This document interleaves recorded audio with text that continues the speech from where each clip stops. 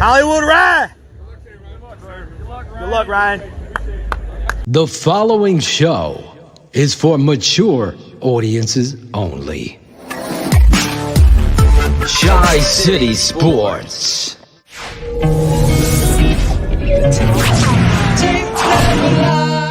Watch the tape, and when you see the tape, you know the tape doesn't lie, and the tape doesn't lie.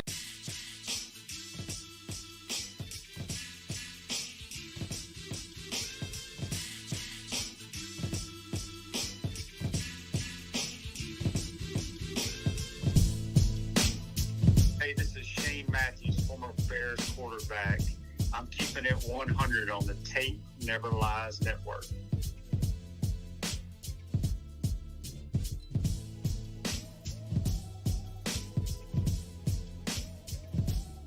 Market's more of a feel where you're at. And there's what are the whys, right? What are the whys? And so when we all understand what the whys are, whatever that is. You want to ask the whys? I want to ask you the why. Why the fuck isn't there a competition at every position? That's part, when I say the variables, that's part of the variables in all three phases. I mean, being a quarterback in Chicago is the media and that type of outside pressure.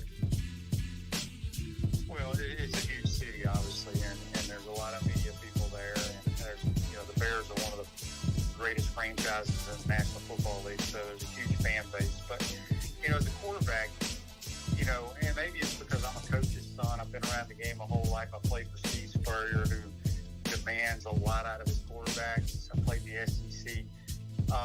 You're going to get booed. You're going to get booed regardless of where you play in the National Football League.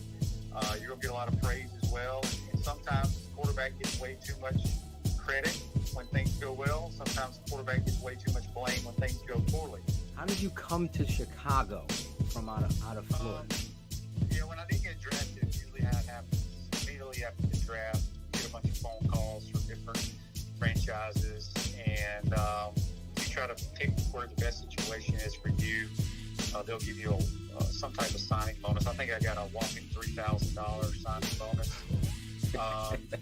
So, I just felt like I kind of talked it over with my dad, and I was like, what the heck, we'll try Chicago. And, I was there for 4 years, didn't take a snap, and then I went to Carolina for 2 years, and then came back to Chicago for 3 years, and finally got an opportunity to play a little bit. Had some decent games, and had some bad games, but that's what happens in the NFL.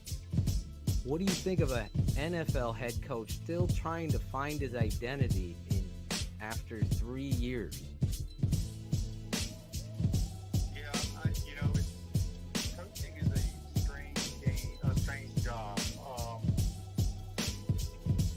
Usually, I will say this. I feel like really good coaches, you got to have a plan and stick to that plan, and you got to have a good player at the quarterback position to be successful. If you look back at all the great NFL coaches especially, they've had a stud at the quarterback position. And, it's the most important position in all of sports, and especially the way the game changed now, it's favored to the offense. You got to have a trigger man that knows what he's doing and can take you to the promised land. So whether that's Justin Fields or another draft pick in 4 years from now, who knows?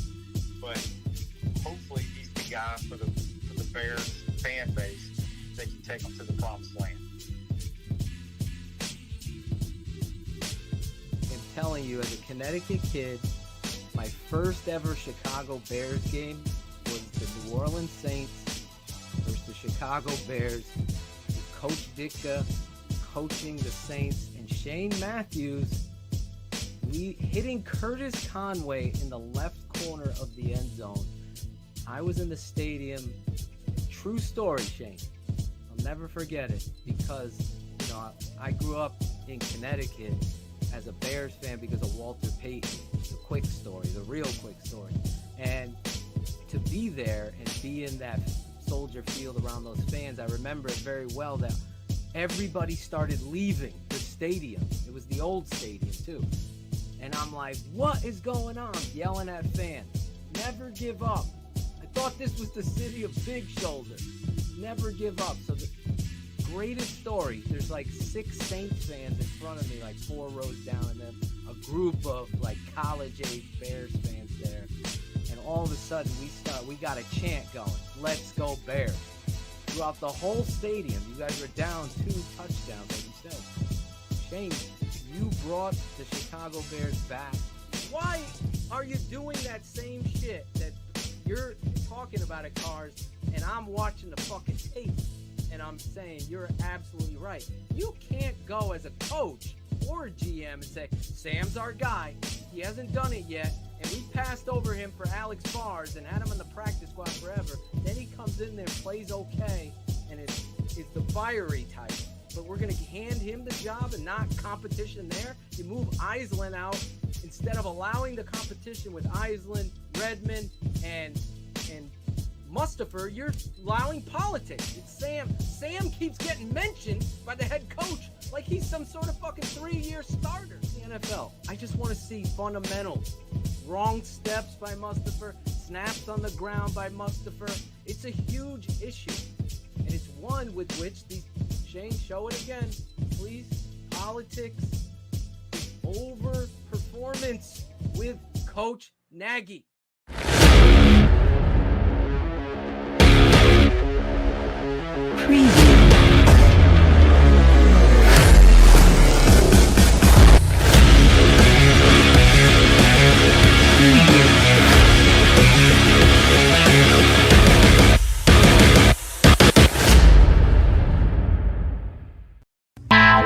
Draft Dr. Phil and the smartest man. Keeping it 100. Keeping it 100. Chicago's trading up. 100. Yes! What? Here it is! Keeping it 100.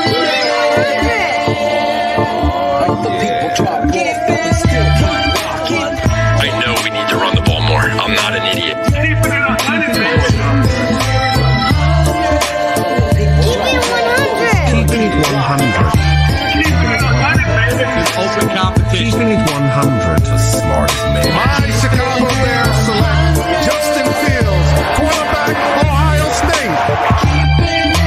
Guess who's back? The 2 dudes that kept it real. The dynamic duo that you love, the smartest man and Dr. Phil. Breaking down the film, never a problem, kick it straight. Most shows focus on stats, we focus on the tape. We keeping it 100, never running east or west. We coming with that truth, cause that's what our fans expect. Cut off the freaking anchor, moving forward to be free. But don't you worry, Shayne's got the dumbest tweets. It ain't no secret, Phil and Shayne got some haters. But now them out stuff like the true and now and laters. Debaters, claws get kicked like Coach Tabor. Cuts had to be made, we added a barber moderator. Up and down, boys got you double checking. Sad sacks trolling like a fool drunk texting. Flexing on the truth cause you know they'll never change. Real, recognize real, that's what you get with Phil and Shayne. 100's what we do when we're breaking down the Bears. Fuck a play or a captain, all of the armchair. The tape never lies, the truth you see. We laugh, we lie, so there's no babies like Maybelline. Straight to the truth with acumen and facts. We got a sad nerd, but he's not just giving nerd stats. Car crash, big impact like Max at. Every Wednesday night you got the smartest man and Phil back. Now we know you're smiling like a fat kid with fun dip. We're back better than ever and we keeping it 100. Keeping it 100, baby. Keeping it 100. Draft Dr. Phil and the smartest Keeping it man. 100.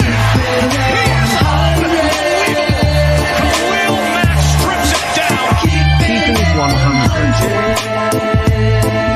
Draft Dr. Phil and the smartest man. Keeping it 100. Keeping it 100, baby. Keeping it 100. Draft Dr. Phil and the smartest man. Keeping it 100, baby. Draft Dr. Keeping it 100. Keeping it 100. Shayne, Money Man Marsaw, and the guard.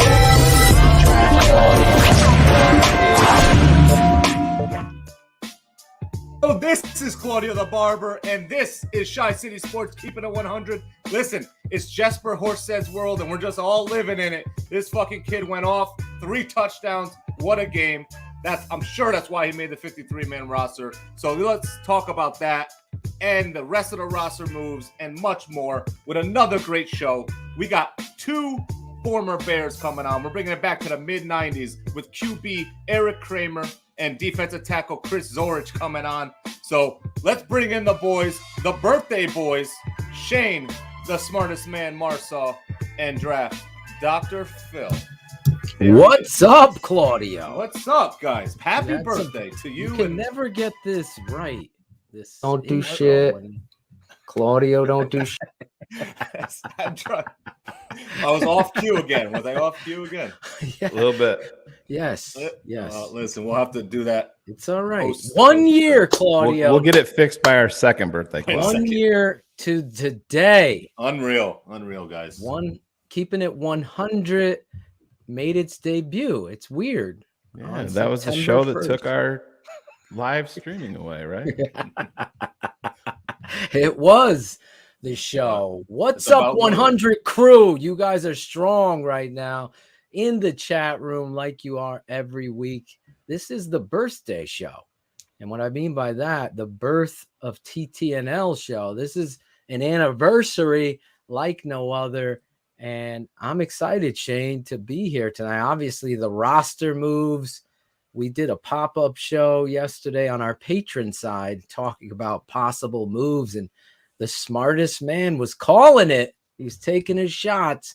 Lots of moves at the bottom of the roster, and today is no different, but we're going to get into that in a minute. But yes, Shayne, all this a year later, people are figuring out that is me wrapping the open. That gets us amped up. I saw Jackal getting fired up to get on the show. That's why I think we play the intro first, then the song, because it does get me fired up. Because this, I'm so proud. 1 year, You're man. fired up. I couldn't tell in I the got a pre-show. lot. I was I've gonna been have to producing- send you over some fucking paper towels, you wine ass. Like Claudio. Jackal said. Claudio needs to bring his pipe or his. I know. I bowl. think you. Jackal texted me. He's like, "This motherfucker. What's wrong with this guy?" I'm fired up. I'm fired up tonight. I got a lot to be fired up about. Oh, yeah. Ryan Pace's presser, 1 year anniversary. There's always drama surrounding the Chicago Bears. Never. Nick Foles, and is he going to get traded? They never put a young talent on the practice squad at the quarterback position, like someone you want other than David Fales, somebody that you want to like build around that has some sort of traits. That stuff gets me fired. Rodney Adams, what was that about? Oh, there's so much going on with the Bears, but to open the show, obviously, was it a little low for you, Shayne? Yeah, Caden, it was. you got to turn up the audio, Caden.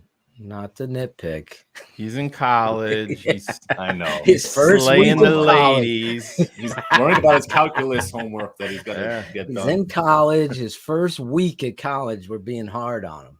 But hey, that's TTNL. We've had That's a right. lot of people quit because they can't take me and Shayne going back. Just and as forth. long as I don't get a call from Caden tomorrow telling me that he's Michael Jackson and he's got to just spread his wings. Oh, God. So, anyways, What are the whys? What are the whys, Caden? What are the why? Why was the volume low, Caden? Jesus.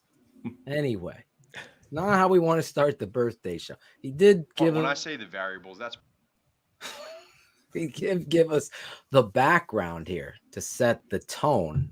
Look, see, if we remove Claudia, you could see the ones. Yeah, a little texture, a little tone to get you ready. 1 year's anniversary. Is that how you say it? Or 1 year? 1 year. Yeah. 1 year. Okay. You have 1 to- year. It's like you and your Illinois. It's Illinois 1 year. You don't add that Okay. S. Just checking with the smartest man. That's hey, He knows about. it's right there. I got a fucking clip and everything. We got a drop now. I love this. Compliments of Finally, Alex Acevedo.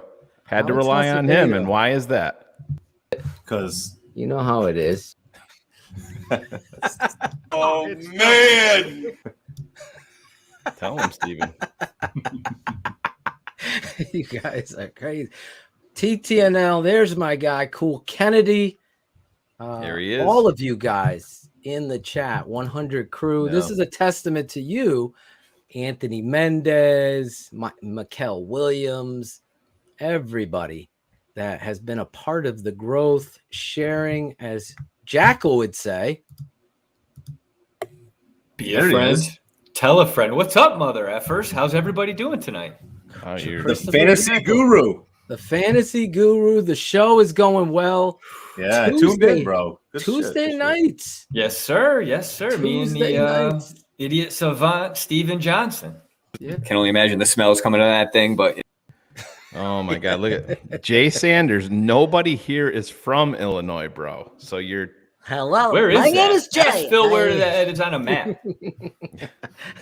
Between Jonathan Wood and Jay Sanders today with God. the nerd calculus corrections. Nobody is having Illinois. Listen, I don't even know what I'm saying or talking, how I say things for people, and they make fun of how I say it. I make fun of how you say it. Illinois is actually how it would be said if it was British. Illinois. There's an S. There's an S. What is it? Put the shovel down, bro. Come on. When's the S silent? If we're gonna be honest, in Illinois. Yeah, it's silent. That's when. Based on the fucking way they talk there, right? That's how it became silent. Like Des Moines, they say Des Moines, right? They don't say the S. Hey, let's not get. I put ketchup on my fucking hot dog too. Does that get you all upset? Yeah, your hot dog. It's my fucking hot dog. This invention here is called the Cobb Quick. It's my hot Literally dog. about to fucking click that. Jesus Christ. Not I can't fast believe enough. these things. So- there's all these different rules. Jackal's shaking his head, but listen, I don't play by those rules. I'm Bill Belichick's rules. I know we heard the Ryan Pace presser. We're going to get into that. Yeah. At the top of the hour, we got our guy Chris Zorich, former Chicago Bear and Notre Damer, coming on the show to talk Bears. Go, Chris. I'm ready, buddy. Well, guys, real quick with the roster cuts that just happened, what would you guys say is the most surprising, either add or drop? What player? The most surprising To you? Yeah, well, either one, add or cut. What player are you most surprised of him being the decision being made? I can't believe JP Holtz is on this roster. Like, just being honest, like That wasn't the assessing the question. tape. Well, he's saying surprise, whatever. Either way. I'm surprised that he's there because I don't believe that he brings anything of value to this team. Now, Shayne told me they talked about Tabor. Yeah, there's a quote out there. The three from Tabor. guys that Tabor talked about are the Yeah. three guys that I want off the roster. Mhm. And that would be Josh Woods, Iggy Abunaway, and JP Holtz. Those three guys, I don't understand how they're on the roster. That's just we're going to get into it all off season and all in the season, which is coming up. But I mean, no, Mike V, he didn't even play. They like 3 plays in the first preseason game against injured. Miami. Then I didn't know he was injured until today. They were talking about it. Yeah. Yeah, so then he's out. So that was the biggest surprise. Like, I hear Pace today say, and we're going to show it later, we're about getting the best players. That's what we're about. We don't care. Everything we've said on this network, Ryan Pace said today, Shayne. If you saw the presser. Mhm. So he said, listen, we don't care where we drafted you. We don't care how much money. We want the best. That's what it's about. So to me, Josh Woods, Iggy, and Holtz, like PJ, are the three. You can make an argument for Sam Mustipher. I know everyone's in love with Sam, but the tape doesn't lie on Sam. It never does. And Sam has a lot of questions. So Yeah. that's a question there. The performance over politics, as I'm wearing the shirt. Yes. I mean, there I is wore mine last night. I understand that you can question that, but at the same time, and I don't want to say that theory falls apart, but when it pertains to Chicago, let's not forget that they launched Daz Newsome. They launched the corner that they drafted in the 6th round, Thomas Graham Jr. So those guys, they didn't keep those guys on the active 53 just because they were drafted. They let them go because they weren't good enough, and they figured that they could stash them on the practice squad. So, yes, there is portions of the roster where the performance over politics part comes into play, but you can't say it for everything when they're throwing draft picks that they just made a couple of months ago, and they're taking them off of the roster. So there obviously with everything, there's two sides to it, and they added them back. I mean, we can go over the practice squad, who they added and everything like that, but they got back everybody. I think that they were really mostly concerned with. To me, Dieter was a big one for me. I really wanted to see him back. I wanted to see Snowden back, guys like that. Artevis Pierce, I wouldn't have lost any sleep over, because I think a lot of running backs are replaceable parts, especially when you're talking about lower end guys on the roster. But it is what it is, man. People are so fired up. Am I crushed about Adams? No, I'm not.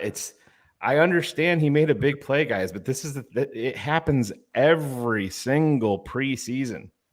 Is it going to dictate this roster going forward? No, it's pretty obvious what the Bears are trying to do. The Bears are trying to open up things. They're adding top end speed to this roster and it's been lacking forever. Perriman's problem, Perriman's got to catch the fucking football, plain and simple. But he's a big guy with big time speed. They're trying to get these guys on the outside that are going to open up things for Cole Kmet, for Jimmy Graham, for Tariq Cohen whenever he does get back to dump the ball off to David Montgomery. All of these guys. Allen Robinson, you're going to see him as the big slot. Phil, we talked about that. Right. That's what their game plan is: team speed. That's the number one reason why when they signed Perriman today, I knew immediately. I think Demarius Byrd is in trouble. Bird? Yeah, Demir Bird. Sorry, Demir Bird. Once they sign Perriman, because they still have to make a move, because when he was in his presser, he kind of alluded it to. Well, yeah, so Jenkins went on IR. Right. So you gain one there, but then you have the move with Danny. So I would have to look. We got to look at that. Somebody, even in the chat, the 100 crew, you guys are phenomenal producers. You do more than Jackal, to be perfectly honest. I know he hates that, but he can't look this up for some reason. Is there another move that needs to be made? There's going to be more. There's going to be with the Perriman signing. That's all I want to know.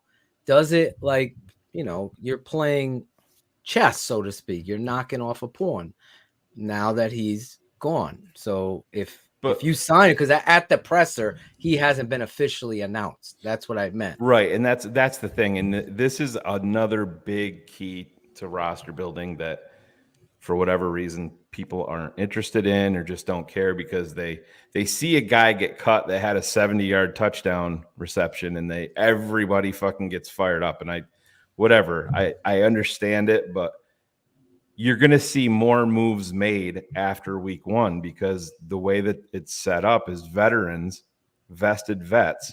If you sign them after week one, then their contract becomes guaranteed only week to week. Like Jason Peters was signed pre-week one. His contract is guaranteed for the season. I like that they peppered him with the Borum stuff. Yeah. And he said exactly what I was talking about last night. If you were a patron, it's not hard as blog boys. Where's that dude? Fuck the blog boys. I love that hashtag. It's not as hard as people make it out to be, to play right and play left. If you're an athlete, you could do it. It's just a different set, and it's just a mindset. And Borum has been, to me, he's your starting right tackle. Totally agree. Mr.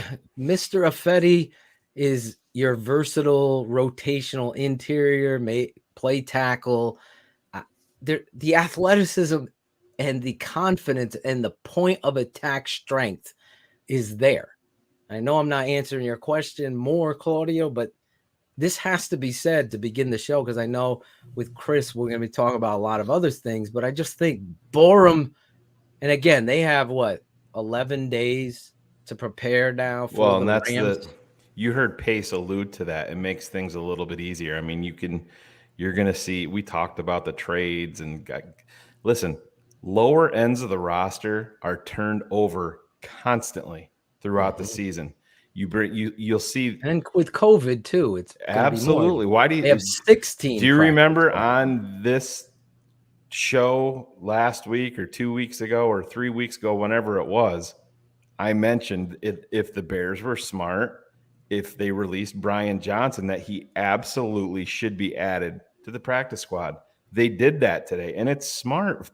You go out, Cairo Santos gets COVID and bounces, you got his replacement right there instantly. Yeah. It's good business. It's smart. It was smartest man, the GM. Why But I agreed with you to be. Yeah. That's why I'm here. I Phil. totally agree with you. It's the only thing I see. I know he did mention a little nugget, he being Ryan Pace, if you're listening at home on the podcast side.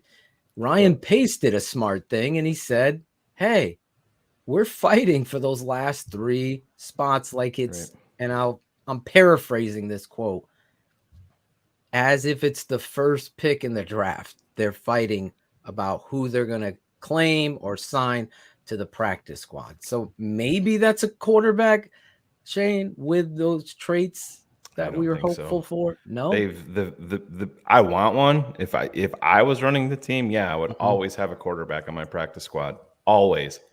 I would always, every single year. I would, if I could. Big staff plays them are there. nice. They're good. We need more of those. The Bears have zero interest in doing that. They've showed it since Ryan Pace has been here. It's been very, very rare for them to carry a guy on the practice squad. Maybe if there's injuries or whatever like that, or they get depleted, they have, Tyler Bray has been there for whatever reason, but I'm talking about a young developmental guy that's got some upside to him that they think. I saw somebody in the chat that I just want to address too, Demir Bird versus Rodney Adams. The difference, it's about speed and explosion. That's what they're looking for at wide receiver, guys. They went out and got Marquise Goodwin for a reason.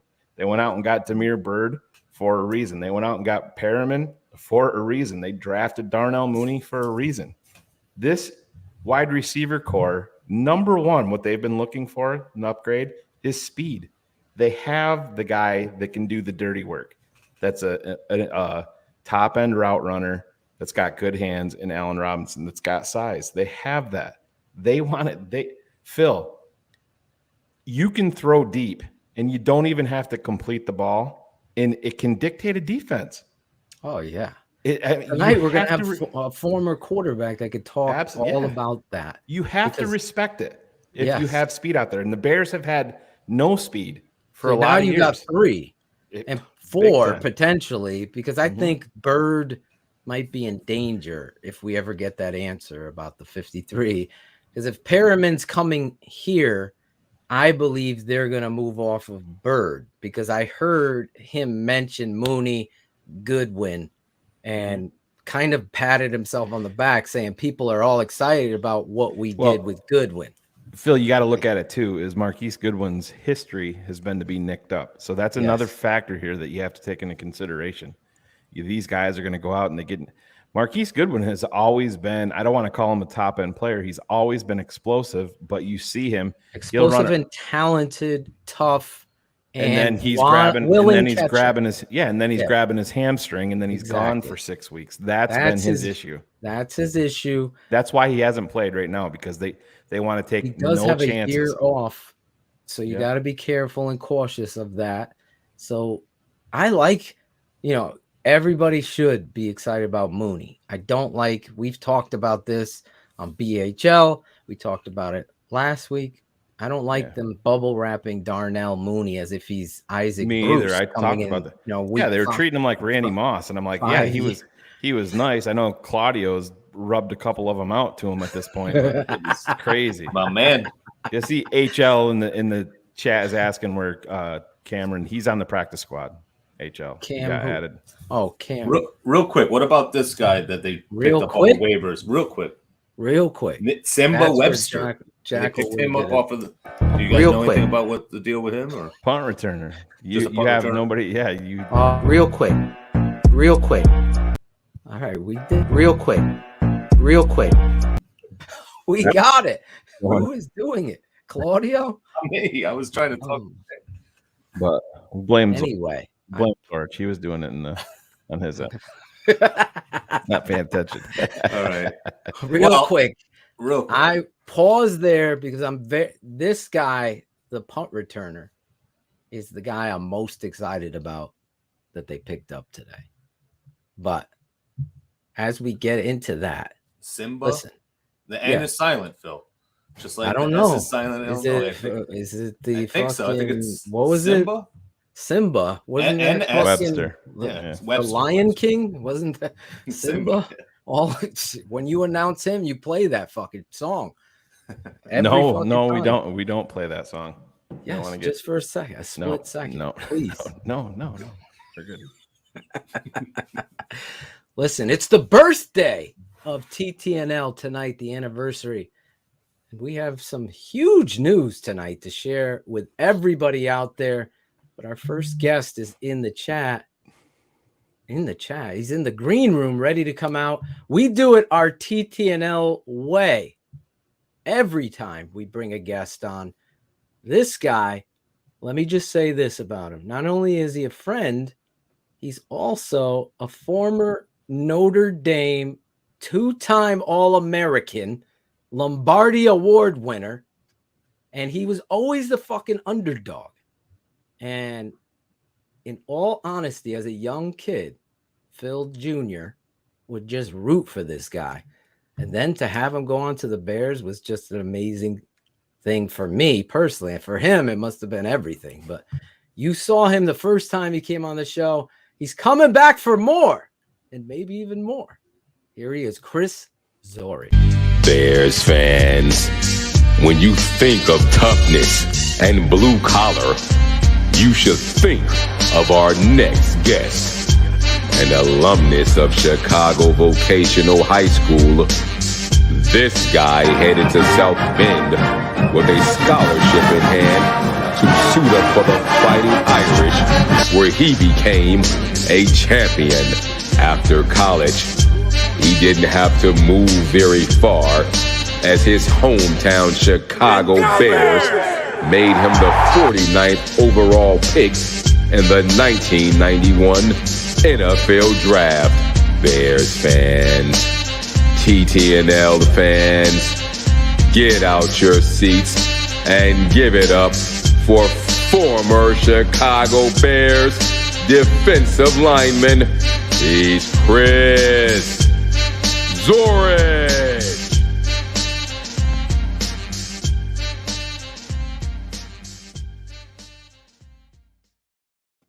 Now, if What you up? know, What up? I There think that he was is. Jim McMahon. Wasn't that Jim McMahon that I just got done saying? I was just gonna. This is why Damn.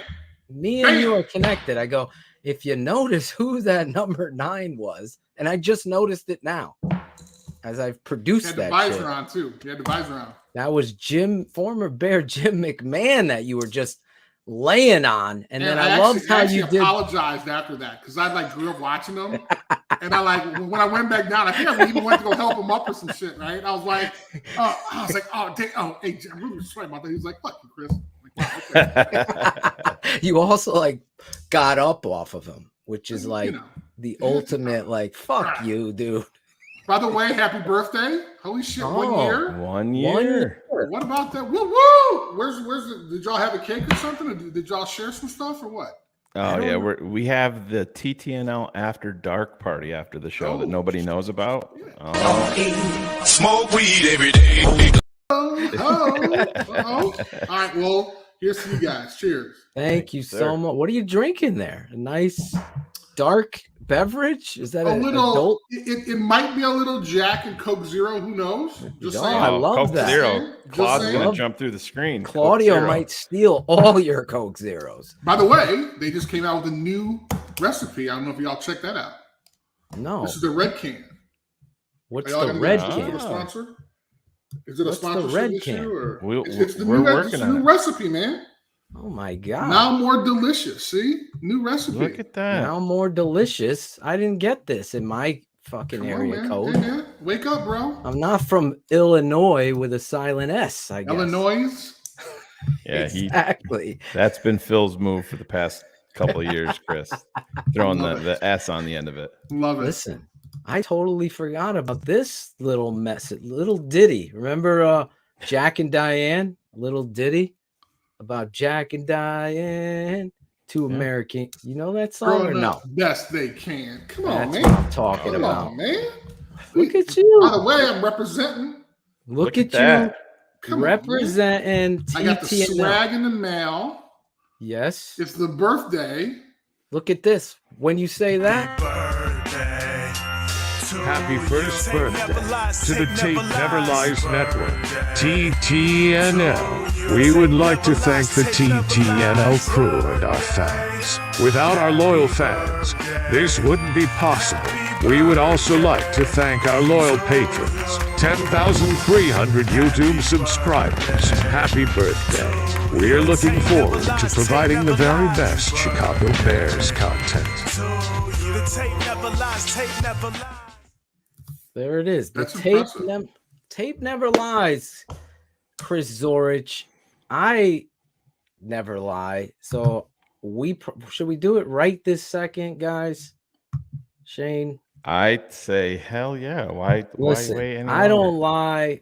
lie. We've been talking about huge news for this network, huge news for TTNL fans, and the glory of the Golden Dome is a little cue to what we are adding. I am so proud to announce right now that we are adding this guy right here on the show.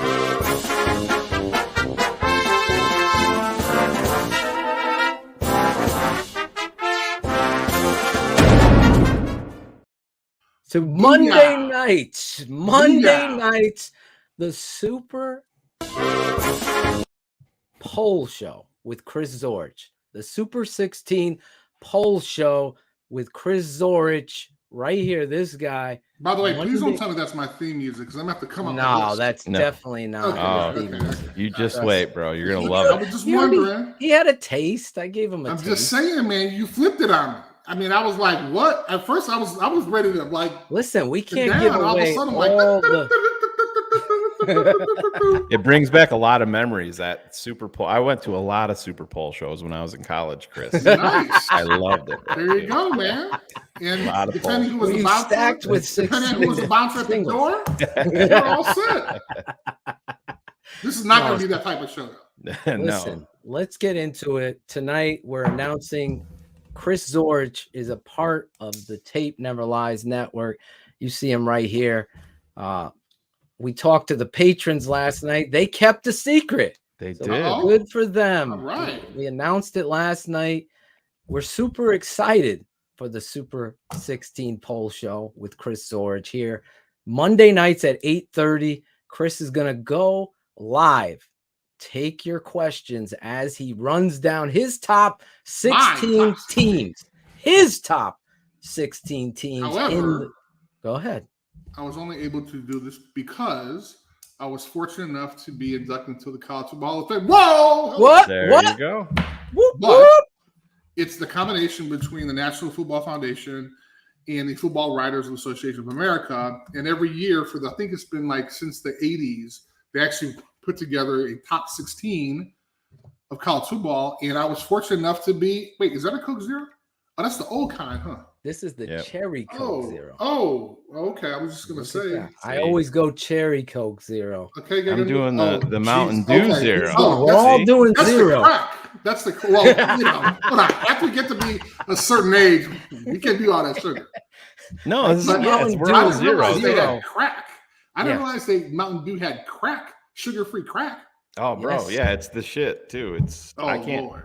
I only get that at the Lord. movie theaters. Lord. So I didn't realize there's a strawberry one, Chris. A Mountain Dew strawberry zero at the movie theater. So Oh, Lord. It's like crack, man. That's just like you just sniffed it all away. Man. Those are where's poured Jackal college with days. this meth? Wow. There you go. See, anyway, so I'm fortunate enough to have a chance to be myself, along with about 20 other folks from the College Football Hall of Fame and the Football Writers of America Association. We're going to combine, and every week we're going to come up with a top 16 list that will compete. I'm not going to say they're going to compete against the AP, but just tune in. It's going to be awesome. Listen, anything with you, a former Notre Damer, you got to leave the bias out because I'm going to be in your ear during the show. Absolutely.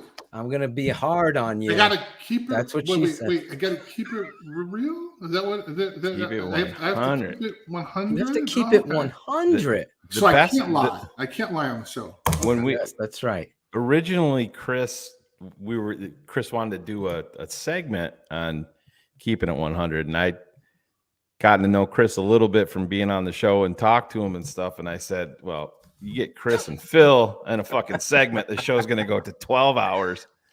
And that's not conducive to my schedule. But so I said to Phil, I'm like, we got to get this guy on his own show, man. It's going to be fucking great. And the best part, Chris, when we had our meeting, when we brought this to you, where I was so fucking proud of you, and Phil probably knows exactly where I'm going with this. Phil's like, well, Chris, now did you want me to do voting with you? And Chris goes, fuck no. Goes, that's all me, bro. What the fuck? No, that's me. I finally get the shot. When he said that, I'm like, we got to get this fucking dude, man. He fits in perfectly. We've actually known each other for maybe about 3 hours. And this mother was like, so, you want me to vote for you? What? Oh, it was so great. I'll be the heel. I was confused by the email, but yes, Chris is going to have some guests as he goes through the season. Obviously, throughout the season, he's going to have a great look. This is on our network. This is not a patrons only show. However, we will steal Chris over to the tape side to be breaking down some defensive linemen, but we haven't talked. D-line, man. How about linebackers, man? Come on, I used to be a linebacker. Yeah, if you want. No, I don't. Linebackers, D-line. No, you're Chris pussies. Linebackers Zorich. are pussies. My father cannot wait to get you. Now here's Don Crouch from Walter Camp. From Walter Camp, my guy. We got to get you back over there into New Haven. We're going to do a special show from Modern Pizza. You have a no lot idea. of fun. We will have that reunion. That's my boy, Donnie Crouch. I love that dude. But yeah, Zorich will be breaking down every week his 16. So the show will be based on going down, working down, almost like, VH1's top 16 songs. Same kind of premise. Chris will come on and break down his college team. We're not a sports show. I mean, you can say ESPN on this show, right? Well, I don't know. Do they do that on the show? I don't know, but don't compare me to like 1980s VH1 like top 20. So, come on, man. Well, there's going to be some hip hop. This is going to be a big time thing where we're going to break down and talk about teams, take some calls. And we're going to mix it up a little bit with some good players, and some underdog guys, It's going to be fun. We also, we're going to have a lot of fun. How old are you, man? All right. Listen, I'm old. I'm 48. 48. Beach, what are you going to compare it to like Sade from back in the day? Like Sade, yes. Come on, man. See, Beach, he remembers. Come on, man. Don't you remember the pop-up video shows? Pop-up video is one of my favorite, man. Yeah. You never saw pop-up video? Lord. Yeah. Did you see pop-up video or not? I don't just recall. Standing in your throne? I don't recall that. Okay, so really? You don't know how great that show is. I'm going to send you a pop. So it gave you little inside stories and it would pop up. Oh, yes. Like on the bottom. Yeah, a little bubble would pop up. Bubble, like a comic book. I got one for you. Yes. What was the first video you saw on MTV? You, not the first video they aired, but what was the first video you saw? That is That's just rude. I don't know who did that. But what was it, Phil? What was your first video? My first video, I think, was by I ran so far away. I remember like I'm like, Okay, what? all right, the- all right. I just I don't know who made it, but I remember the song. Yeah. What- I Man, don't what about you? remember. I don't remember who. I had two older sisters that controlled. They were, I don't know, quite a bit older than I was. So I was just young. So they controlled everything. But mine was probably something crazy like Rick Springfield or fucking Menudo or some crazy shit like that. Yeah, back in the day. Flock of Seagulls. Okay, that's cool. Flock of Seagulls isn't that Iran? Maybe I was thinking of Flock of Seagulls in my head. So I don't know who sang this song, but all I remember is "Take on me, take me on again, take me." Dude, I just thought of something. You better not like replay Yes. this. I said nobody talk over it. What? See, Oh no, we already clipped it. We got people writing down the time. That's how we're gonna promo your show. Listen to Chris Zorich butcher 80s hits. I gotta put down a cocktail, get a little too loosey goosey here. Like, I did not realize that this is gonna be recorded and they're gonna play. You can dance if you want to. You can leave your Safety friends dance. There you go. behind. See? And I would do my version of the safety dance, but I know that's gonna be clipped. We need so to I start won't. doing the safety dance at Soldier Field like you did back. Did you ever have a safety with the Bears? I did not. Ah, But can I brag on myself for a second? I think I know Phil where does you're it going with the constantly. That's brag. pretty much our I don't entire know. show. I don't know. Do you? Oh, wait. You I know brag something better about than I you, do? Chris, all the time. Wait. You know something better than I do? What? Like, tell me. I'm thinking of your Dallas Yes. Cowboy Yes. Thanksgiving Day run. But here's the thing, though. Do you know who it was? It was against Dave Wanstead. Was it? Well, it actually wasn't Thanksgiving. It happened to be the last game of the year for us. Ditka put me in. This is 92. Ditka put me in the second half of the show, or second half of the game, and I forced a fumble, picked it up, and scored. And I remember as I was running past, I was looking at Dave and like, I didn't point at him, but I was like, yeah, just thinking he was the D coordinator. Literally, like 3 months later, he became the Bears head coach. Yes. I was like, oh, I guess I maybe should have scored on you. My bad. But yeah, that was my one and only touchdown in college and pro, unfortunately. Really? Yes. That is a great trivia question. So when we give away tickets Oh. to some Bears games, Oh. I'm going to ask that question. How many like that. touchdowns did Chris Zorich score? There you go. So pay attention. So we're super excited as the Super 16 poll show. Oh, I like With how Chris you kind of Zorich. rolled it in there. I Uh-oh. like that. However, you do have to play the because I'm getting Do you kind want of to see like it? Do you want to that. see it Like again? that. I do. If you're just tuning in, TTNL, the birthday, we're giving birth to another baby. Oh, I want nothing to do with I don't know that. how much he weighs, but we are super I excited. didn't know two dudes can have a baby. That's awesome. Hey, every I'm a day. you 300 find I'm a science. 300-pound newborn. It's been a long year, Chris. You don't even know the whole story, bro.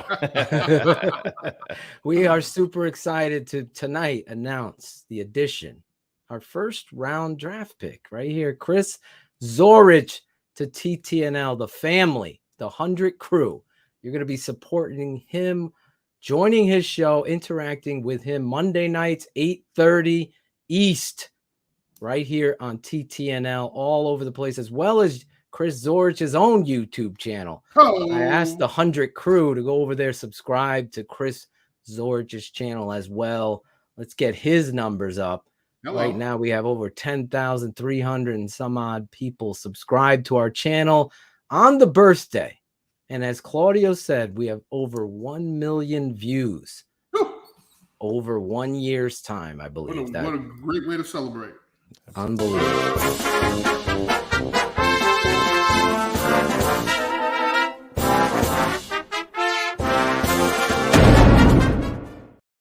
There you go.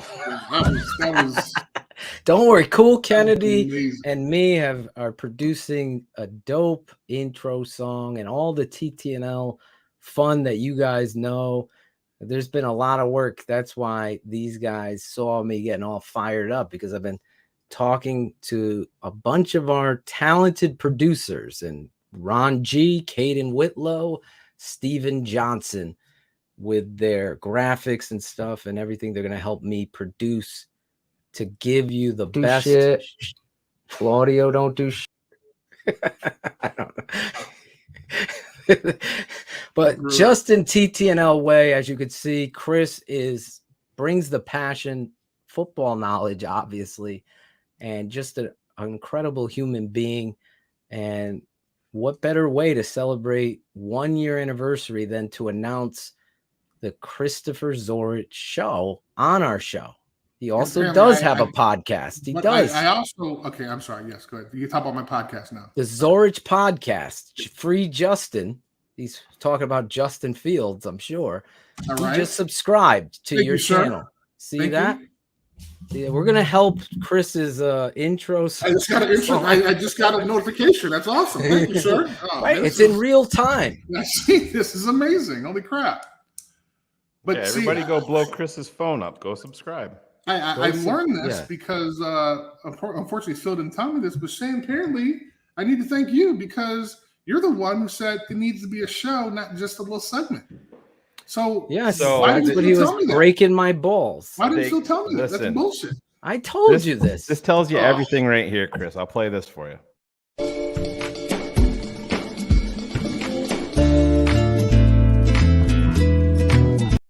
You don't I love that. That's great.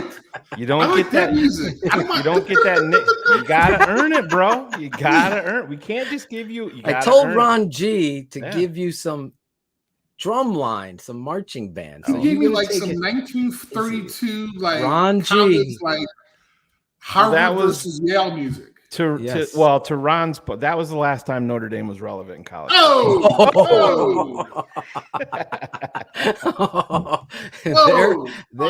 it goes the shot. You know what? I was about to turn around and show you something. When you flashed the Alabama hat, much respect. That is correct, sir.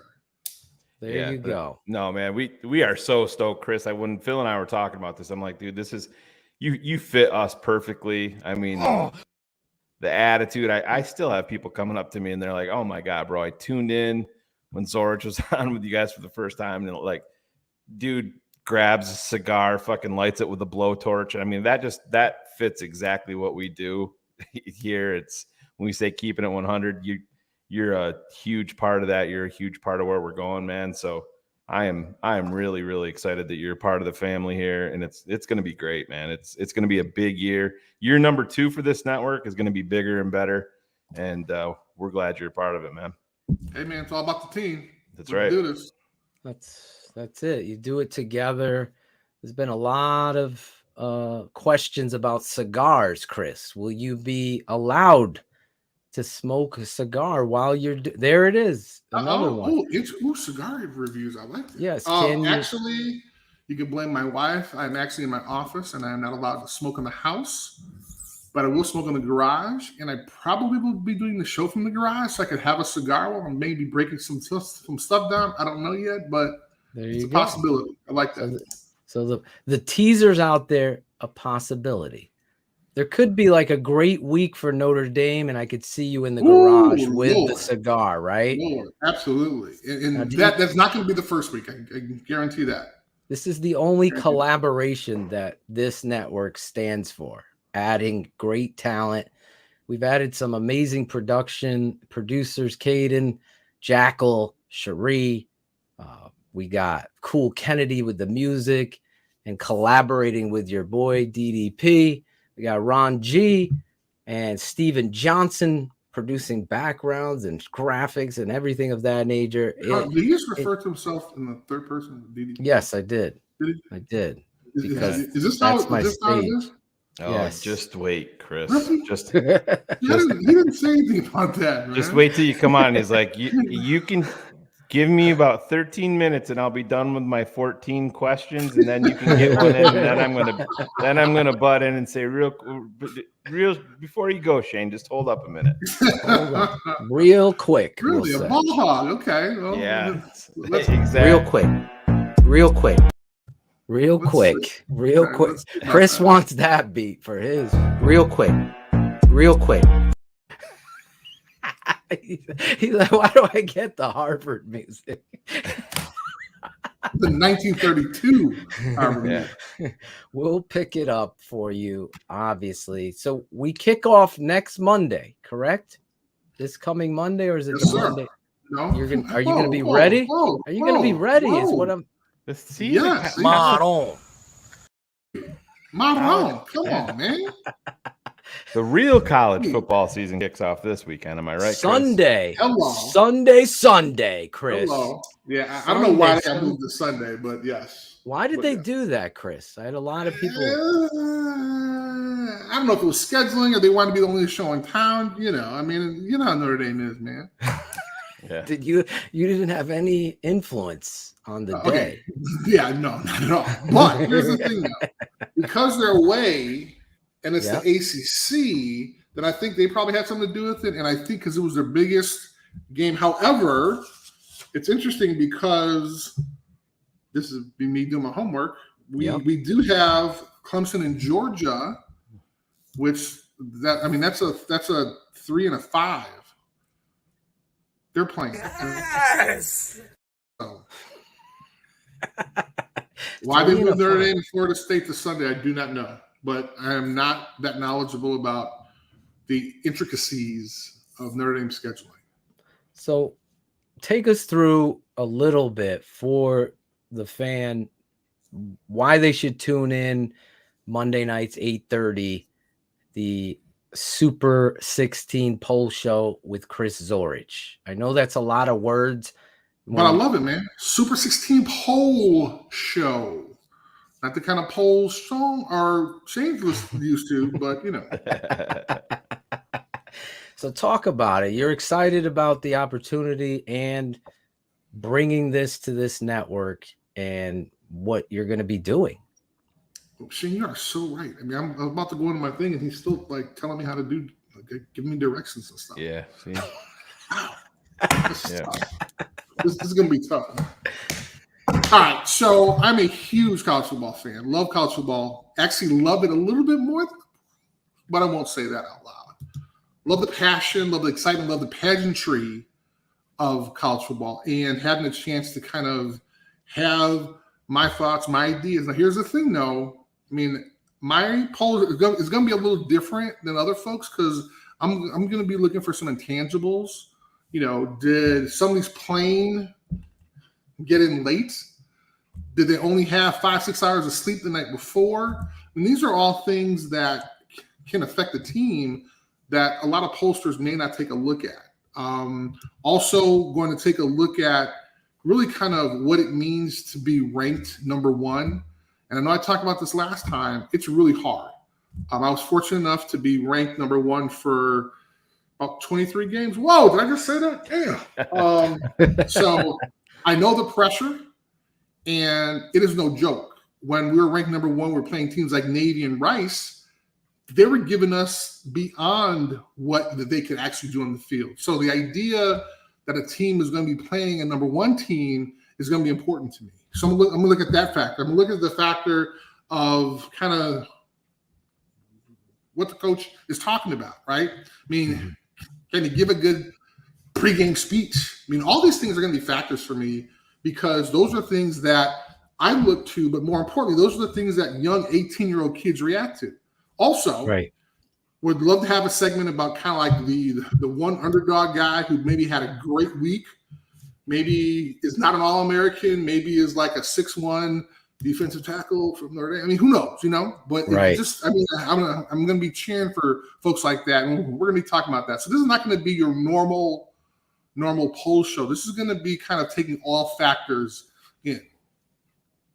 I'm excited about you being on that and being here and just being on top of all the intricacies of the game. And it goes back to our complaints with Coach Matt Nagy and what he's doing here with Chicago. You had the pleasure of me playing for Coach Ditka. Then you had Wannstedt. You were in those locker rooms. So does it matter to a professional athlete what you just talked about? I know you said an 18-year-old it matters. Does it matter to a professional athlete about accountability and passion and that kind of punishment, if you will, some reprimanding coach holding them accountable across the board? So it should. The idea, when you talk about leadership, when you're talking about making sacrifice, when you talk about the culture of a locker room, that should be important. So I don't want to discount a lot of guys that care about that. But then you have effects on the guys that are just in it to get paid. That I don't care who the coach is, and that may not be a bad thing, but they're going to do well because they're being compensated very well. That's another group of guys. So the idea that there's some players out there, some professional players out there that do care about what the coach says, that will get pumped up for a pregame speech, that will get excited that we're playing Green Bay and not, Tampa Bay. I mean, there are guys that are like that, but also understand that. I mean, we're all different people.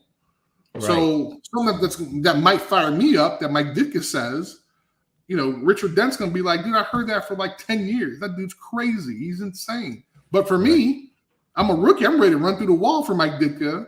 And Stephen Michael's like, hey, man, he says that shit all the time. Don't worry about it. Right. So my follow-up to that then comes from. Oh, I think Shayne had one. No, he didn't. I thought he had a question. He didn't. Yeah. Oh no! I have to do all this. I'm giving you in, man. Come on. I'm holding everything up here on my shoulders, Chris, behind the scenes. I'm just saying, man. He's in like his fourth question. Yeah. This is my only question. But I just wanted to make sure there was some sort of consistency across the board where you don't lose a Steve McMichael. Is winning something that does that? Well, winning changes everything. I mean, I don't care. You can have the worst locker room in the world, but if you guys are winning, well, chances are you won't. If you do have the worst locker room in the world, but it's attitudes. And for me, coming to the locker room, I think I shared this with you guys the last time. I came from a locker room where everybody was gung ho. Notre Dame, you don't want to lose. My first game, I'm on special teams. I think I may have whiff blocked or tried to block somebody. We lose the game. I'm in my locker like, man, we lost. Some guy comes up to me and said, what are you doing? I said, no, we lost. He's like, man, put your clothes on. Let's go to this party. I was like, what? I was like, oh, welcome to the pros. Wow, okay. So, again, I don't want to take away from the folks that do care. And someone there mentioned accountability. There is accountability in the locker room. But you have the emotional side. You have the guy who's getting ready to get pumped up because the coach or another player says something great. But then you're always going to have those guys in the back that are like, man, whatever, shut the fuck up. Let's go play.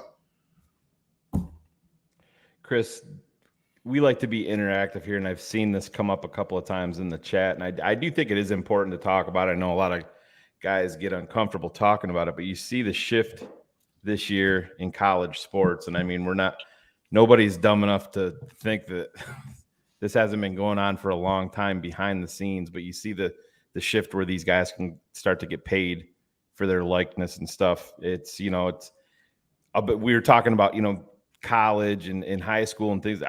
Like college football, playing college video games, college football back in the day. That was a huge part of every kid's life. You know what I mean? That was like a big, big deal. And then Ed O'Bannon and the court cases and getting that stuff taken away. And now there's talk that college football and video games is going to be coming back, but you see the kids now being able to sell their likeness and get paid for it, even though we know for decades on end they've been, getting some wink, nod. We're talking about Alabama. We're talking about I'm pretty sure that's what. Well, I'm a Syracuse guy. And I got stories there, but yeah, not just Alabama. Wow. Oh, stop. Wow.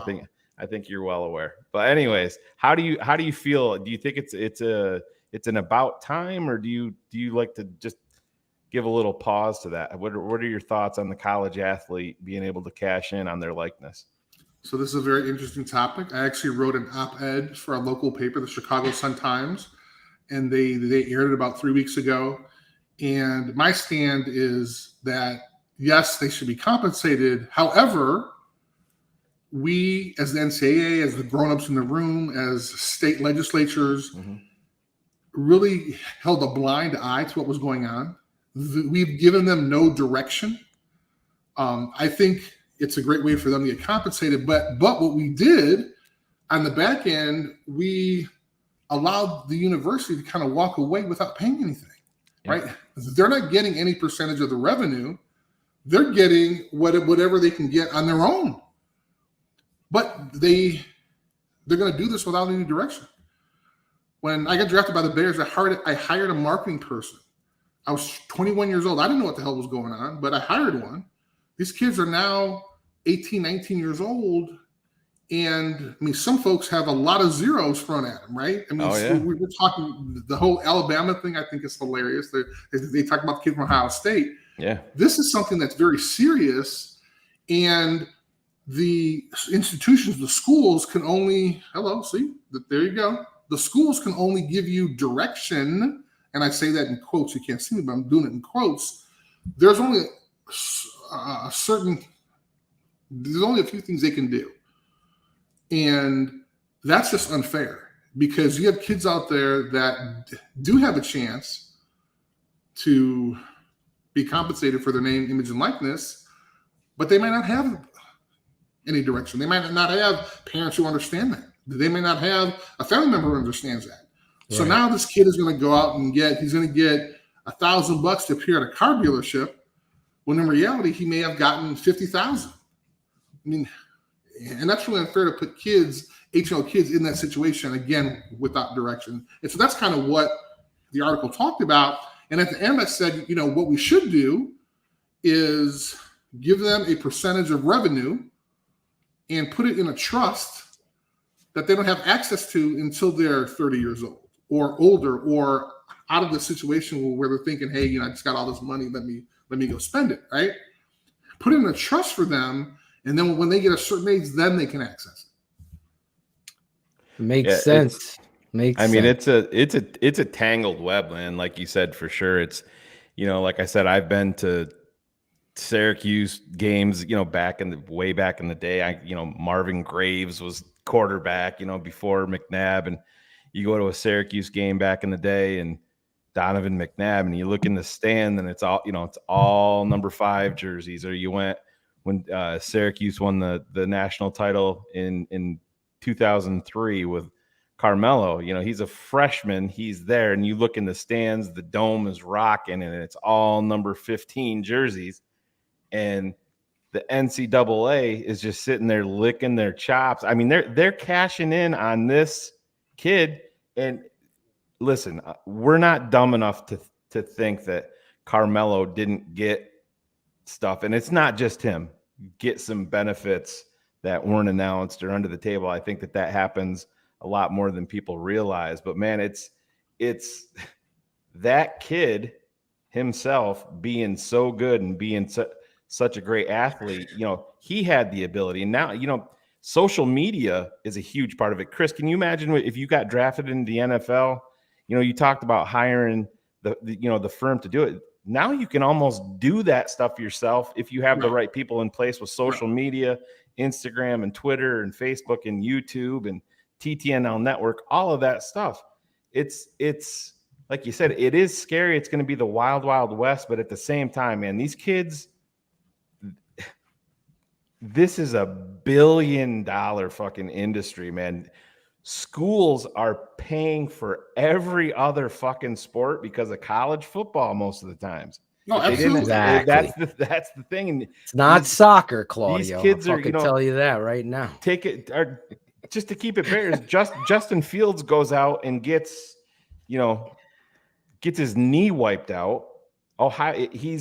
They're bringing in the next 5-star guy behind him, and then hopefully he's got an insurance policy and that he can cash in on to take care of his family. But let me say this to Chris's point, because I played perfect. So I can expect to be cut off at times. You guys can pick on it all you want. There's a shot clock in the Phil's show head. has something to say right now. It's like, so let me just say this real quick.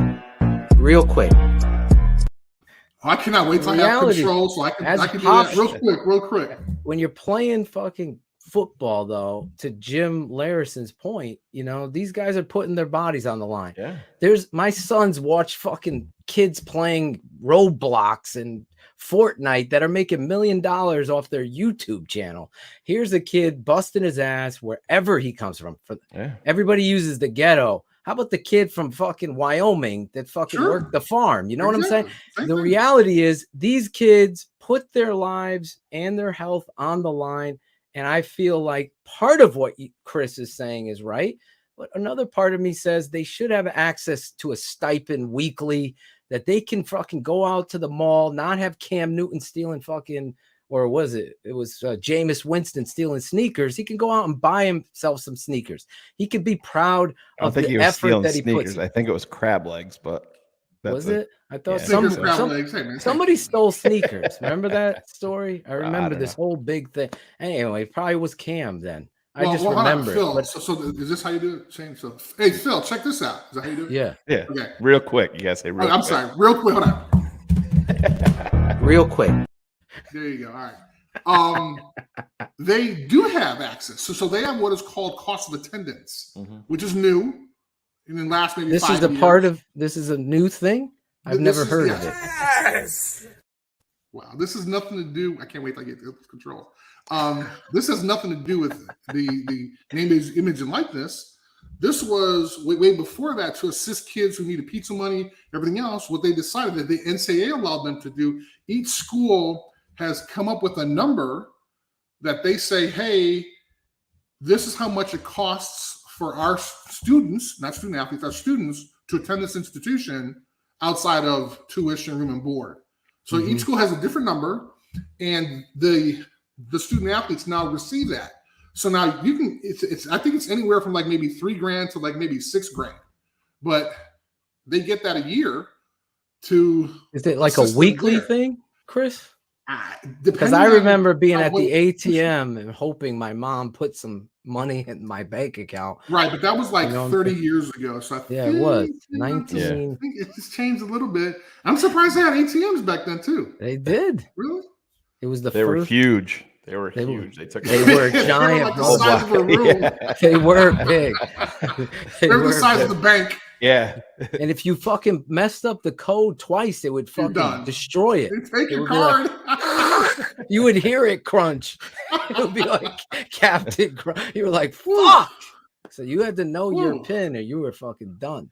But Yeah, I said, you know, so they have institutions like they have situations like that. Now, again, I understand what you're saying, but there has to be some difference between amateurism and being a professional athlete.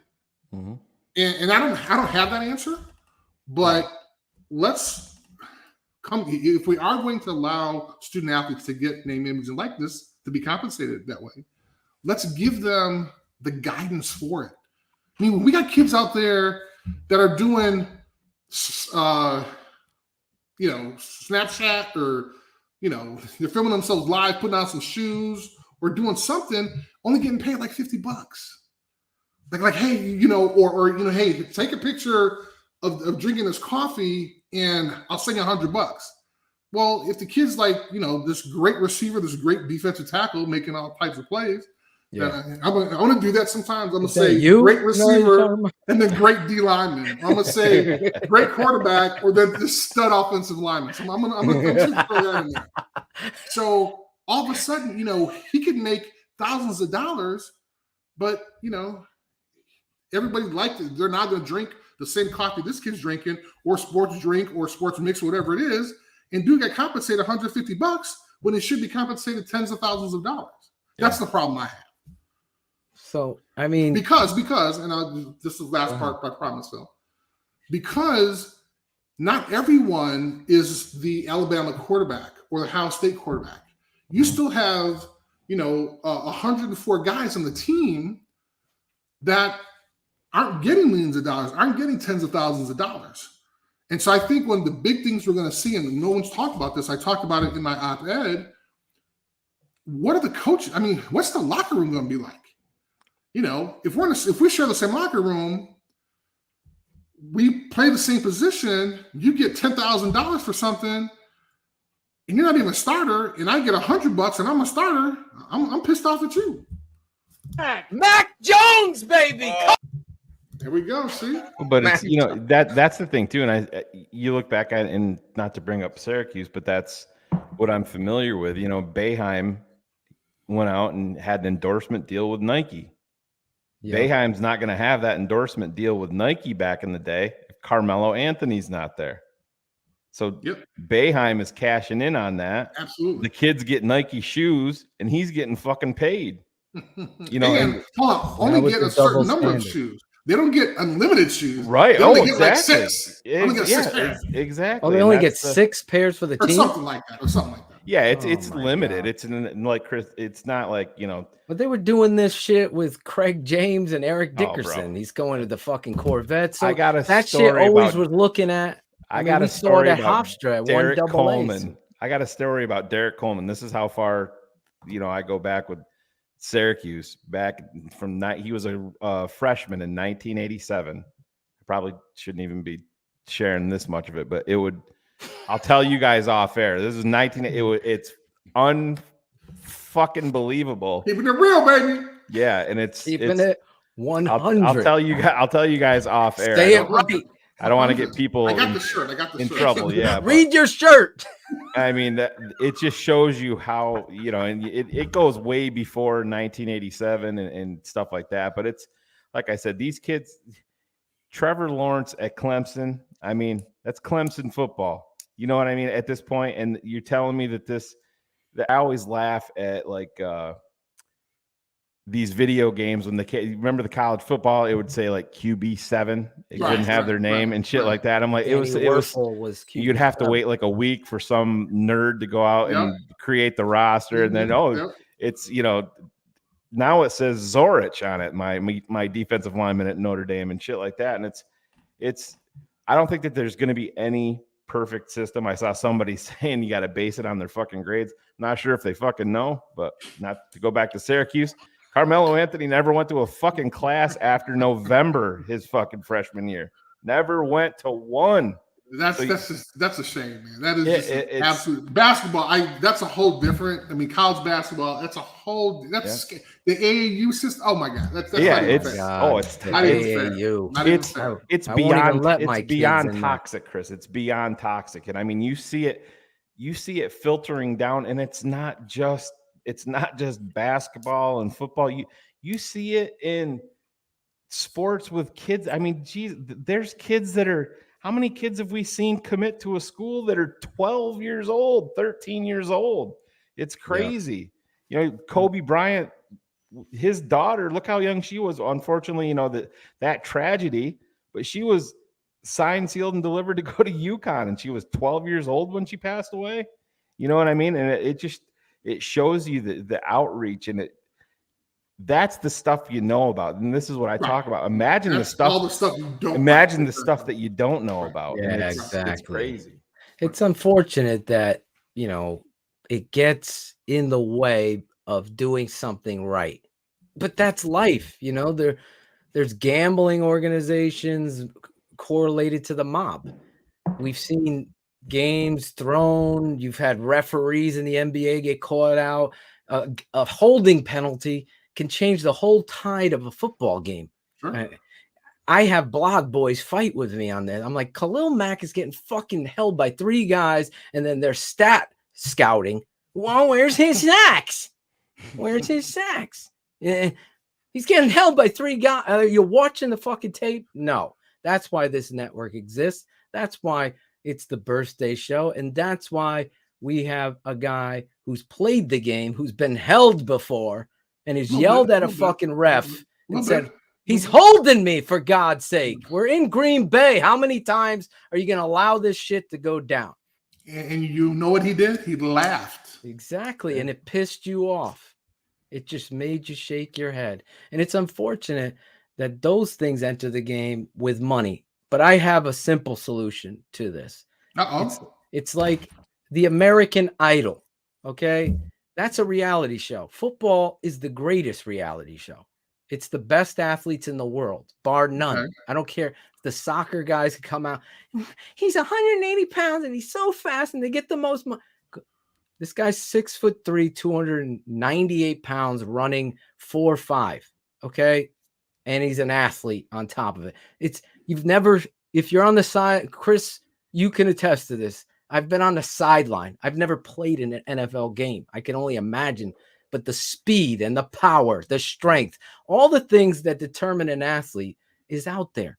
So now you take this as a reality like American Idol, and those guys that get endorsed for their amazing efforts like Justin Fields and Mac Jones and whoever the hell else, Rashaan Salam back in the day winning the Heisman, they get their endorsement deals, right? That's fine because the endorser goes to the kid and the college and they come up with a deal.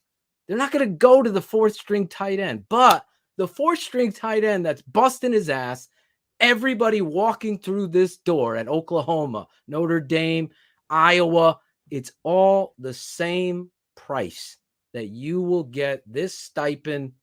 Chris is saying, I didn't know about this 5 years ago, but we're going to up that deal. Every week you're going to get paid $1,500, depending on the account. And you're going to get that money because it's $1 billion business. And you handle, everybody gets the same at that level. But who gets it? Is it just football, basketball? Because lacrosse is working hard too. All right, they get $200. Women's field hockey is practicing too. It's like the movie. All right, Tom Cruise is getting paid for Top Gun, but it wasn't until he had Risky Business that he was able to have Top Gun. What you're bringing into the stadium supplies the height of the deal of how much the lacrosse team is getting 17 people to go there and watch. The soccer team gets 3. So they get $200 a week. That's how it should be. But there's issues between revenue and non-revenue sports in colleges all the time. So now that divide is even going to get wider because people are complaining that football and basketball, men's basketball, they get everything. I'm on the soccer team. We get 2 pairs of shoes. I heard my father was the athletic director. We saw it then. You know, the Thanksgiving Day game would get 10,000 people to view it. That would pay for the soccer uniforms, the volleyball team, and that. And this is going on. What aren't they getting? They're getting the top facilities. Their stipend will go towards the amount of people that go to see the game. The cap limit, though, is $200 a week. You got a free education. You're playing lacrosse. That's your sport. But you're not bringing anything to the table. There's no fucking Coors Light commercial for the soccer, the UConn women's soccer game. That's how I think it should be done. That's my 2 cents real quick in that. Because I just think it would alleviate real quick. No, we're very economical, my family. I would love to have access to all this stuff. This is going to be fun. You will, Chris. Chris Zorich is joining. If you're just tuning in or you're listening on any podcast service from Amazon Prime all the way to iHeartRadio, you are hearing the famous former 2-time All-American Lombardi Award winner. By the way, it was 3, but who's counting? 3-time. I don't want to cheat you, man. Now, I mean, how much did you get paid for that, Chris? It's a difference between an endorsement. When you went from the second to the third, was that a big jump in pay? Camp All-American as well. Here's the reason why I love the Football Writers of America Association. Yes. Because my sophomore year, the year we won the national championship, all right, the year we won the national championship, I was a sophomore. I was okay, but they put me on the 3rd team All-American squad that they did. Now, that really doesn't count because then next 2 years became consensus, unanimous, all this other stuff. But then I like to throw them a bone and say, well, I was a 3-time All-American. So that's the reason why I say 3 times. Well, there's no ego involved at all, by the way. You earned it. You have the energy. Our guy Berlissimo, welcome to the network. Can't wait to be on the show with you. Celebrate the patron side of things. Chris Zorich is now a part of TTNL, the network. Monday nights, all season long, Chris Zorich at 8:30 East. He will be breaking down college football like nobody else does, because I know a 3-time All-American, 3-time, will give you 3 times the value in what you're discussing when it comes to breaking down college football from his point of view. It's going to be his poll. So you as fans, this network is based on truth. It's based on family, and it's based on interacting with you, the fans. So Chris Zorich will be taking a question from you. We'll be getting you up. It will be real quick, but he'll be taking those questions as he reveals his top 16 each and every week. And he'll be on a bunch of other things because I love Chris. And I can't thank you, He's Chris. going to use me. He's going to use me. But here's another example. Use me up, buttercup, baby. Go ahead. How long have y'all been doing it? For a year, Shayne? How do you do I know, man. Oh, this is years, man. Don't worry. So, I got a good parody song. Here's another intangible, right? So y'all remember last year when BYU traveled to play Coastal Carolina? Yeah, of course. And everybody's like, "Oh my God, you're gonna demolish Coastal Carolina." Blah blah blah. This is one of Wilson's worst games. But here's the idea, though, right? These guys had to travel. They had to do this. These are the intangibles I'm talking about, right? Yeah. So maybe that game, I'll look at as people saying, "Oh, BYU, Coastal Carolina, what the hell?" I'm going with Coastal. Why? Because BYU, they had to go through this crazy situation for them to get there. I think at that point, I was reading somewhere that the athletic director, even before they agreed on the game, he had sent the equipment bus or the equipment truck all the way over there already. They started it before they would start talking about how much are going to get paid, negotiations, stuff like that. So these are the intangibles that I'm talking about, because who knows? At the end of the day, somebody could have food poisoning. You know, there's all these factors that make a difference. And you know, if somebody has a fight because of NLI stuff, I'm gonna talk about that too. He's gonna be all over it, just like this song is gonna be all over. It's never gonna be played again, but this last time, it's the Super 16 Poll Show with Chris Zorich. Gonna be live here every Monday night throughout the football season here at 8:30 p.m.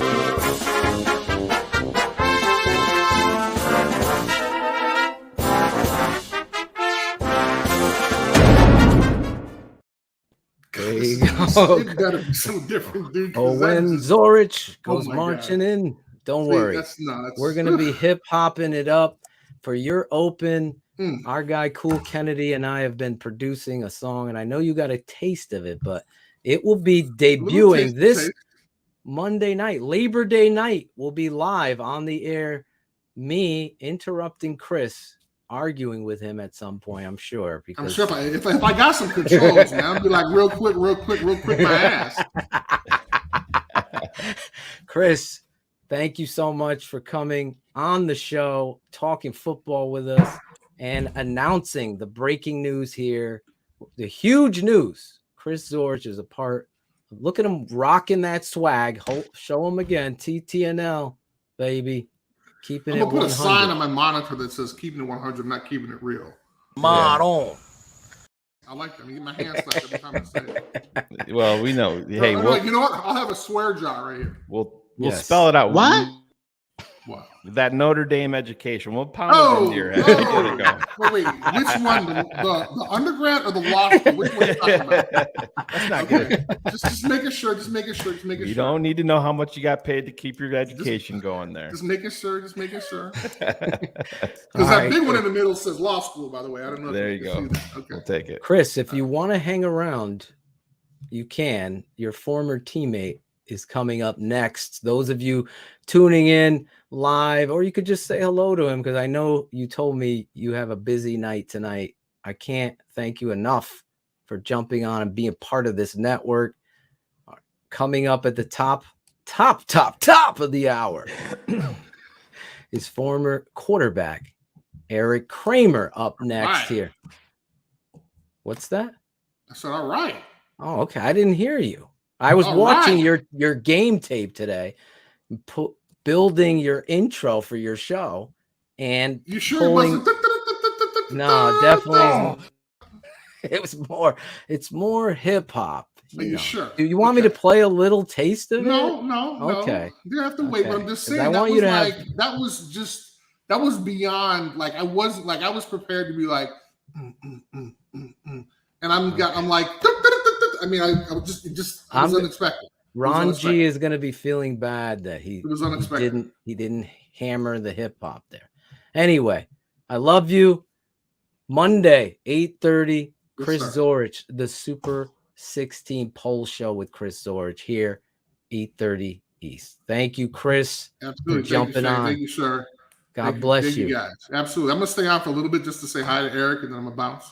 There you go. So I'm going to remove Chris, and I'm going to say this. Fuck Chris Zorich for taking those shots at me.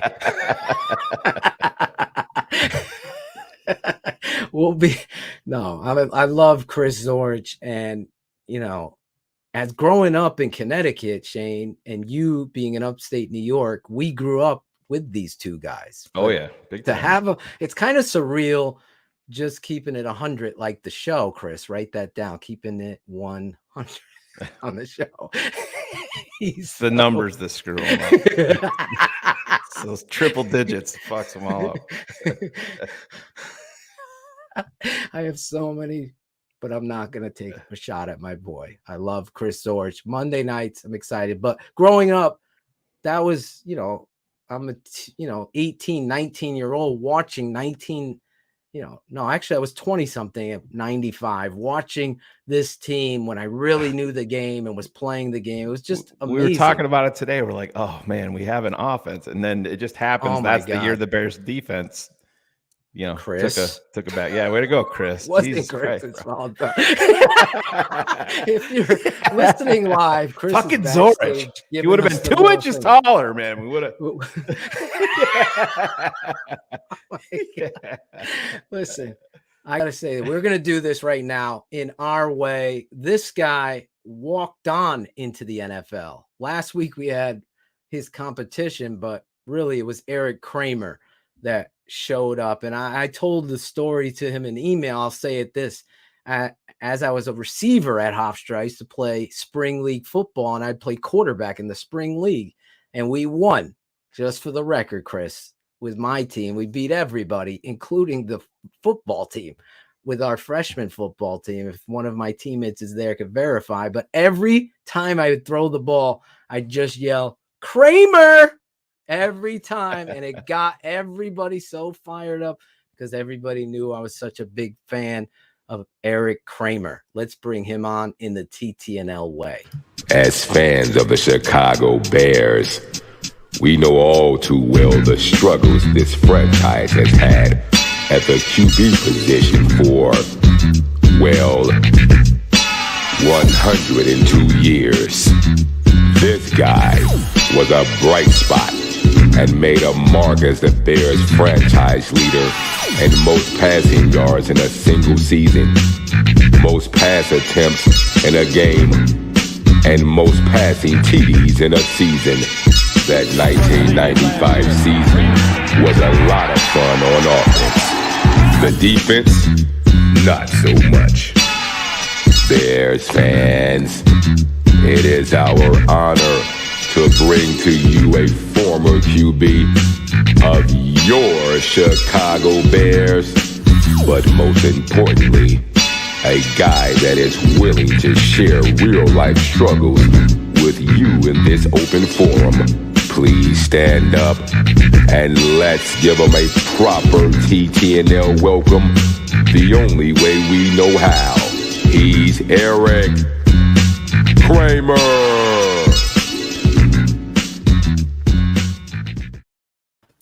There he is. I wish I had some friends here that I could just high five as I'm going by, but I got all the friends I got. They're all right here, actually. Do you want to join in on the pile on Zorich with that defense in '95? Well, here's what first thing I heard as I'm coming on is Zorich is all upset that he doesn't have the right music, but the man can't create his own. I mean, I don't know. Wow, thanks, E. I appreciate that, sir. Thank you very much. You know, you kind of remind me right there of a good-looking, better-looking Midwest Scott Van Pelt. You know what I'm I saying? like that. Earphones, I like that. glasses. I like that. Got the little goat going. That might be a new look. Oh, no, it Mark is a that new down. DDPQRZ or what's it? DDGRQ5. You know what? I'll get it right. I promise. Hey, we're just keeping it real here. Yes. Chris, Hey, can I'm you gonna get out, say- man. I just want to say, man, it's great seeing you, brother. You be Yeah. good, okay? Great to see you too, man. Might be coming back there for this year's. I think it's what the not homecoming, alumni weekend. Yep. I'll be there. I'll see you. Right. Which is What Halloween game weekend. is that? What game is that? Hey man, this is whoa, hold on. Listen, I want the fans to come out and support you. Man. This is teammate to teammate, bro. Let him. GQR4, back up, bro. Back up. Hey man. Tell him, boy, Chris. man. We need some online security here. Yeah. Exactly. Thank you. Pete, I'll see you then, man. Be good, brother. Love it. All right. Bye, man. Love you, man. Love you too. Love you too, Chris. I guess I don't get any love after he gives me the fingers. Look, he's doing it. You deserve it, and I am enjoying every second of it. I'm not going to lie. Yeah. Me and Chris Zorich every Monday night, Erik Kramer. We're excited to add your former teammate to the network. He's going to be breaking down college football. But tonight, we have never had the pleasure, back-to-back weeks, we're drafting quarterbacks. We had your former teammate Shayne Matthews last week. All right. And now we have you on, and our guy, Bears Nerd, jumping in here. Cars, say hello to Erik Kramer. You were also a fan. Let me say this real quick as I introduce you. Just real Go quick ahead. here. Cars. Yeah. Is that a reference to the Rick Ocasek cars? Or No, are it's you because the I only have one that a know about that? crazy long last name that I'm trying to teach two little girls to pronounce, and they can't even. So I'm just like, cars. Let's keep it No short, shit. sweet, to the point. Yeah, they went to Notre Dame too. They gotta condense everything so they can figure. No, we're trying to get them into Notre Dame where they lower the bar a little bit. Right as I'm coming on here, I'm flipping channels and Rudy's on. Oh, there you go. There you go. They could. I don't know if you know anybody that's told you that story, but it's supposedly the greatest college football story that's ever been told. I don't know if you've heard that one before. Speaking of great stories, honestly. Well, no, it's been a while since Notre Dame's had something good to talk about themselves. Anyway. Well, you missed it. Chris was talking about the 1932 music that we played to intro his show, and I said, well, that was the last time Notre Dame was relevant in college football, Chris. So it works out perfectly. Sad but true. That's good. Listen, me, Cars, and Shayne Marsaw here on the TTNL network all grew up watching you, but prior to you even coming on this show, as we were preparing for this draft and the Mitch Trubisky saga and all of this, we talked about the one time in our lives of having a stability at quarterback where we knew each and every week you went onto the football field that our quarterback was going to deliver. And that's you, Erik Kramer. Each one of us said that, and that's not because you're on. I don't fucking blow smoke here. I'm a son of a Well, coach. I heard you not do it with Chris. Yes, Yeah. exactly. We're a little rough around the edges, I think is the proper way to put it. The only way to be. I like it. That's a very good way to put it. That's why we will have you back more than once, because I could already tell, and I'm going to move you up here, that you are a man of character and pedigree. But, that is a compliment and a testament to you coming out of NC State undrafted. You were a vicious competitor when you were with Detroit, throwing fucking back shoulders to Herman Moore and company there. Oh my God. I hated you. And then I seriously am All it takes aging sometimes myself. is a uniform change. That's right? right. Exactly. Yeah. That's we Change always everybody- say it here. We only cheer for the jersey. That's the statement here. It's We cheer for extremely the true. jersey. So everybody's under our microscope for analysis and criticism or praise. It's up to you. And I'll just say this real quick, and then we'll get into some questions. There's almost 400 people in the chat live. You know, coming over from Detroit into Chicago, what went into that decision and how did that transpire? Well, that was the first experience I'd ever had in life, other than youth football, where somebody said, "Hey, we want you." Yeah. You mentioned I didn't get drafted. I didn't start in high school. I got beat out everywhere I went. I went to junior college, and the first year I was there, they had a guy that had played well as a freshman, and then he had a backup. So I gray shirted is what they call it. So I went part-time to school, and then was a backup my actually official first year. Then the next year I actually played, and so we were actually pretty good. And then from there I got a scholarship to NC State, like you mentioned, but they also recruited 2 other junior college guys, both from California. So there's 3 guys there. Yeah. And then, as you mentioned, I gotten undrafted. And so my entrance into the NFL was actually playing during the strike because I had gotten like Sean Payton, right, with the Bears. Yep. But I had gone to the Falcons. I went to New Orleans as an undrafted free agent, got cut, was back in school, and thought I would be a coach. I was helping coach. And then I got a couple phone calls and ended up having to go to, or not having to, but getting to go to Atlanta. And then they kept me after that strike. But then I got cut the following year. So I went up to Canada for their last 5 games of that season, was going to come back the next year. And we had an inter-squad scrimmage, and I blew out a posterior cruciate. So that year was done. God. So then I basically called around, seeing if I could get a tryout anywhere, and the Lions were the only team to call me back. So that's how that worked. That's a crazy perseverance story, right? Like, and I'm glad you mentioned the 87 because Sean Payton's first start was the first Bears game I ever attended at that point in time. Yeah, during that era. But I mean, it's such a great story, and what Phil was saying earlier, like we talk about that 95 team and kind of where we all were at that point in life. Like I really started to get in the Bears when Dave Wanstead, like we were competing with the New York Giants to sign Dave Wanstead as the coach. Okay. Yeah. And so when we watched that team, like I still get goosebumps thinking about watching you throw deep passes to Jeff Graham and Curtis Conway. To this day, like I still picture those because we've always been a 3-yard and a cloud of dust. Even Dave's first year with Lewis Tillman, right? Like it was 3 yards and a cloud of dust. And all of a sudden you come around and we've got 2 guys going 16 yards a catch and Conway's putting up these numbers. We've been waiting for him. Like, it was like everything came together. And for once, like I remember I looked at my dad at this point and I'm like, what is this? And he's like, this is modern football. So enjoy it. We have never seen this. So it's so nice to have you because it's like you're that season and what you did is the gold standard for all Bears quarterbacks that nobody's ever been able to meet up. So that's, well, I appreciate you putting that out there, and it was a lot of fun, honestly.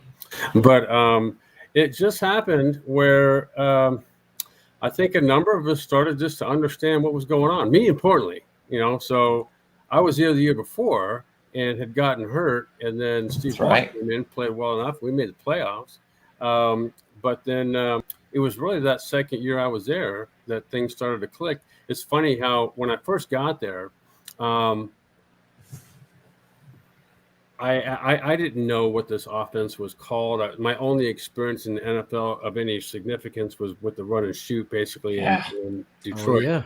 So I get, and Ron Turner was the offensive coach, quarterback coach, and offensive coordinator. So I go to Ron's office one day and I said, "Hey, not knowing what the first thing about this offense or anything," and I said, "Do you have any film on anybody that's run this offense that you like?"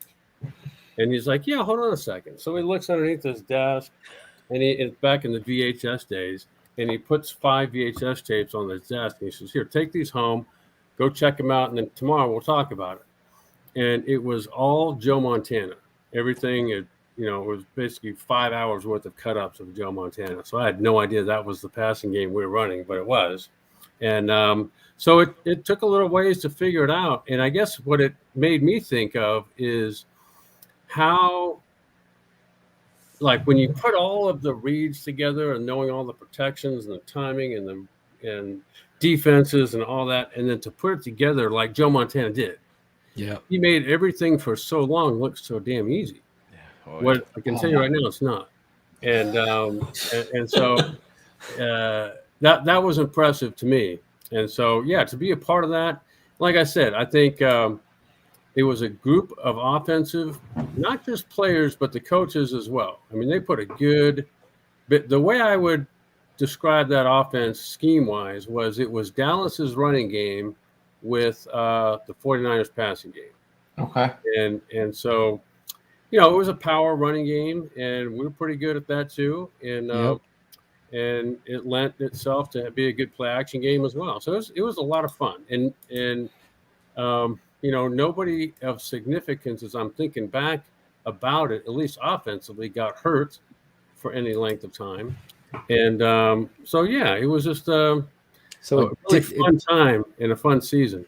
It didn't take 4 years to figure out the offense. Not like Nagy's saying, right?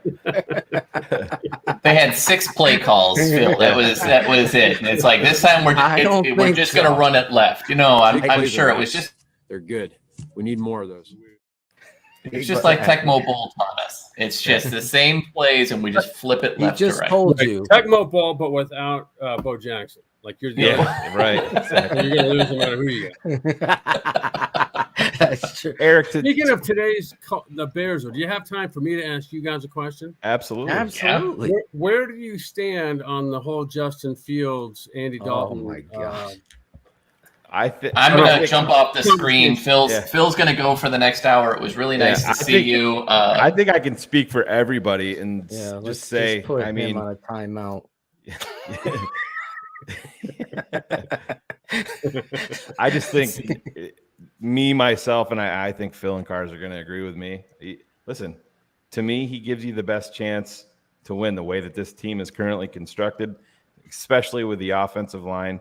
I mean, Eric, in the limited amount of time that we saw him, you saw one of the things that's very, very important for a quarterback, just in general, let alone a young quarterback.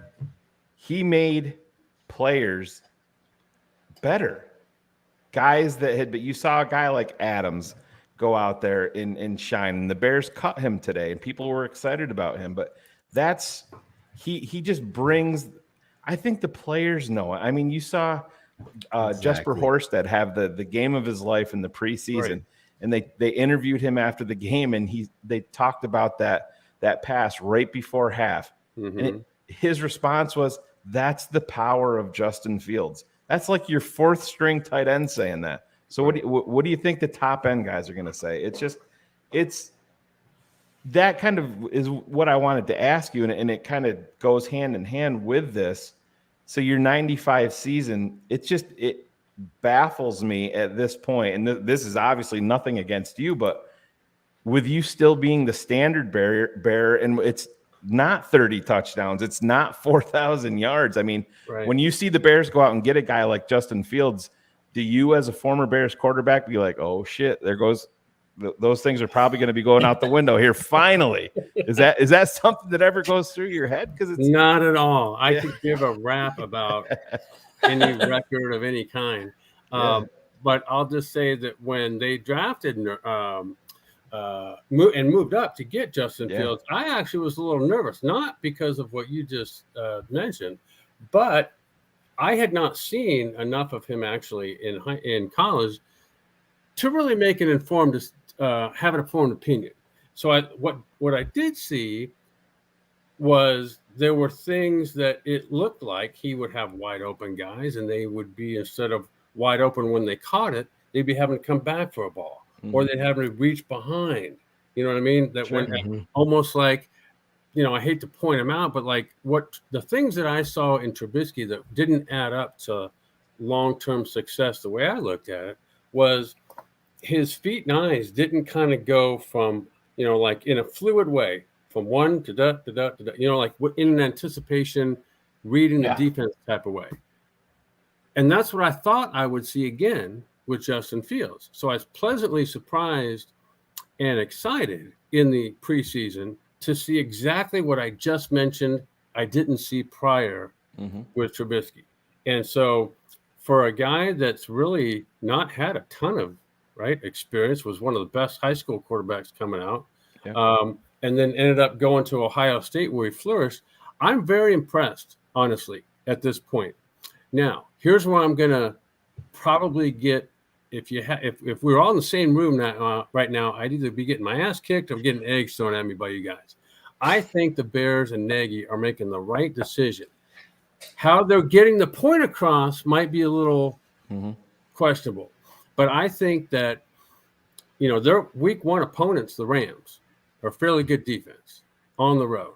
And as I think to take a few games, right, and kind of like what I anticipate the 49ers doing with Trey Lance, of getting a few packages together so that throughout a game, kind of like, remember when Steve Young in the prime of Montana's career, here comes Steve Young, and purposely Bill Walsh crafted out some series in a game where he would purposely put him in and just bring a little different dimension to the team. And I think that's the way to get Justin Fields in, so that by, I'm going to guess, the midway point in the season, you'll be seeing Justin Fields start. There's a Monday night game coming up in December where they play the Vikings, and Kirk Cousins, as we all know, has struggled on Monday night, but he's at the end of every year, the guy's putting up all kinds. He's probably the best quarterback that nobody gives credit for being a great quarterback. But having his struggles on Monday night, that could also be Justin Fields' coming out party. I don't agree. I still think he's going to be your Cousins. former team. I think it's going to be your former team, and in week 4 is where he's going to get that. I think the Lions is always the beginner. Yeah. Very well could be. That's where Mitch got his start, to Kramer's point. Not Cosmo Kramer from Seinfeld, but Erik Kramer, who's joining us. If you're listening on the podcast, former Bears quarterback Erik Kramer on the show with us, talking about Justin Fields and Andy Dalton. See, I'm different, Erik, and my counterpoint to you, to push back a little bit, would be Matt Nagy's ability to call offensive plays, situational football, as well as understanding how to use the personnel correctly, is concerning. And when you have an athletic, poised, composed quarterback like yourself, I said this before we even had you on the show. I said, I haven't seen this kind of poise and calmness since you played. And I study the tape, and I'm looking at Justin Fields. He has what you didn't have, and that's the ability to alleviate the pocket and run the football, like you're comparing to Steve Young. And I think he gives you a better opportunity to win because he's dealing with a coach that's way in over his head. And no matter what Cars thinks or anybody thinks about Matt Nagy, I've seen enough of Nagy's scheme and offensive philosophy to know that he has nothing that counters anything else he does. So therefore, you're always putting your quarterback, say your line is average, which it is, right? Matt Nagy will go out there and throw 47 times, and all of a sudden you're getting destroyed and you can't do anything. And then week 11 comes around. He's like, well, we're still trying to find our identity. And then they start running the ball with David Montgomery. Maybe he learns his lesson. Maybe Sunday Night Football against the Rams, he identifies that he's got to run David Montgomery. But all I've ever seen is him just go back to that Andy Reid, same thing. Now Andy's getting parades thrown because he's got elite talent everywhere. He's got Bo Jackson on Tecmo as a quarterback right now, and a receiver that freaking runs the Olympics. So that's my counter to your point, where I get it. If we had a great offensive coordinator who was a head coach and has been a head coach in his life. Like, you've been a head coach on some level. Matt Nagy's never been. So he's my biggest concern. Your thoughts on that? That's generally, of the however many millions of people in Chicago there are, that's pretty much 99% of the thought right now, I think, on Nagy. If you put them together, it would be Nagy / Pace, right? So, and I can't disagree with you.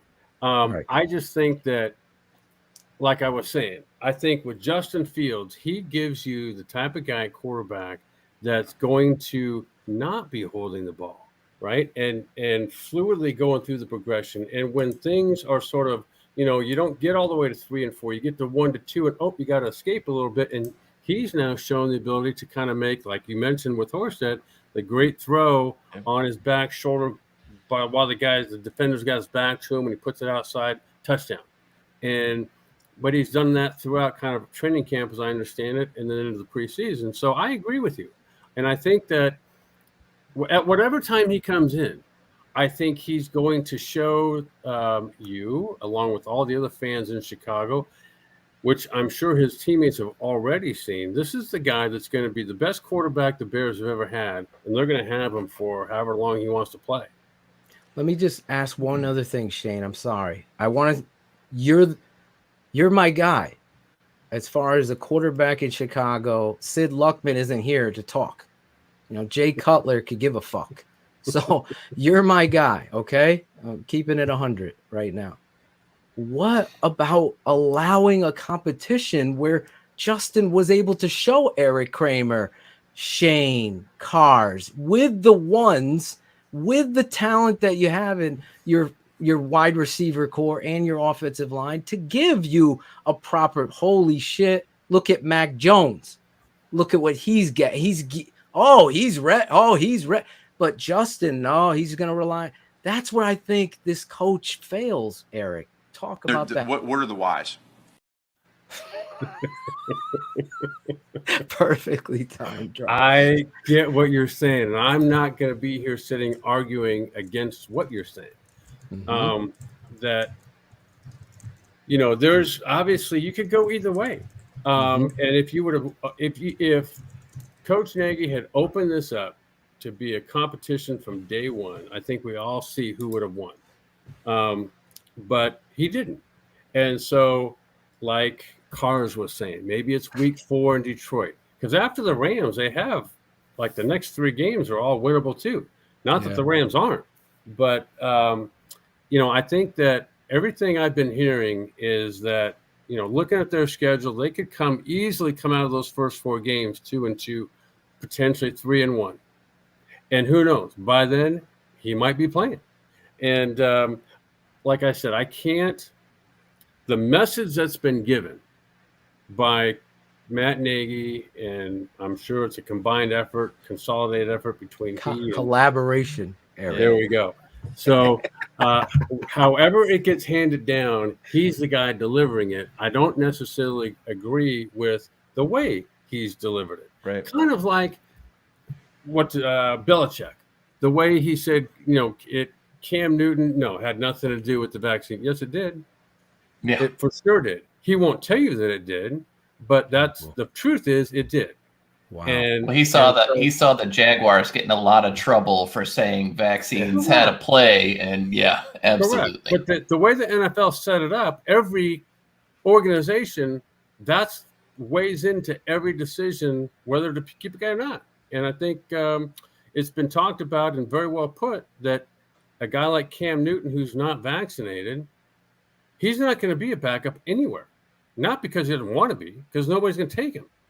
And a new era now with that whole right. So these are choices people are making that you think that, hey, no one's going to tell me what to do. Great, but you're not going to have a job then either. And you can go work wherever you want to work. It just won't be in the NFL. And I think that the way Nagy has set this up, I said I don't agree with the limitations he put on it from day one, or the collective effort of whoever he is talking with. But I think that eventually everybody can see that Justin Fields needs to be this team's quarterback. And if they can draft over the next year or two, because they've already got a good nucleus of talent, both offensively and defensively. Yeah. They just need offensively to play a while together and maybe add a piece or two up front. They've had, Long went down early and retired but came back. So they've had some injuries as well. I just think if that offensive line comes around with the talent around the quarterback position, then if you add as much talent as Justin Fields has to it with a solid offensive line, now you've got a contender.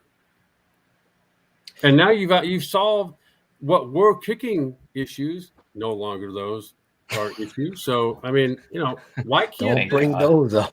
Why can't this team by the end of the year be talked about for the next 5 or 6 years at least? This team's going to be solid. And I think that's what they're looking at. Sorry, Shane. That's what they're looking at. It's got to end on the uplift, right? It's not how this. They know this isn't a Super Bowl team, right? But they know that they've got to start getting the arrow in the right direction, and that's going to be with Justin. To your point, that's going to be with Justin, and at least in the back half of the season. And it's all about setting the table for 2022. So anybody that's around, you just go, look at this guy. Don't you want to come play with him? There's hope, guys. I agree with you, Cars. I agree with you. Just kind of like what Aaron Rodgers said. Hey, nobody's coming to Green Bay to vacation. Exactly. Right? Same thing with Justin Fields. They're going to be coming here to play with him too. Yep. Yeah, I guess my biggest thing that drives me crazy, and I said you see this so much, you look back at Seattle when they went out and they paid Matt Flynn all that money that year in 2013 in free agency. They traded for, Charlie Whitehurst, and then they go out and they draft Russell Wilson. But Pete Carroll came out and was very open and just said, no, we're gonna open this up and do it. And Chicago went out, and I understand at the time, and Pete, you can say whatever you want about Andy Dalton or whatever. The only quarterback that was under contract at the time of free agency was Nick Foles at the time. You knew that they weren't going to move forward with him, so they go out and they got to cover their bases. They go out and they give Andy $10 million, and it came along with a promise that, you're our starting quarterback. And absolutely, at that time, of course he would be. There was nobody else that was going to start. My problem is things changed on April 29th, 2021, the night of the draft. And I just think that Matt Nagy and Ryan Pace and George McCaskey and Ted Phillips, they seem to – why do you have to stick to that promise that you made to Andy Dalton in March when it doesn't mean a damn thing right now? 2-on-2 now. Because, Eric, you were in the locker room.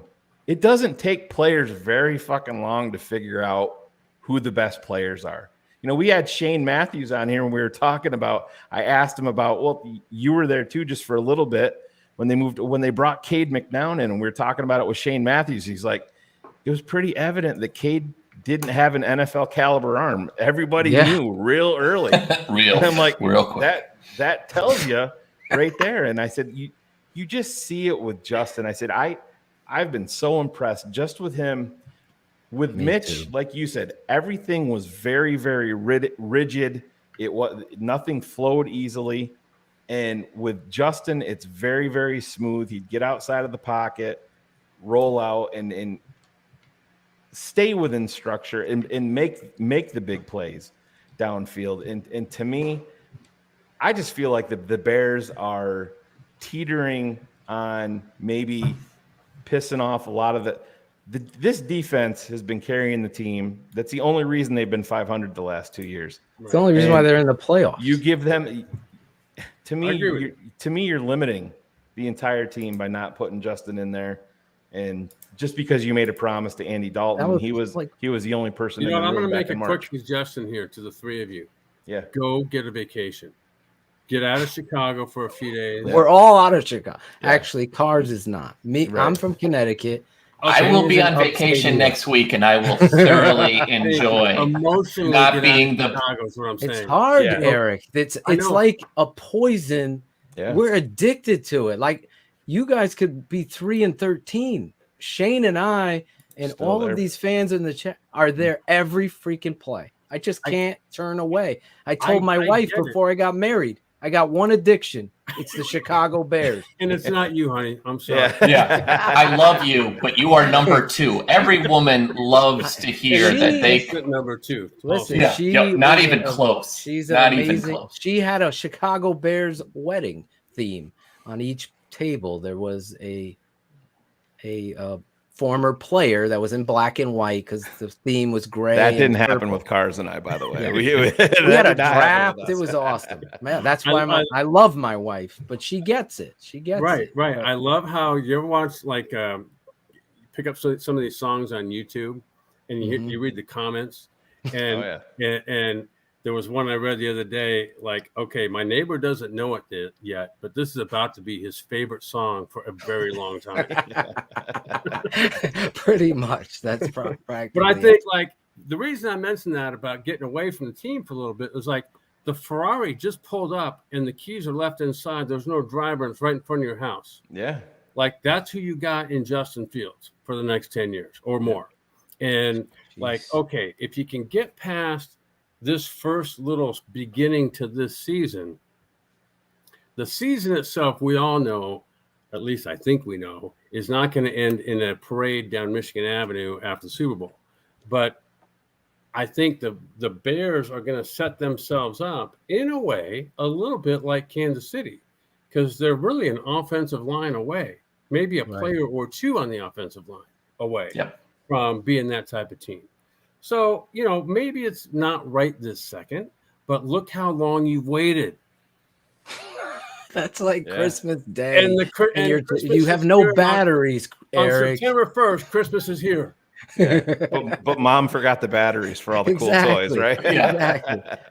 Yeah, Dad is trying to find the Walgreens that's open 24/7 on Christmas Day to go run out and get everything loaded up. Were you ever in a quarterback competition that you felt like you were treated unfairly? And was Yes, Dave but I was Wannstedt a shit? Yeah, I was very wrong. So in junior college, the second year that I was at Pierce College, which was really my freshman year, there was a quarterback competition, or at least I thought there was, that I thought I'd won. And so I didn't, though. And I pretty much sulked my way through at least 3 or 4 games. And when in that mindset, I would kind of hang off at the end of the bench away from everybody, and the game would be going on. And at the end of the game, I'd get in for whatever I got in for, and I would personally not play well. And then something in me went, you know what? You've got to cut this crap out, and you've got to be a good teammate in the way that you got to share what you know with the guy that is playing, or what you're seeing during the game or throughout the week and so forth. And so I did.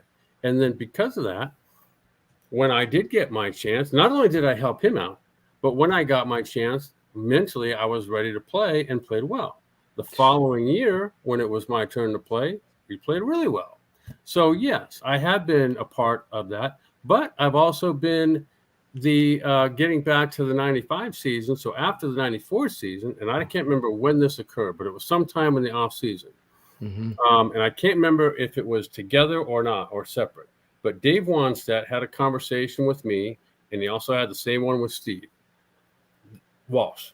Like, we don't, we're going to wait to see at the end of training camp who comes out the winner between the two of you. We're going to chart everything, and whoever wins wins. And so that's what ended up happening. And so they could have cut me. They could have traded. They actually restructured my contract. So really, I ended up making the same amount of money I would have, but only because I played and hit whatever incentives I hit.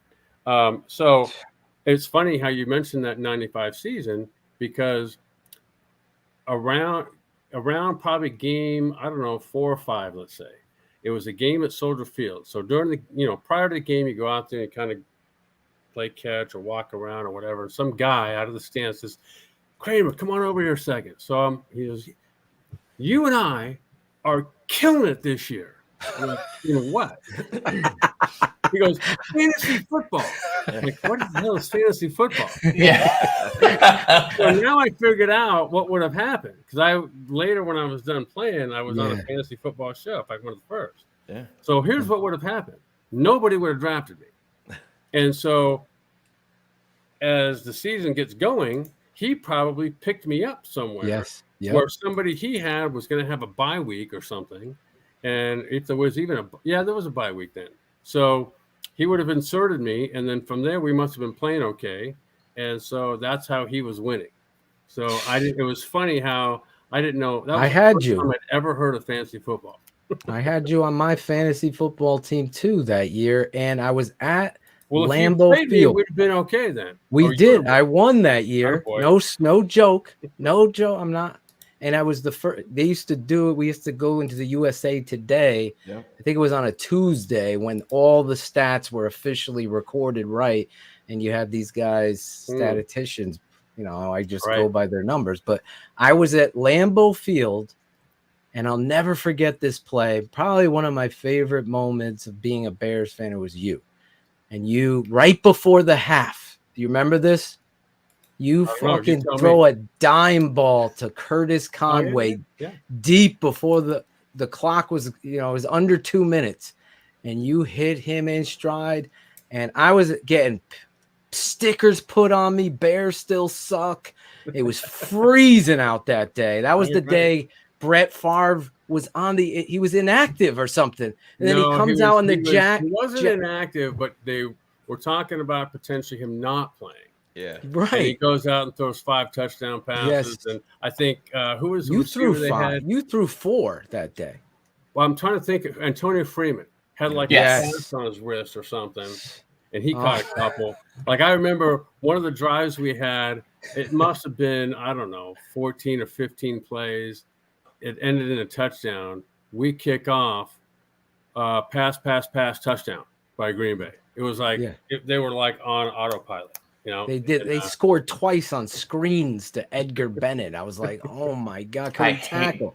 And they screwed You already us. mentioned Jeremy Herman Lincoln. Moore, and now you're Jeremy mentioning that Lincoln. name. Please stop saying these names. They still hurt me to this day. I don't I want to was hear about there, Edgar Bennett. freezing, cheering for Edgar my boy. Bennett came with the Bears. Yes. Yeah. After a while. I'll He had never the first forget. carry, right? First carry, he went 81 yards, and he didn't have 100 yards that game. He had it was crazy.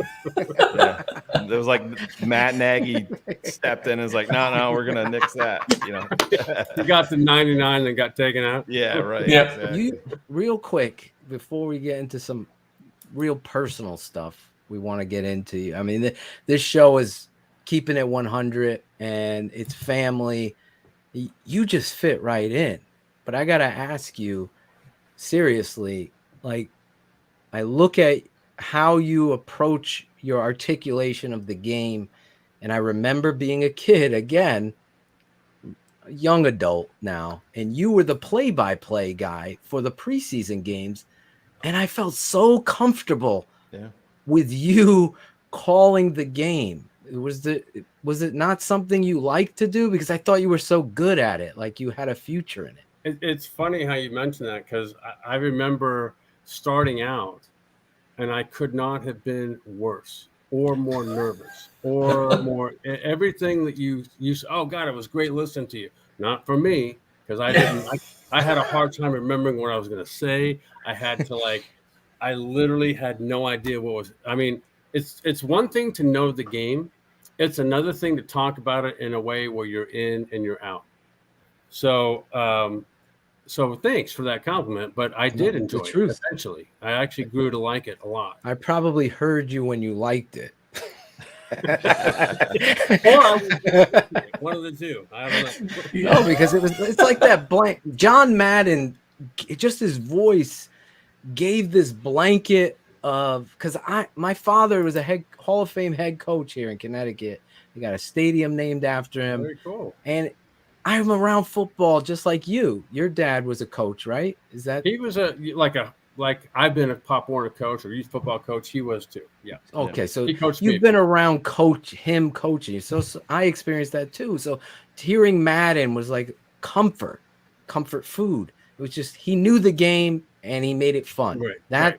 With you articulated the game, you made it fun, but you also went beyond Madden. For me, I wasn't even expecting to even talk about this tonight, but you made it relevant for the person that doesn't know the game. You went that little extra without pissing on anybody. It was just really good. So I would love to push for you to get back doing Would you that. mind? Because I'd love to do that again. I really would. I will push for you. I have a big voice. 100%. Yeah, absolutely. I'll bring you here if you want a show with us. We'll take you on here. As long as I don't have to go to Connecticut.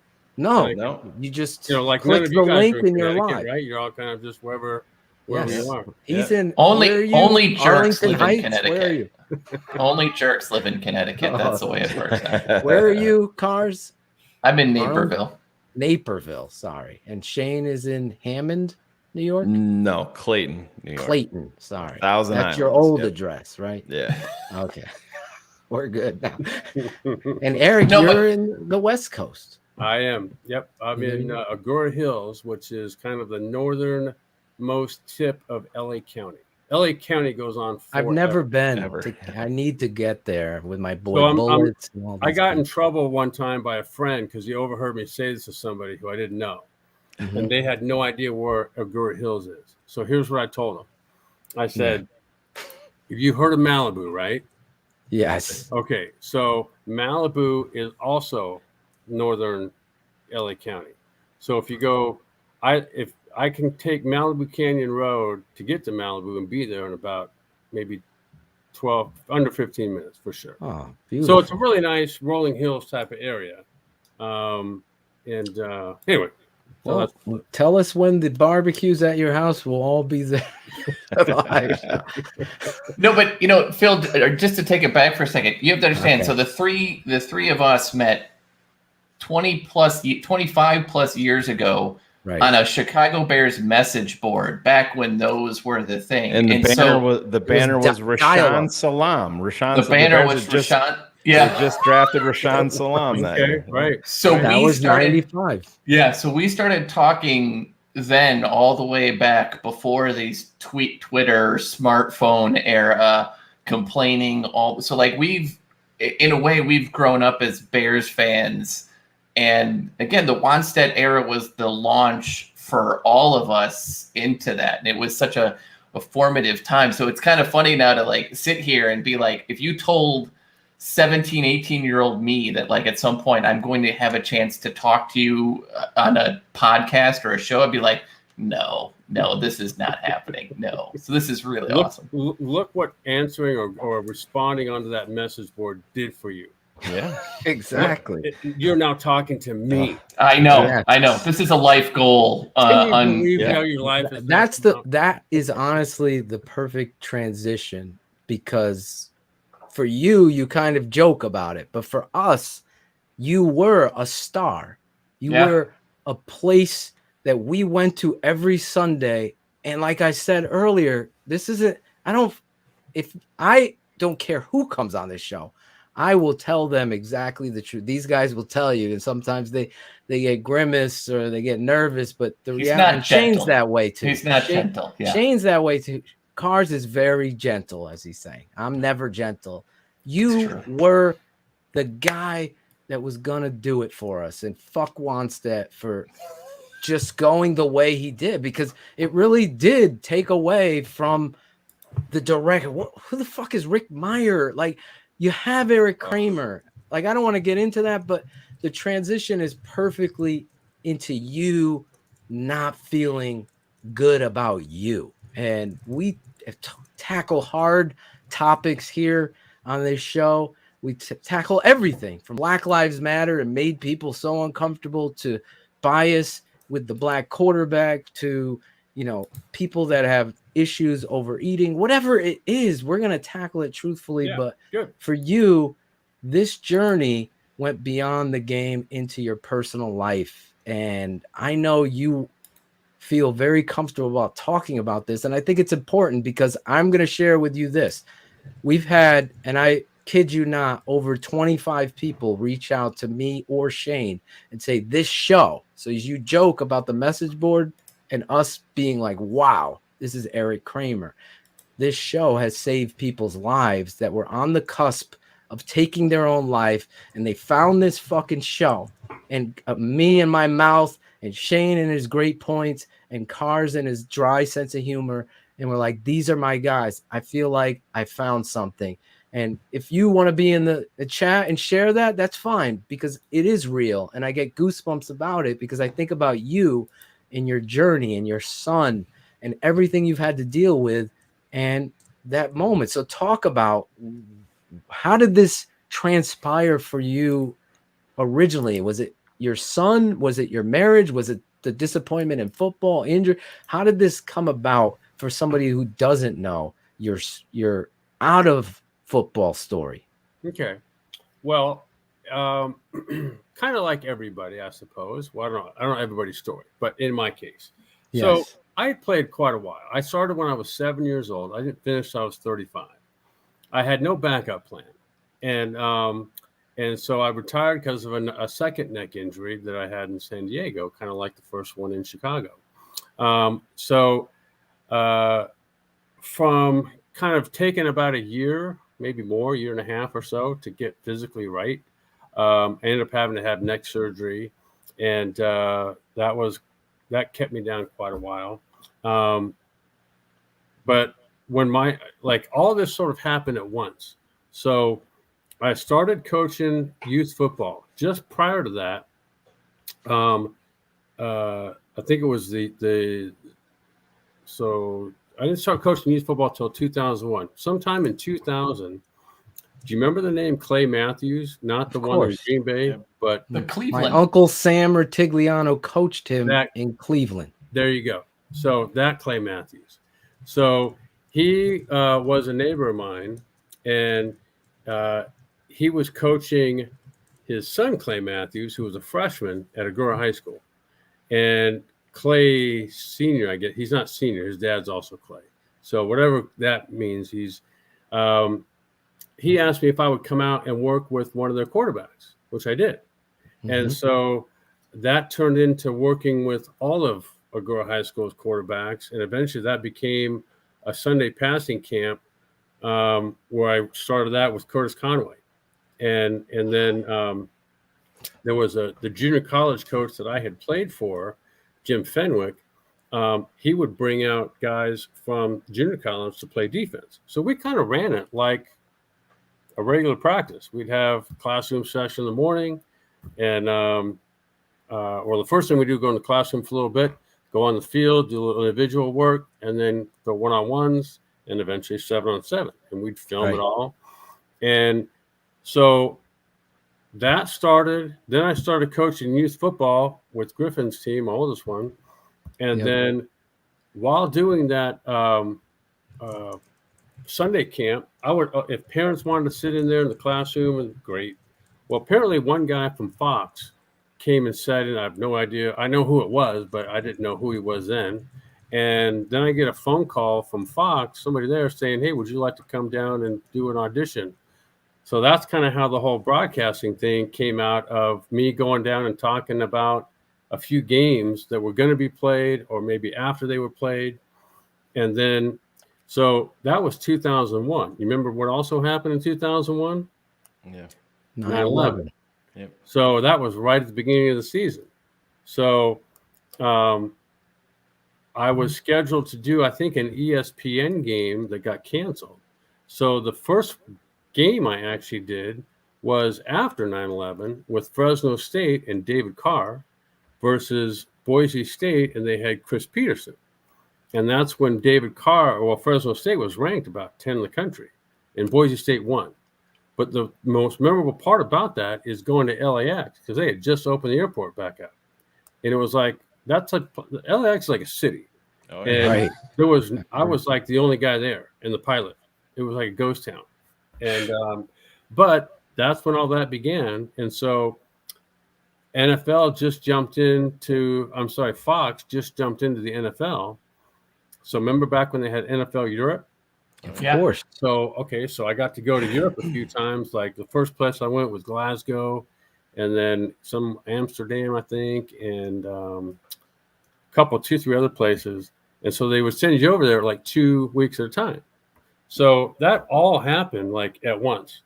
And so I was kind of keeping busy, having fun, being around the game. And then somewhere along the way, it probably was like in, Griffin, my oldest son, who I'd mentioned before, he had struggled kind of in life, like early on, like even in school, like reading in second grade, and just he had a difficult time sitting down, like in school. Right. And eventually, his behavior kind of started to, like spill over the sides also. And eventually, he went down a certain path where he didn't realize mentally, I guess emotionally either, how he was sabotaging the very friendships he wanted to have. Couldn't figure out why no one was calling him on the weekends. And so it was a struggle for quite a while that eventually led him down to, eventually you're going to find someone you're comfortable with. And so it just so happened that he got down a path that took him into the alcohol and drugs in high school. And so he went, eventually, I think it was around his middle of his 10th grade year in high school, he went to an inpatient rehab place here in Malibu, of all places. It wasn't near the beach, though. And so he was there for about 90 days. And then he went, so they didn't do any school. It was just straight rehab and whatever they do during the day. And then he went the same place, Visions, had an outpatient program. So he would live at home, but then I would drive him, and he'd be there pretty much all day. And most, like, they would end the day like having had dinner and a meeting, like an AA meeting somewhere, and I would go pick him up from that. And eventually, so he had gone. So in the outpatient program, they didn't have, it wasn't set up like a school classroom, but they did have class. And it was one teacher and one or two like assistants, right? And so they would work very individually with all the kids there, which there weren't a ton. And and so his kind of path during that time went from, sitting in the corner, I can't stand, like, what are you doing to me, having me be here, to eventually, thank you, you saved my life, because I would have either been, in jail or dead, to slowly, when he was about to get out of outpatient, it was like, that was a bunch of brainwashing they did to me. That was, and then it was during that time when he was not even done yet. So this would have been like maybe mid-January sometime of 2011. And he made a comment to me one time that said, Dad, I really just want to be a normal teenager, like a guy that student, parties a little bit and hangs out with friends. And internally, I was thinking, okay, what is it about your life so far that's been normal? And so eventually, Griffin went back to doing what he was doing before. And what I learned was that the human body, when you go away from whatever it was drug-wise that you were doing, and then you go back to doing the same thing you were doing before, your body can't take that. Right. And so there was a game he played. He was a backup quarterback himself in high school. So this would have been his senior year. He was going to Thousand Oaks High School, which is, I think he went to 3 high schools, actually. So this was the last one. And so it was on a Friday night. They played out at Ventura College. I forget the team they played. And I drove him. He was living in his mom's house, and she'd only lived at that time about a mile away, if that.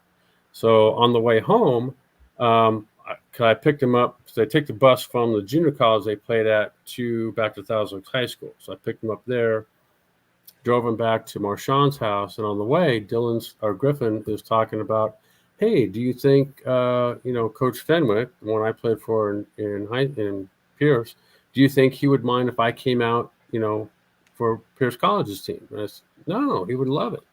And I'm thinking that's the first time I'd ever heard anything from Griffin talking about anything beyond the next 5 minutes, talking in general, or at least to me. And here he's talking about his future. And then, I dropped him off, and we sat outside of Marshaw's house. He and I talking for at least an hour about nothing.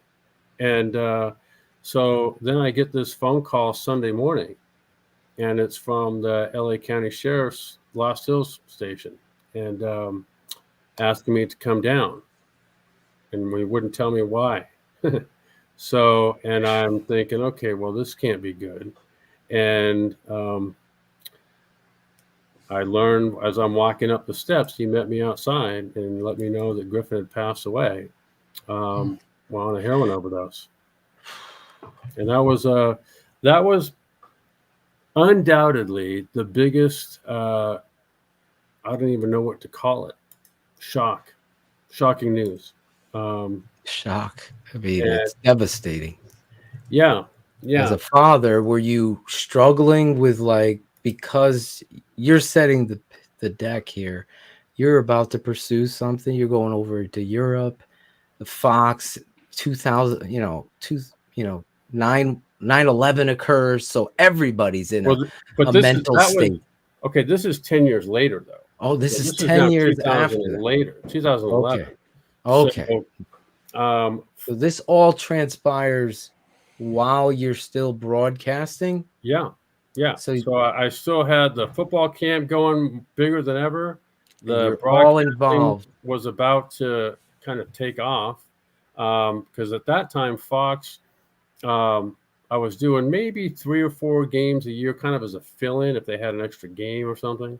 Right. And they were about to pair me up with a guy to do like a half a season for the upcoming year. And now Dylan had already played his last. That's my younger son. He'd already played his last youth football game, and so youth football coaching and playing was now done, and literally the week before, and that was where just sort of life as I knew it just stopped right then and there. And I remember the officer, I don't know who it was, but had taken me in his car to the house Griffin was at. And I had to wait there quite a while. And then finally got ushered back, and I think he was laying face up. And that's Griffin's is the first and only dead body I've ever seen, and that was on a morning. And so I remember Dylan. He was sleeping over a friend's house, and the dad was a friend of mine who I knew, and so I remember. I think I was either leaving the house and being driven back to the sheriff's station. I think that's what it was. And I called up Dave, this friend of mine, and kind of gave him a very brief, just to let him know what's going on quickly, and ask him if he would kind of hang on to Dylan for a little while longer until I got back home. And eventually he came and dropped Dylan back off. And as bad as I thought the news was, hearing it myself, having to tell him was, I can't even describe it. I mean, Dylan was 13 in 8th grade. And and like I think I told you, Griffin himself had so much inner turmoil just in life that for most of his own life and for most of Dylan's life, Griffin was sort of the big brother that, kind of had his way with Dylan to a degree. Right. And so, picked on him. yeah, he had his own agenda and right. his So own whatever, demons, and he I took it guess when out on looking his back, you would say whatever Griffin may have not felt good about himself, he handed that right down on top of Dylan. And so it was really only maybe in the last 3 or 4 weeks that Griffin himself had made a shift in Dylan's eyes. And so here's me delivering that news to Dylan right in that chair. And that, like, for all of us, that just was, I don't even know how to describe it, but it was not a good day and turned out to be not much good after that either. For a while. For quite a while. No parent should ever bury a child.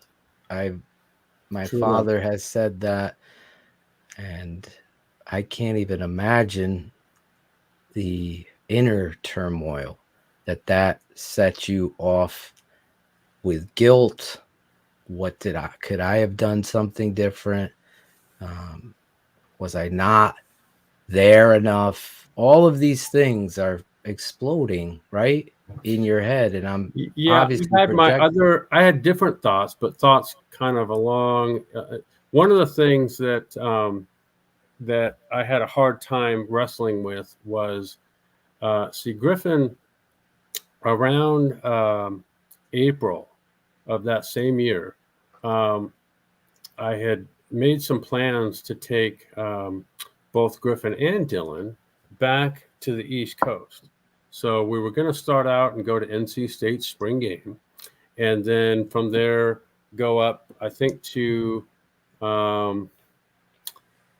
we went up to Gettysburg, and then we came back down through Washington, D.C.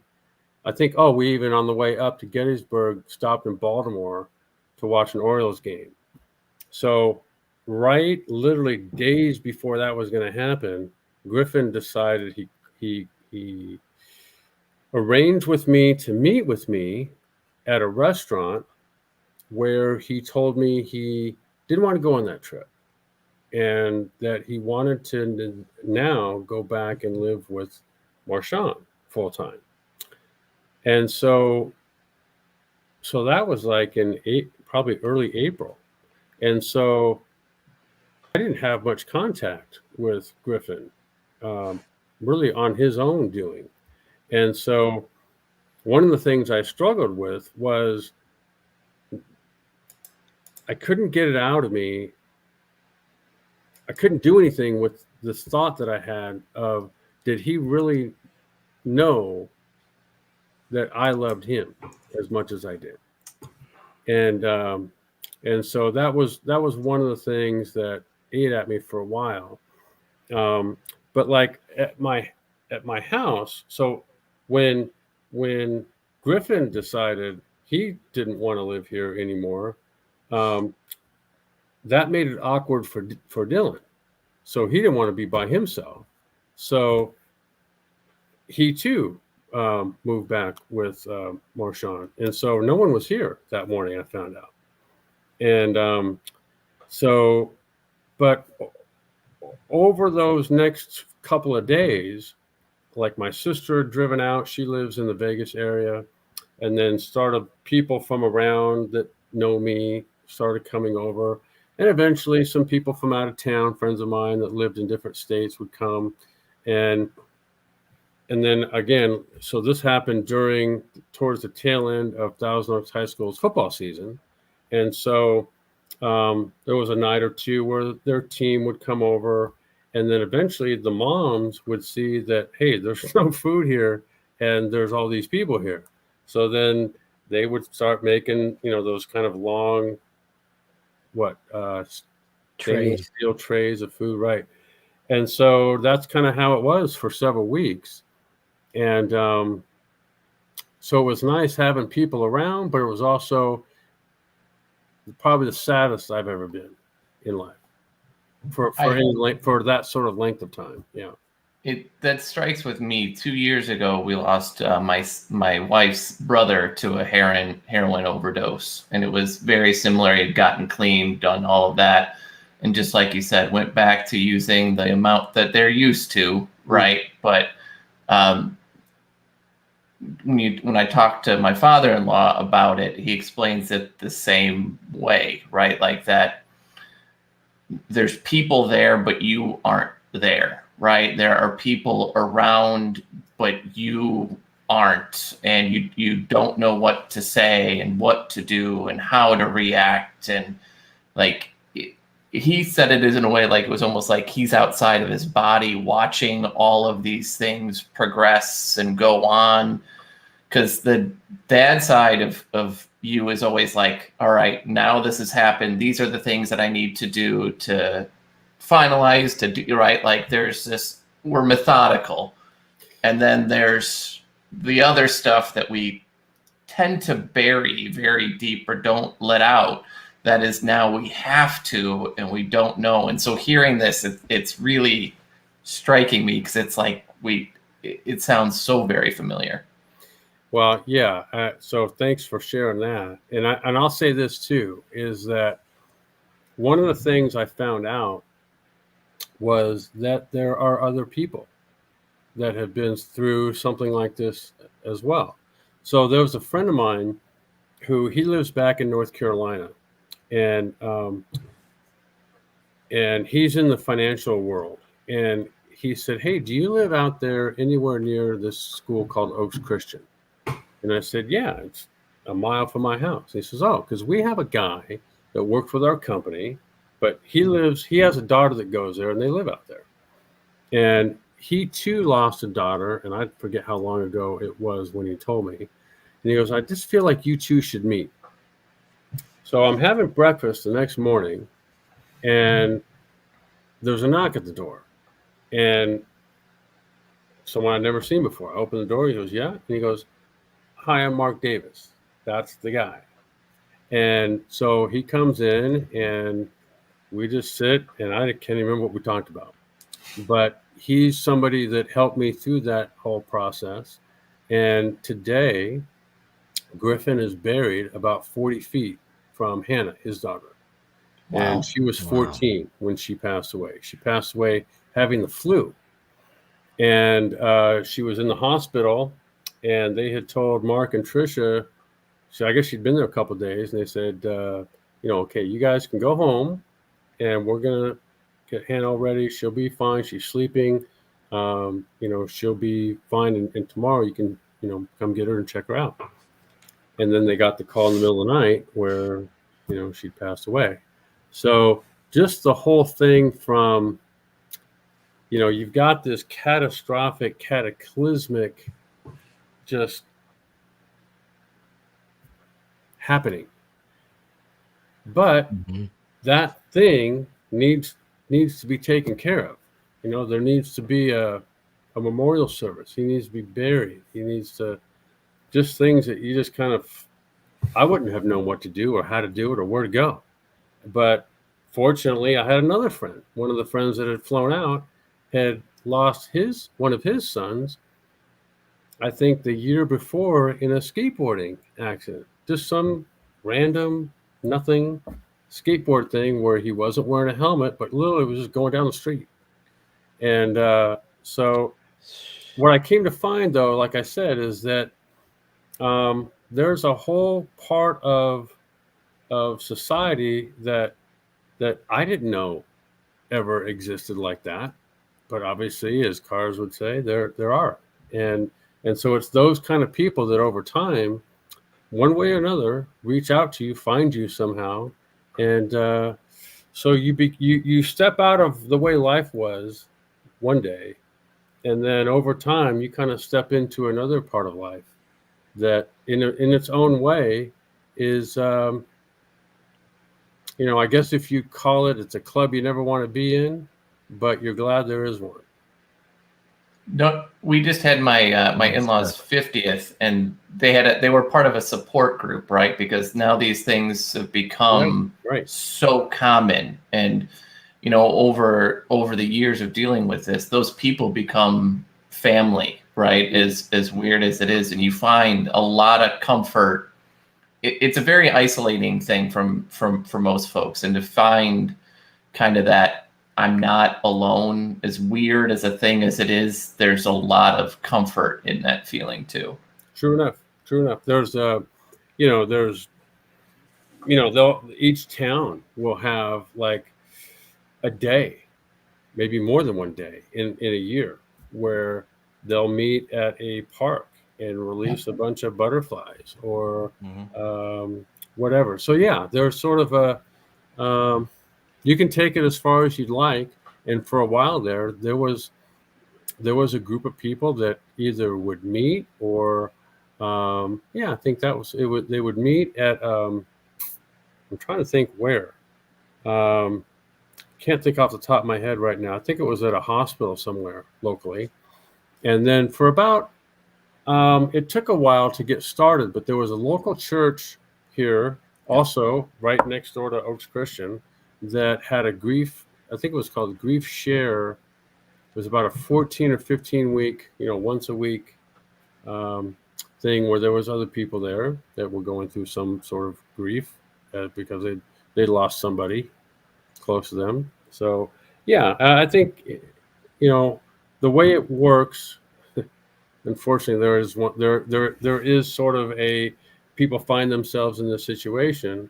So yeah, there is support out there. And usually it finds you, and but then so while that was going on, my mom previously, like that earlier that Mother's Day in that same year, 2011, her and her husband, so her second husband, Doug, and me and Dylan were on Mother's Day on Sunday playing golf.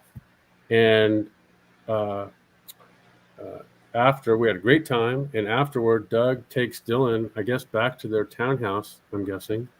And so my mom and I sat and had lunch and kind of just talked about nothing. And as I'm walking her out to the car, she says, "Yeah, tomorrow I'm going to get back some tests." I'm like, "Tests for what?" And she's like, "Oh, just nothing. I just haven't been feeling so great lately, but probably nothing." Well, that next day she found out she had stage 4 uterine cancer. And so, there was a mad scramble to find sort of a doctor, an oncologist, and then sort of what to do. And so she had some radical surgery that she was in a coma for quite a while afterward, but she survived it. And but then during her rehab and her chemo, like I would take her to chemo, she'd stay overnight at the hospital. And so it was kind of a time where she and I'd say for the first time, were able to kind of just sit and, I don't know, not really talk about a whole bunch, but then just be fine with that too. And so while she's going through her, it obviously wiped her out quite a bit. And but then later she kind of began declining kind of rapidly. So eventually she was on home hospice, and she passed away in mid-July of 2012. And so that in itself was also kind of a, that one, at least it's not your child, but it still came out of nowhere. And then around the time she passed away, my dad, who they had divorced when I was in college. And so, but, he was kind of, I hate to say it now that he's no longer here, but there was a point in life where he was kind of making me uncomfortable the way he lived through me, or at least that's the way I took it. And so, but, and you kind of think you have people, a parent say, put in a certain little box that, that's just for you. That's where they're going to always remain. Right. But around the time my mom passed away, he discovered that he had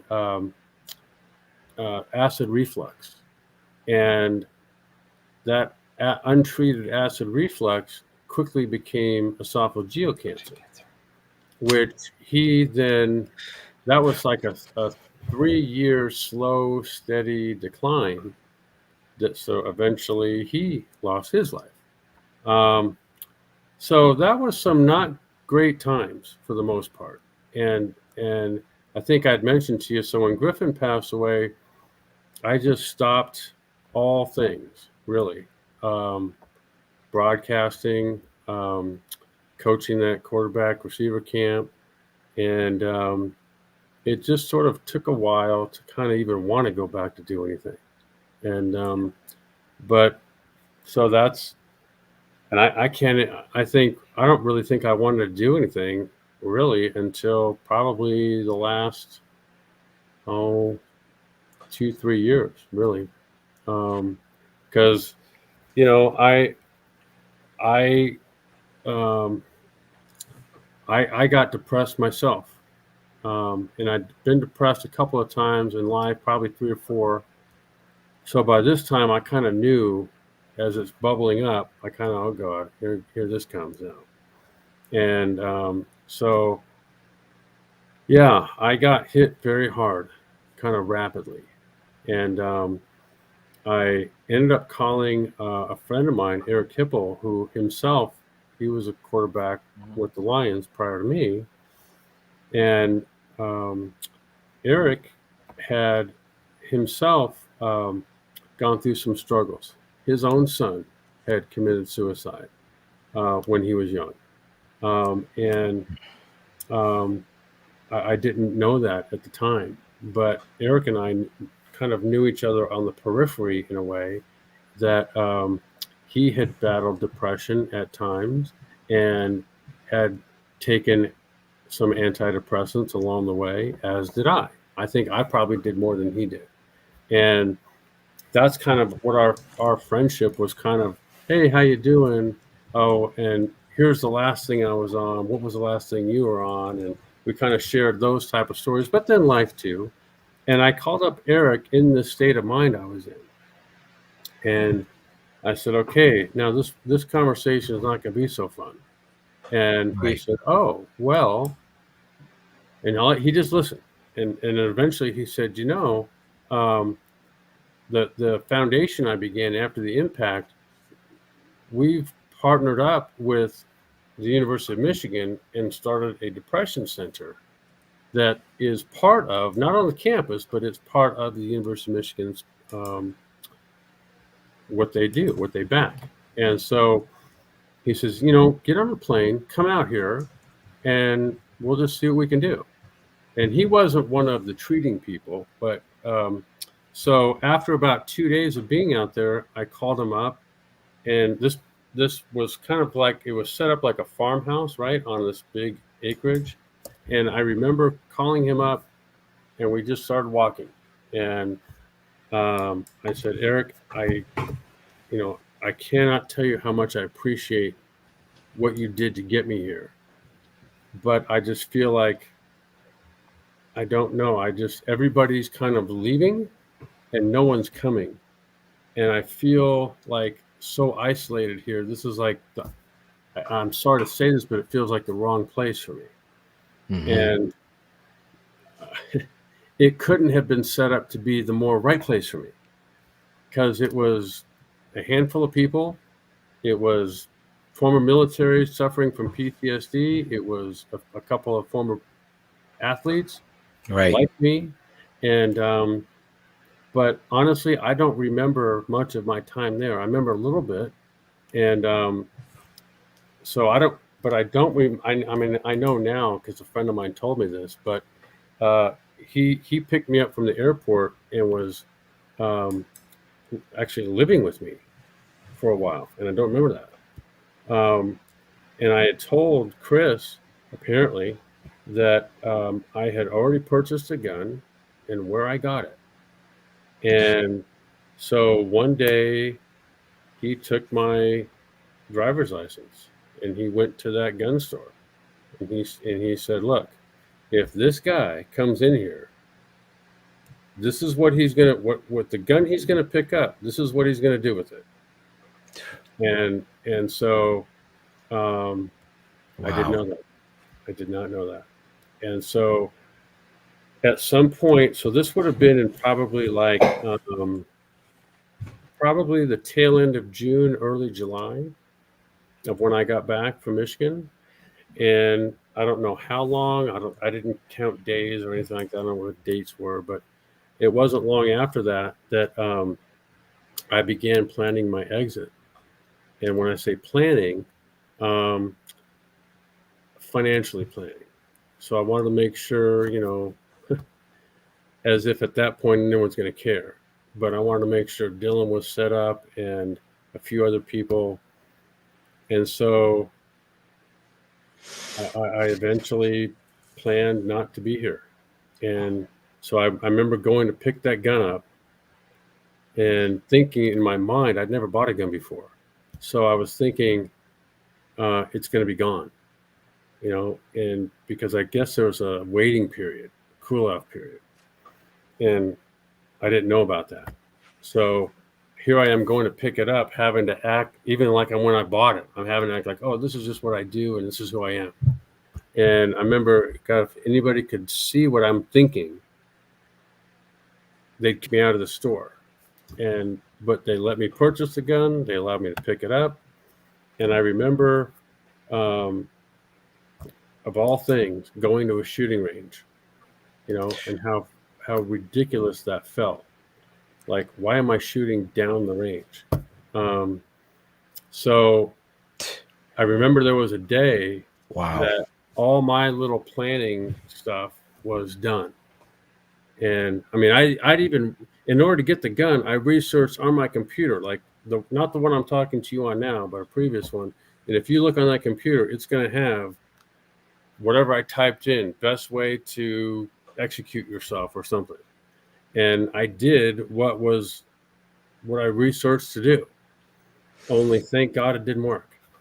And I went to, I didn't do it at my house because I didn't want to take the chance on Dylan, walking up at some point. And so I went down a couple miles away. There was, ironically, a place called the Goodnight Inn. And I, at some point in time, sat back on the bed and pulled the trigger.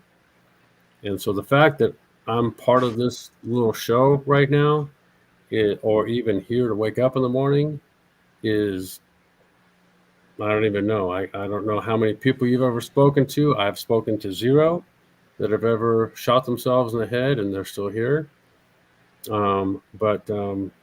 So you're the first one for me, but Okay. you're also, let me just say this, because I've been just sitting here listening to humanity at its finest. And my father has always taught me, people always go into darkness. It's the light inside of you.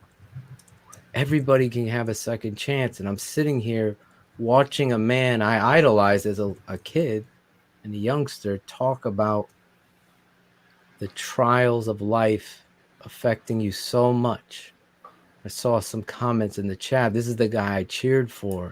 Never did I know he was going through this darkness. All of these dominoes, if you will, falling in such a negative way for you, pushing you to that point where you ultimately plan everything down to the good night in. And normally I would have something funny to say there, but it's so completely, this show, I always say, is family. People out there, reach out and help each other. Erik Kramer is a true hero. And there'll be some idiot moron that'll say, oh, fucking pussy, he wanted to get out of life. But we all go there. Those people that can't admit that stuff, they're the real cowards. I'm just blown away. And I don't know if Shayne or anybody had any question, but I just had to say this to you. A lot of people want to talk about the Bears. We talked about the Bears. We have always said we don't give a shit about critics or anything. This is about life and family first. Football is a part of our life, but family is the most important. And to hear you speak this and tell your truth, I think you're helping so many other people. Just like I said to you to start this, I just want to say thank you, Erik. Seriously, thank you for sharing what is probably the hardest thing for any human being to share, that I wanted, or I attempted to do this. And I've got nothing but respect. And I want you in my life. I'm saying that right here. I say it with tears.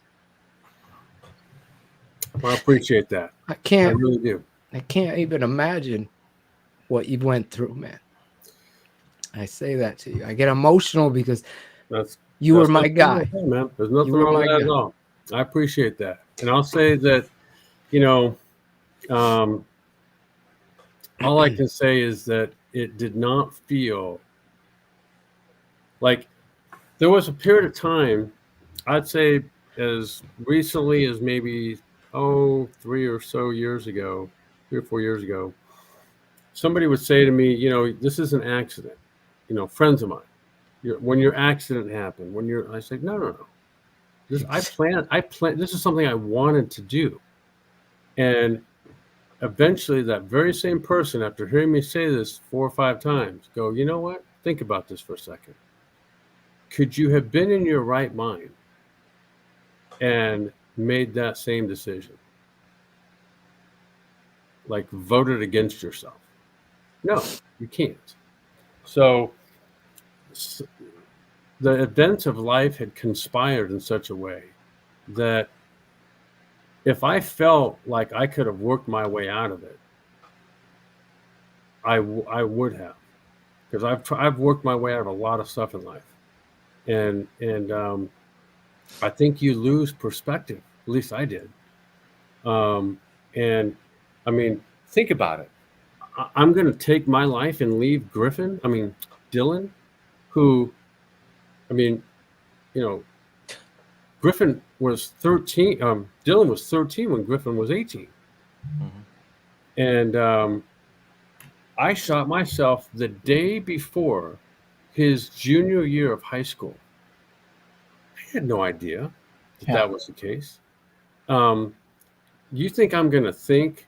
You think along the way, it never occurred to me, never, not once, what my action would do to Dylan.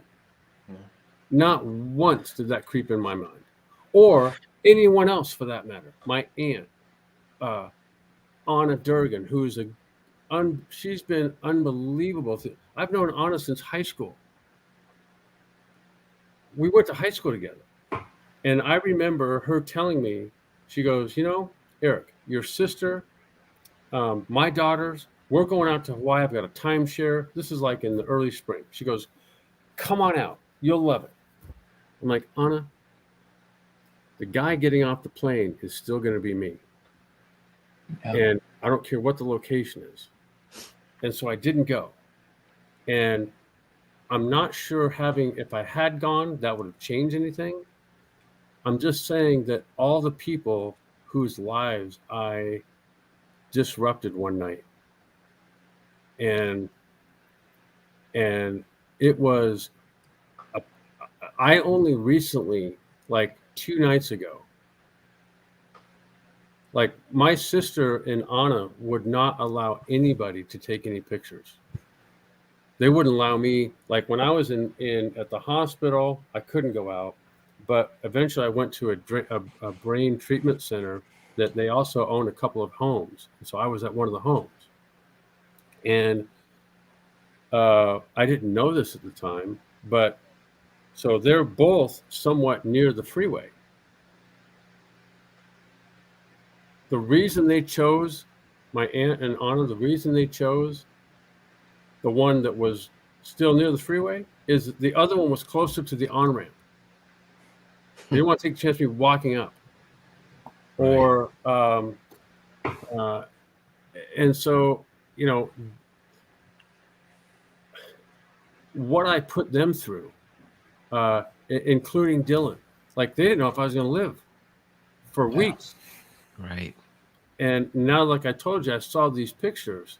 They're not pretty. And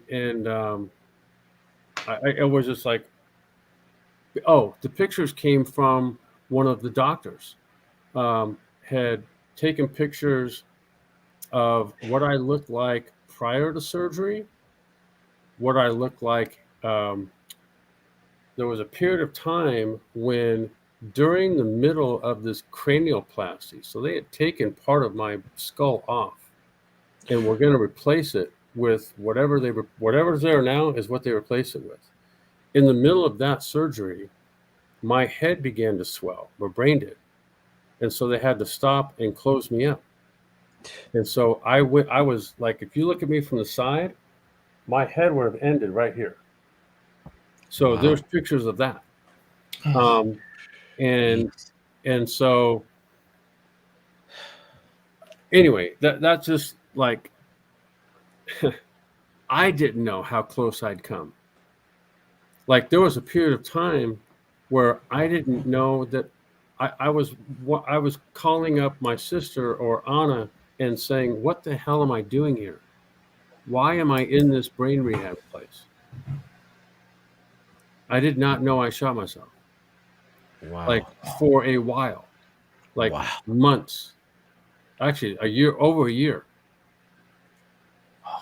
Like the neurologist who it's their clinic, CNS, Center for Neuroskills, Matt Ashley. Anna said to him, will you please, in front of me, tell Erik why he's here? This is 16 months after I've been there. He goes, yeah, we've told him all the time. She goes, I know. I want you to tell me in front of me. Because I keep telling him why he's here, and he doesn't believe me. He's like, who are you, a doctor? You're not a doctor. That would be what I'm telling her. And he, like, I don't remember sitting in his office, but I did because I've now seen his report. I had to be convinced that I shot myself. And it's a blessing that you're here. And I want to say this too, from experience with brain injury, there's a bias that goes along with it. With you, obviously, the details of the side of your head not being there in some ways, obviously everyone could say, whoa. But with brain injury, everybody looks normal. Oh, he's fine. He's faking it. You heard all of that and more. So for you to stand in front of everybody in this social media world where everybody's got an opinion and everybody we got to talk about the 53-man roster. It's more important than Erik Kramer speaking his truth. That's a world that I don't want. You know what I'm saying? I don't want that. Your truth is inspiring. The details are, for lack of a better term, gory and scary, to be perfectly honest. That is thunder, as I said that. If you guys can hear that at my house. I didn't hear it, but thanks for adding. I kid you not.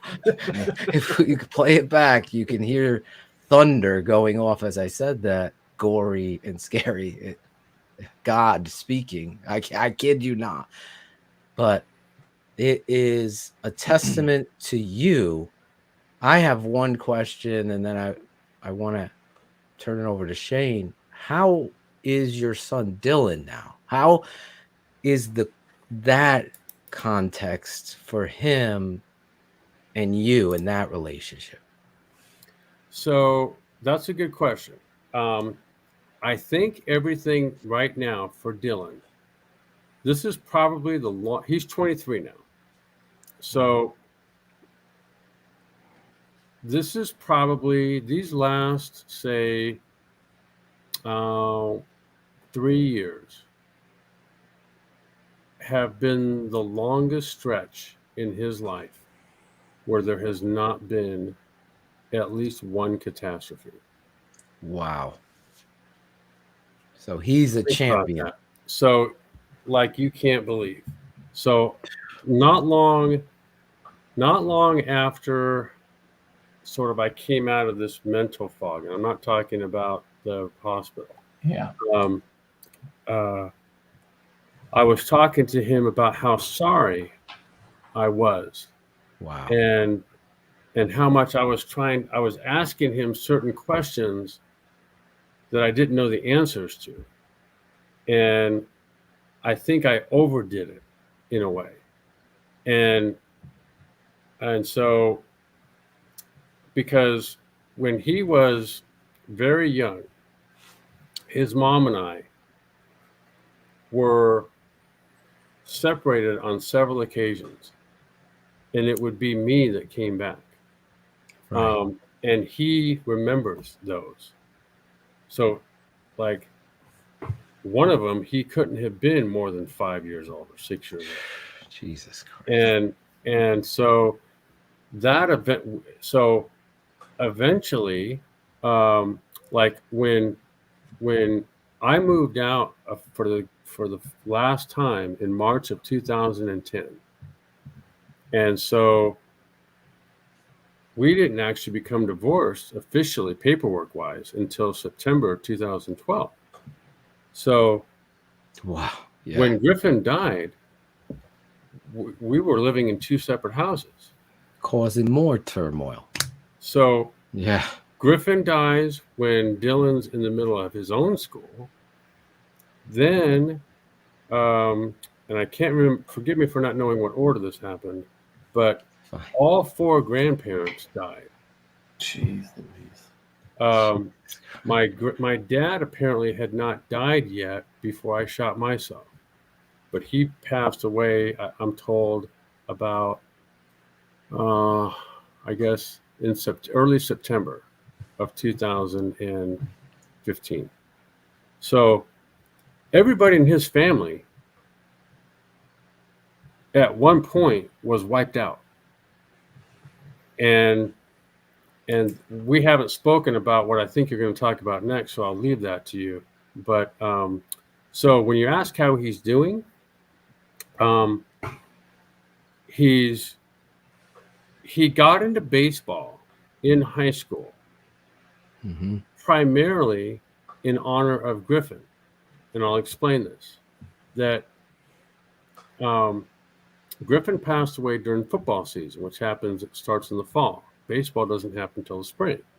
But a few of Griffin's friends wanted him to come out for baseball, and they wanted to get him to clock him on a jugs machine, I guess it is, jugs gun. Right. Air gun, I guess. Speed gun. And so he threw whatever he threw, a 90 or 90 couple, few miles over 9 miles an hour, whatever. And so, and then he passes away, never gets to play baseball. And so Dylan picked up baseball in high school, his own high school, in honor of Griffin. So Dylan, I think anybody can see, didn't want to go to school after high school, but he loved baseball. So he kept playing, and then he began working with a guy who himself had played pro baseball and was working with Dylan a little bit. And he said, Dylan, what do you want to do with this? And he goes, well, I have a dream one day that I'd love to step on a major league field. And Jay goes, oh, well, good, because you can.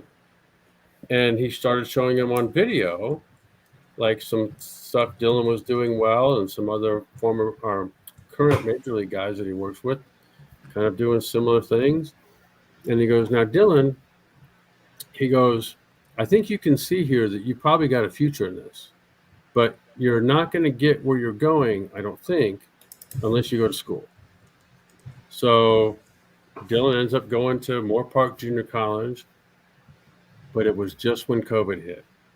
So scholastically, he's doing well, but that year he didn't get to play baseball. Then he puts his own little highlight video together, primarily of him just hitting off a tee and me throwing soft toss to him or overhand. And some coach from down in Irvine, was about an hour and a half from here, Westcliff University, recruits him to play baseball there.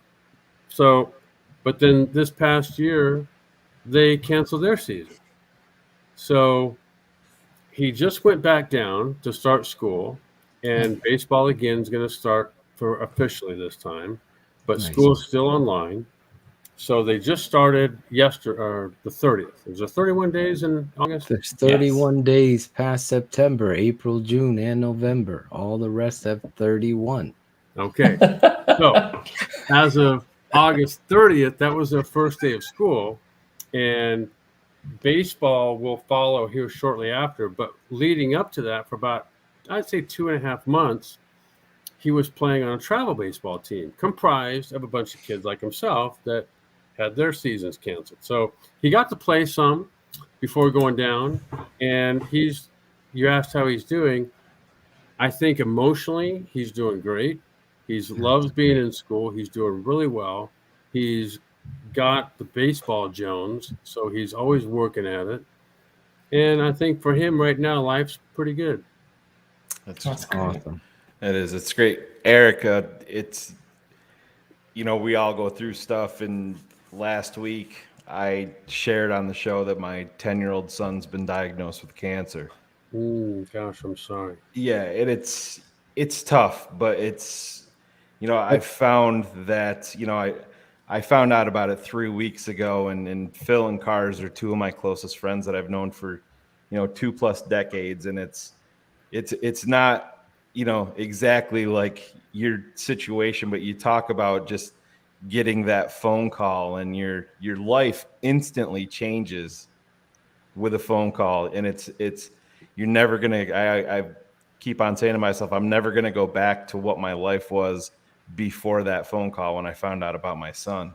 Right. And it took me a couple of weeks. I talked to Phil, talked to Cars, and our show here is called Keepin It 100, and Phil's like, well, what are you going to do with the, letting everybody know? And I had to take like a week. I took that week off, that night show, when I first found out. And I said, you know what? Part of I'm a forward thinker. I've always been that way my entire life. I come from a real strong family, so it's a credit to them. But I knew that talking about it was going to be probably one of the hardest things that I ever had to do in my life in this forum, with hundreds and thousands of people tuning into the show that I didn't even know. But so last week was my night to share with everybody about the situation with my 10-year-old son, Riley. And I did it. And it was hard. It was emotional, shed a lot of tears. And I know their listeners and everything were the same way. But we've always based everything that we do here on being vulnerable and open and keeping it 100, just like you are. And like I said, I feel everything happens for a reason. I feel like you're here tonight almost to help me in my process of getting through this traumatic situation with my son. But for me to ask a question to you is, after I talked about it publicly, as hard as it was so therapeutic for me to get it off of my chest, to get it off of my shoulders. And I found every minute since last Wednesday when I talked about it, that it's become incrementally easier for me to talk about it. There was a moment whenever, somebody would just say my son's name, or I would think about it, you would start to cry and everything like that. And it's becoming easier and easier the more that I talk about it. And is that a process that you, with you being here in this forum with us, is that a point where you got where it's very therapeutic for you? As tough as it is to talk about, do you find it therapeutic in that it's actually benefiting your situation moving forward? I guess so, because it's been now, we're coming up on 10 years. Yeah. And so, and I think, how they say time heals. Yeah. And I think in part it does. But I also, when Griffin went into drug rehab, So he would have been around what age? Probably 14. And I remember they said, with him in rehab, it would be a good idea for you as parents the two suggestions they made. One, go to the Betty Ford Center out in Palm Desert, I think it was. So I went there, and that was about a 3 or 4 day kind of education. And then they also said, if you can, find an Al-Anon group in your area. Yeah. And so I did that. And so I went there for years. While Griffin was going, even after he'd passed away. And I just found that to be sort of therapeutic in a way. And listening to other people's stories, which you change the names and you change the dates, but it's all roughly the same story. There's a playbook. Yeah, there's definitely a playbook. Yeah. It's not Matt Nagy's, though, I'll tell you that. Probably you gotta have one laugh in here. Right. It's something that I don't know. You might ask him. He might have some. But so the way Al-Anon works, it's kind of like based on AA. So there's a sponsor, and the sponsor has sponsees, and so there's still a once a month sponsee meeting that I go to. That there's probably anywhere from maybe 8 to 10 or 11 guys that will show up at this one sponsor's house. And it's a way for me to kind of stay in touch with all that same, it's a really good way to go through life. Whether you know somebody whether you're being affected by somebody's drug or alcohol use or not, there's probably typically something I'm doing that in a way is reflective of alcoholic or drug thinking, right? So I'm planning for something, or I'm trying to steer somebody a certain way that maybe I'm not just coming right out and saying it, and there's all kinds of ways these sorts of behaviors and thoughts first can manifest themselves. And so it's a good way for me to stay connected to that sort of other people that we all have some common denominator. And talking about it, there was a time, Shayne, that I'd like to get back to, where I went and spoke at my high school. I went and had friends of mine had come and said, hey, would you speak at my business? Or there was a group of the sponsor guy, Steve Getzoff, says, hey, I'm friends with a woman and she's connected with the LA Police Department, and she'd love it if she puts a group of officers and 911 operators together. Would you come and speak at that group? So doing that was very therapeutic, and it wasn't really what I said about me. It wasn't questions I took. It was more at the very end. It's all broken up now. And someone heard me say something, and then they come up and tell me something about themselves or someone they know or whatever. And so that world I like being in, and I think that I've grown now to a point where it's more really than just my story. There's now, if you, Shayne, or somebody was struggling with depression or anxiety or isolation, I could talk to you about what people have told me, or a therapist that I've spoken with during that time and after, or, people that have. There's a professional woman who's got a long track record in suicide prevention. I would love to connect people with other resources, but dealing with kids, I think, is a great way to go, because around age 4th, 5th grade, right? You start hearing these either face-to-face bullying encounters or cyberbullying or text bullying, whatever it is. Right. And so there's actually not a lot, but there, even in the area I live, there's a woman who heads up a group of people that they'll go into schools and begin working with kids at a young age and starting to identify, having the kids identify certain qualities in a person that they like or admire or would like to have themselves, and be conscious of gaining themselves. And so, or sometimes you identify things you don't want to be, you know, you Right. like to be maybe compassionate and understanding and an active listener, where you wouldn't want to be a bully and you wouldn't want to isolate people. And so, and then eventually you start growing your own little support system and team, if you will. And then you get to be on someone else's team, maybe. And you get to experience what it's like to talk things out or listen to someone else talk things out or encourage someone to talk things out. And so by the time you're out of high school, that's who you are. Yeah. And, you know, talking things through, like you said, is therapeutic. Well, what if that's who you were, Shayne, at 10 years old? Yeah. You started back then. And then when as life's challenges and obstacles start going like that, you've got your network of people that you continue to cultivate. So that's why I think that, you know, when you start to step in and start giving young people skills and awareness to how to handle life's issues, then maybe you get the tools so that you're not the one being isolated. You're the one including people.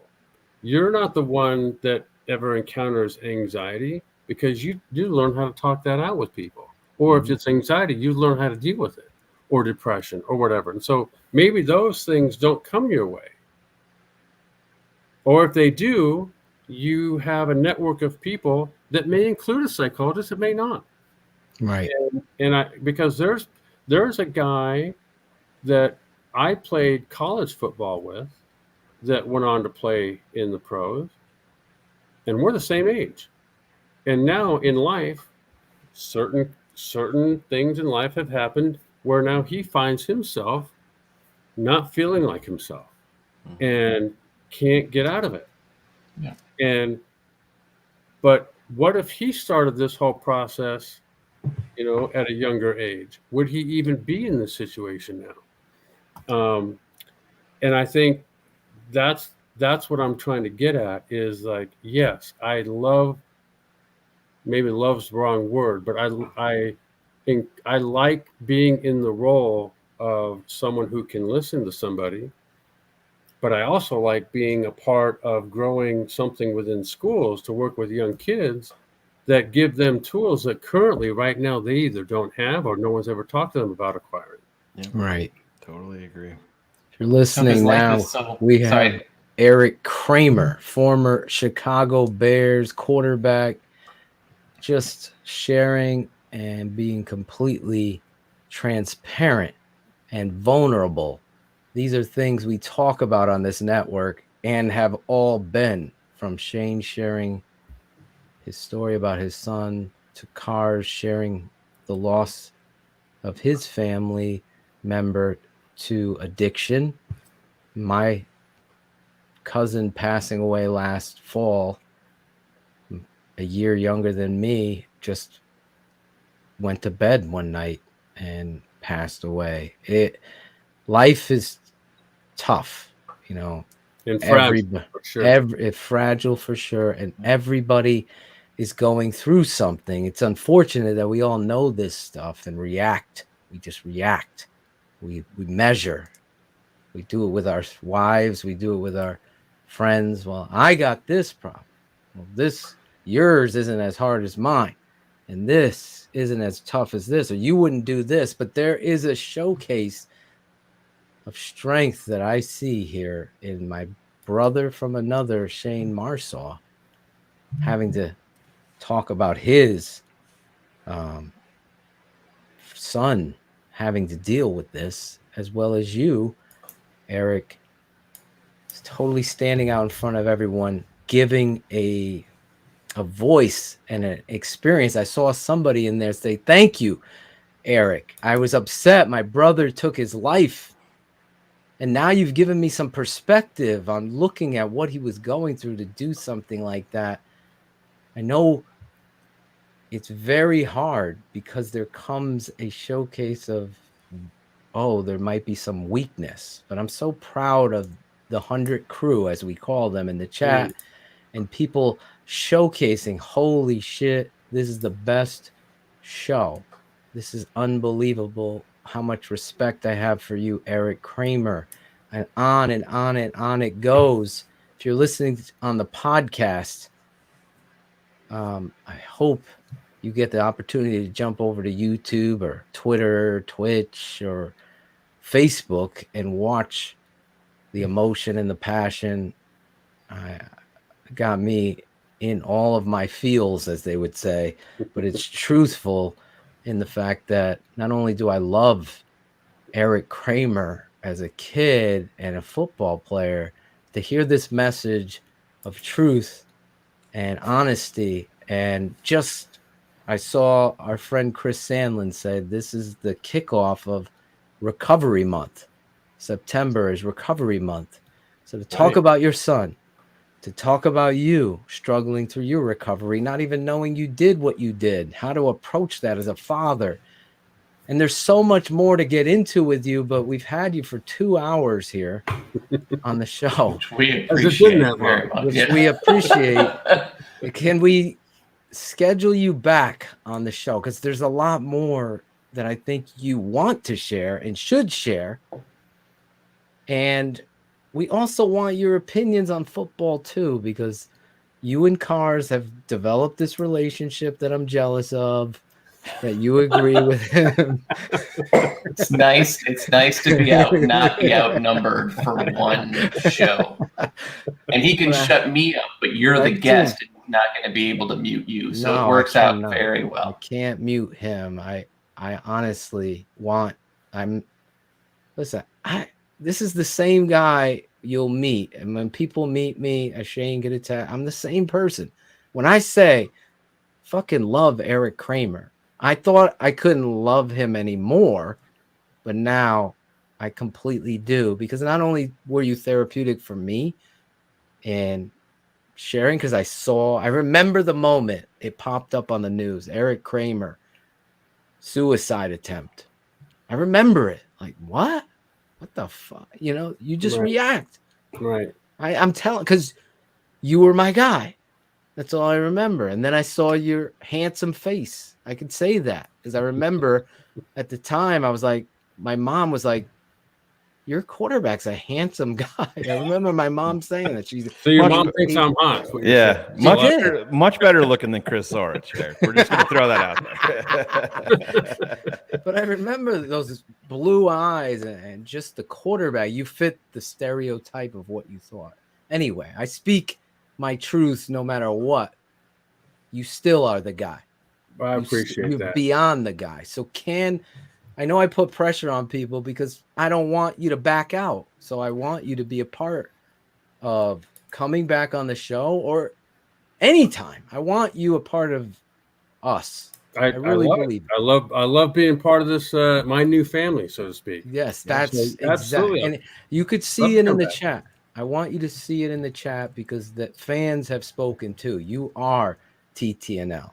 As Bullets is saying, he's still our guy, just like I said. I love it. So let me just say this. Yes. When you're talking about, you saw it on the news, and yes. So you get so into the little keyhole that you're living in. Yeah. You have no idea what's any perspective about the outside world. None. Yes. And so I never thought, like I'm told that made the news everywhere. And you don't think about that, honestly. Like I was in a little cubby motel room. And so I'm, like I said, I'm just thankful to be here. I think one of you had brought up there's a reason I'm still here, and you're right, there is. Yes. And so I'm going to stay here. And there's a lot of good things that are going on right now that I'm helping to become a part of that are going to continue to grow. And so I would love to come back on this show again. Love to. We want you a part of us, and it's not bullshit. You're a family now. I really mean that. I'll keep in touch with you. I sent you my personal cell phone.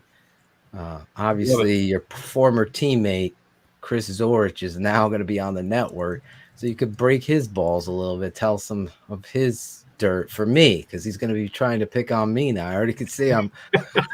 I think we should get him like maybe his intro should be like a little Olivia Newton-John song. It'd be like, I love you. I honestly love you. That would be perfect for him. But it has to be short because it will be a 14-hour podcast without a long intro. So if you do like a 15-minute, that probably just adds 2 more hours onto it at the back. Let's get physical. Oh, what was Lord. the other one? There was a Xanadu. Xanadu, right? Xanadu. Right? Yep. I'm sure there's somebody in there you could pick out that would be, it would go against the grain of him being a strong physical guy. Get something that would touch his more feminine side.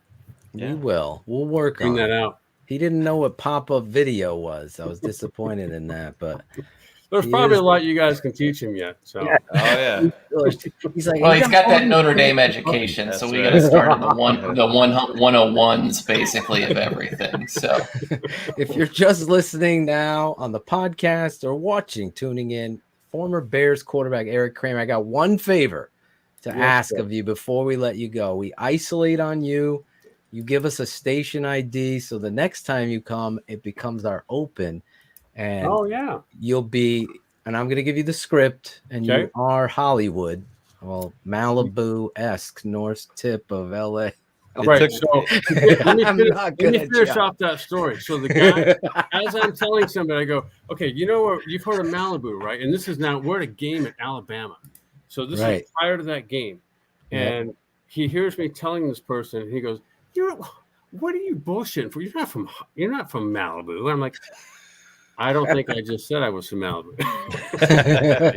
Exactly. So nor am I from Hollywood, but I did go to school in Burbank, which is like home of the Burbank Studios, right? There you go, Burbanks. I'll be there. I'll be in Burbank next week. It'll be a lovely time to get out of Chicago. Maybe you can get up to. Maybe you guys can meet up. Talk shit about we could. Burbank's still a somewhat sleepy little town, kind of like Agoura Hills, but without Agoura Hills is Burbank, but without the studios. Yep. And without the mountain fires that are constantly behind everything. We got those. Believe me. Okay, we got good. Evacuated here a couple years ago. Erik Kramer has a silky smooth texture to his voice, his vocal.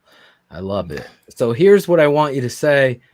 Hi, this is former Bears quarterback Erik Kramer, and I'm keeping it 100 on the Tape Never Lies network. So Chris Zorich would have said keeping it real and fucked it up. Zorich 15 minutes to figure that out. He had to write it down. Well, you got to do. He had to write down a script. He did. And we have I wish we could pull, because I was supposed to have it ready, but I've been pulling my hair out, producing a lot of stuff for tonight's show. But I hope you love. I'm gonna email you the intro we produced for you as well, because I want you to have that. Okay. The little token, and then you send me your address. I'm gonna send you out one of these puppies right here. Love it. A little swag. But again, I'll give you the script. Your name, former Bears quarterback, and then I'm keeping it 100 on the Tape Never Lies network. Okay. I'll count you down when you're ready. I'm ready. Isolate on you. Okay. 3, 2, 1. Hi, I'm Erik Kramer, former Bears quarterback, keeping it 100 on the what network? The Tape Never Lies network. All right, let me do that again. One more time. Okay. 3, 2, 1. Hi, I'm Erik Kramer, former Bears quarterback, keeping it 100 here on the Tape Never Lies network. Boom. Love it. 2 takes Kramer. See? Took you to Detroit, then you went to Chicago, and fucking Wanstead fucked up and let you go out to San Diego. I'll just say that for you. I feel like I just took a called strike, and then hit the other one out. Yes, you did. All right, cool. I like it. I love it. Great He's stuff, former man. Bears quarterback Erik Kramer. If you haven't heard his story, there's more to tell, if you could believe it. There is more to tell. I'm going to schedule him back on the show. We're going to finish up, but also Cars, we're going to see what Erik Kramer studies, Bears, Matt Nagy, Fields, and all of that, and get the former Bears quarterback to come on here and give us his week 3. Let's just throw that number, or week 2. We should have him do Detroit. We should have him do Oh, Detroit because I have nightmares about him and Herman Moore. That will always be my life. Who was the other one? The other fucking guy. Oh, was it Haynes? Who was No, the we other- had a couple. We had Brett Perriman. Brett Perriman. That was- he Yep. always fucking caught that ball in coverage. And Willie he Green was shit- pretty good too, and Aubrey Matthews and Willie Jeff Green. I Campbell. always wanted on the Bears. Yeah. Shayne. Remember him? Fucking Willie Green traveled the NFL and always made big plays. Brett's, I believe it's Brett's son that just signed with Chicago today, right? Rashad? Yeah. Oh, that's his son. I believe so. Look yeah. at it. Did he Full sign with circle. Chicago or Detroit? With No, us. Detroit Yeah, released him, and from Chicago Detroit. signed him Detroit. today. Yeah. There we go, Kramer. Rashad Perriman. All right. I- you want to in do fact- the Detroit game or the third week game? Whatever you guys like, I'm in.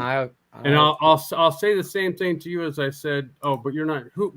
So, Cars, you're in Naperville. Shane, are you in Chicago area too, or no? No, I'm New the York. only one. I'm in New Oh, York. you're the only one. So, Cars, if I get in touch with, if I end up coming back there that Halloween weekend for the Bears alumni weekend, not only will I get in touch with George, I'll reach out to you too. There you You go. would make my life, so that would be Holy amazing. Shit, I'll fly out too. No, you cannot. You stay home. You stay away. Cars have his and you- day. That's why I asked if it was the Packers weekend, to be honest, when Chris busted my balls. Yeah, actually, We're going to that be out there weekend- for that weekend, that the whole Halloween weekend is the TTNL. 49er game. Okay, so you'll be at the 49er game the following weekend. I'm saying Halloween. Yeah. Oh.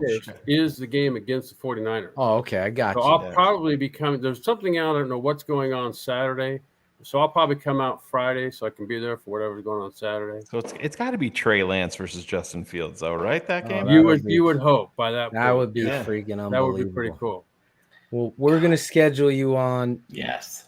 I'll look at the schedule. Cars really was pulling for Detroit, but I'm going to miss That's the game you. I think he's going to start. That's why I'm picking that as my. All right, I so like it. we'll do it week 4 that week, right after week 4. So Okay. that Wednesday. Perfect. So you'll assess it. So and now how you he's guys been. will have had a quarter of the season right now. Exactly. To assess the Matt You Nagy either have homework. playing or not playing Justin Fields and what Exactly. has all transpired as a result. But And you you're could- right. I'll help you break that down if you like. And that's when Of Zorich's course. temporary contract with us runs out. So if he doesn't do a good job, you might be able to slip right into your own show. Yeah, I could be Eric. the Justin Fields That's of right. Keep It 100 show. That's right. Listen, you honestly, we'll talk because even sooner you can come back because you're amazing tonight. Oh, I just man.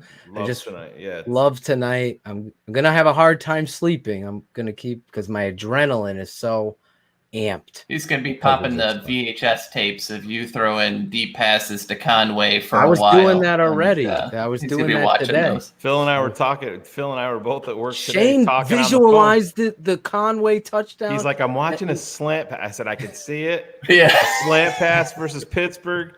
Curtis double Conway tapped has the his double feet. toe tap right in the end zone. He's like, dude, true it's story. the fucking play. I go, Twist Oh, yeah. invention here is called the Cobb Quickie.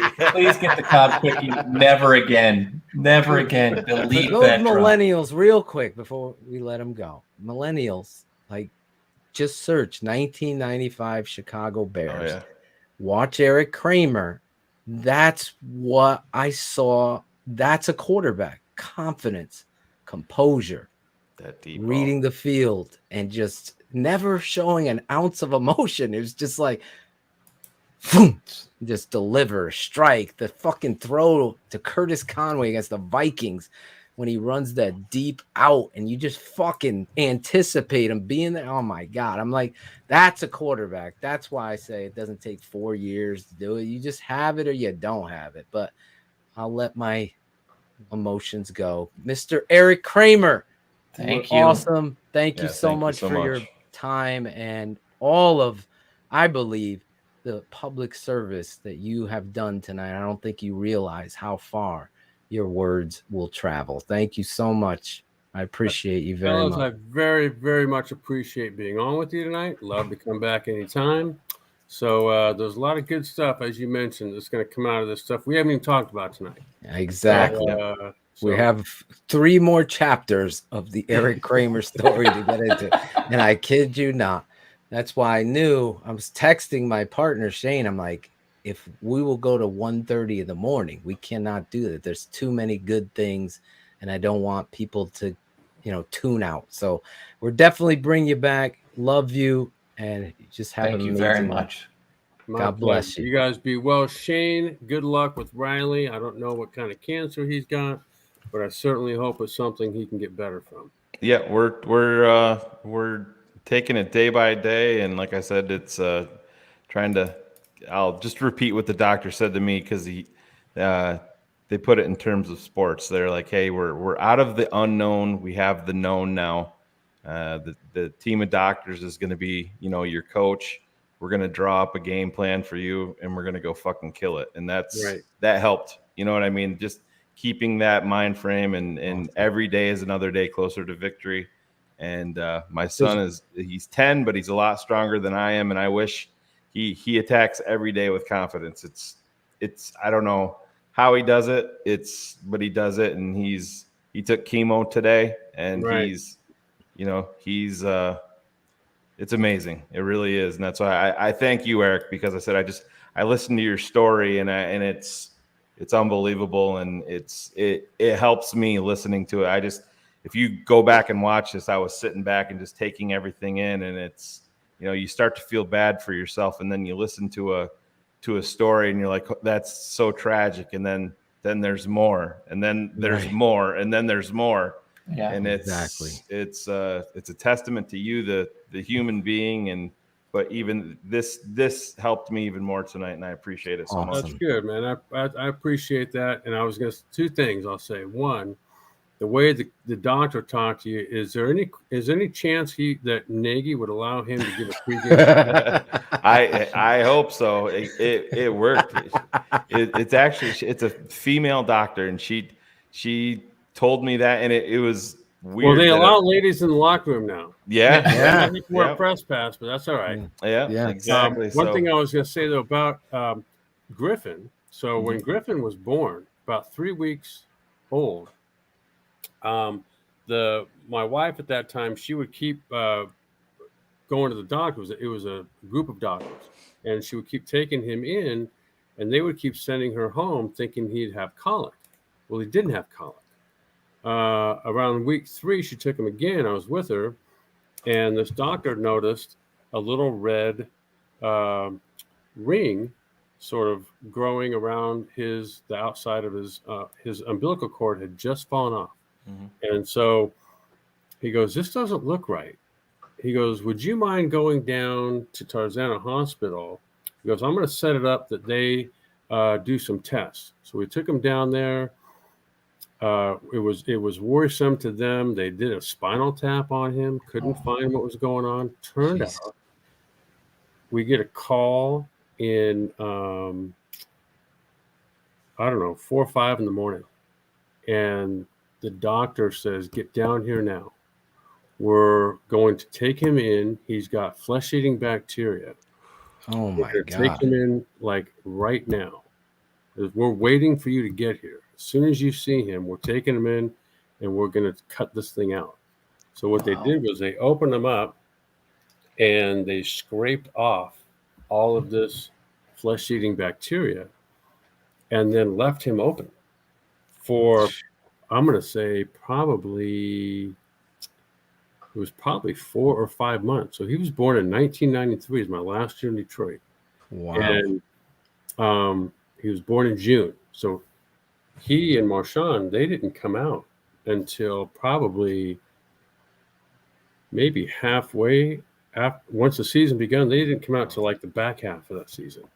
And so he was packed in gauze and had this whole wrap around him, and they didn't close him up because if it had come back, they didn't want to have to open him back up again. Yeah. And the day this all happened the day I was supposed to leave for training camp, which is going to happen the next day. And so I'm home for a few weeks, and then the doctor says, because now he's at Tarzana and he's in one of these little incubators, and she's like, okay, I think we have him stable. I think you can go now. I get off the plane in Detroit. I get to the stadium.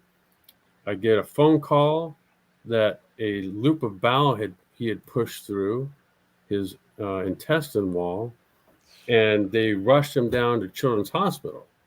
So I got on a plane, went right back again, and was there for several more weeks.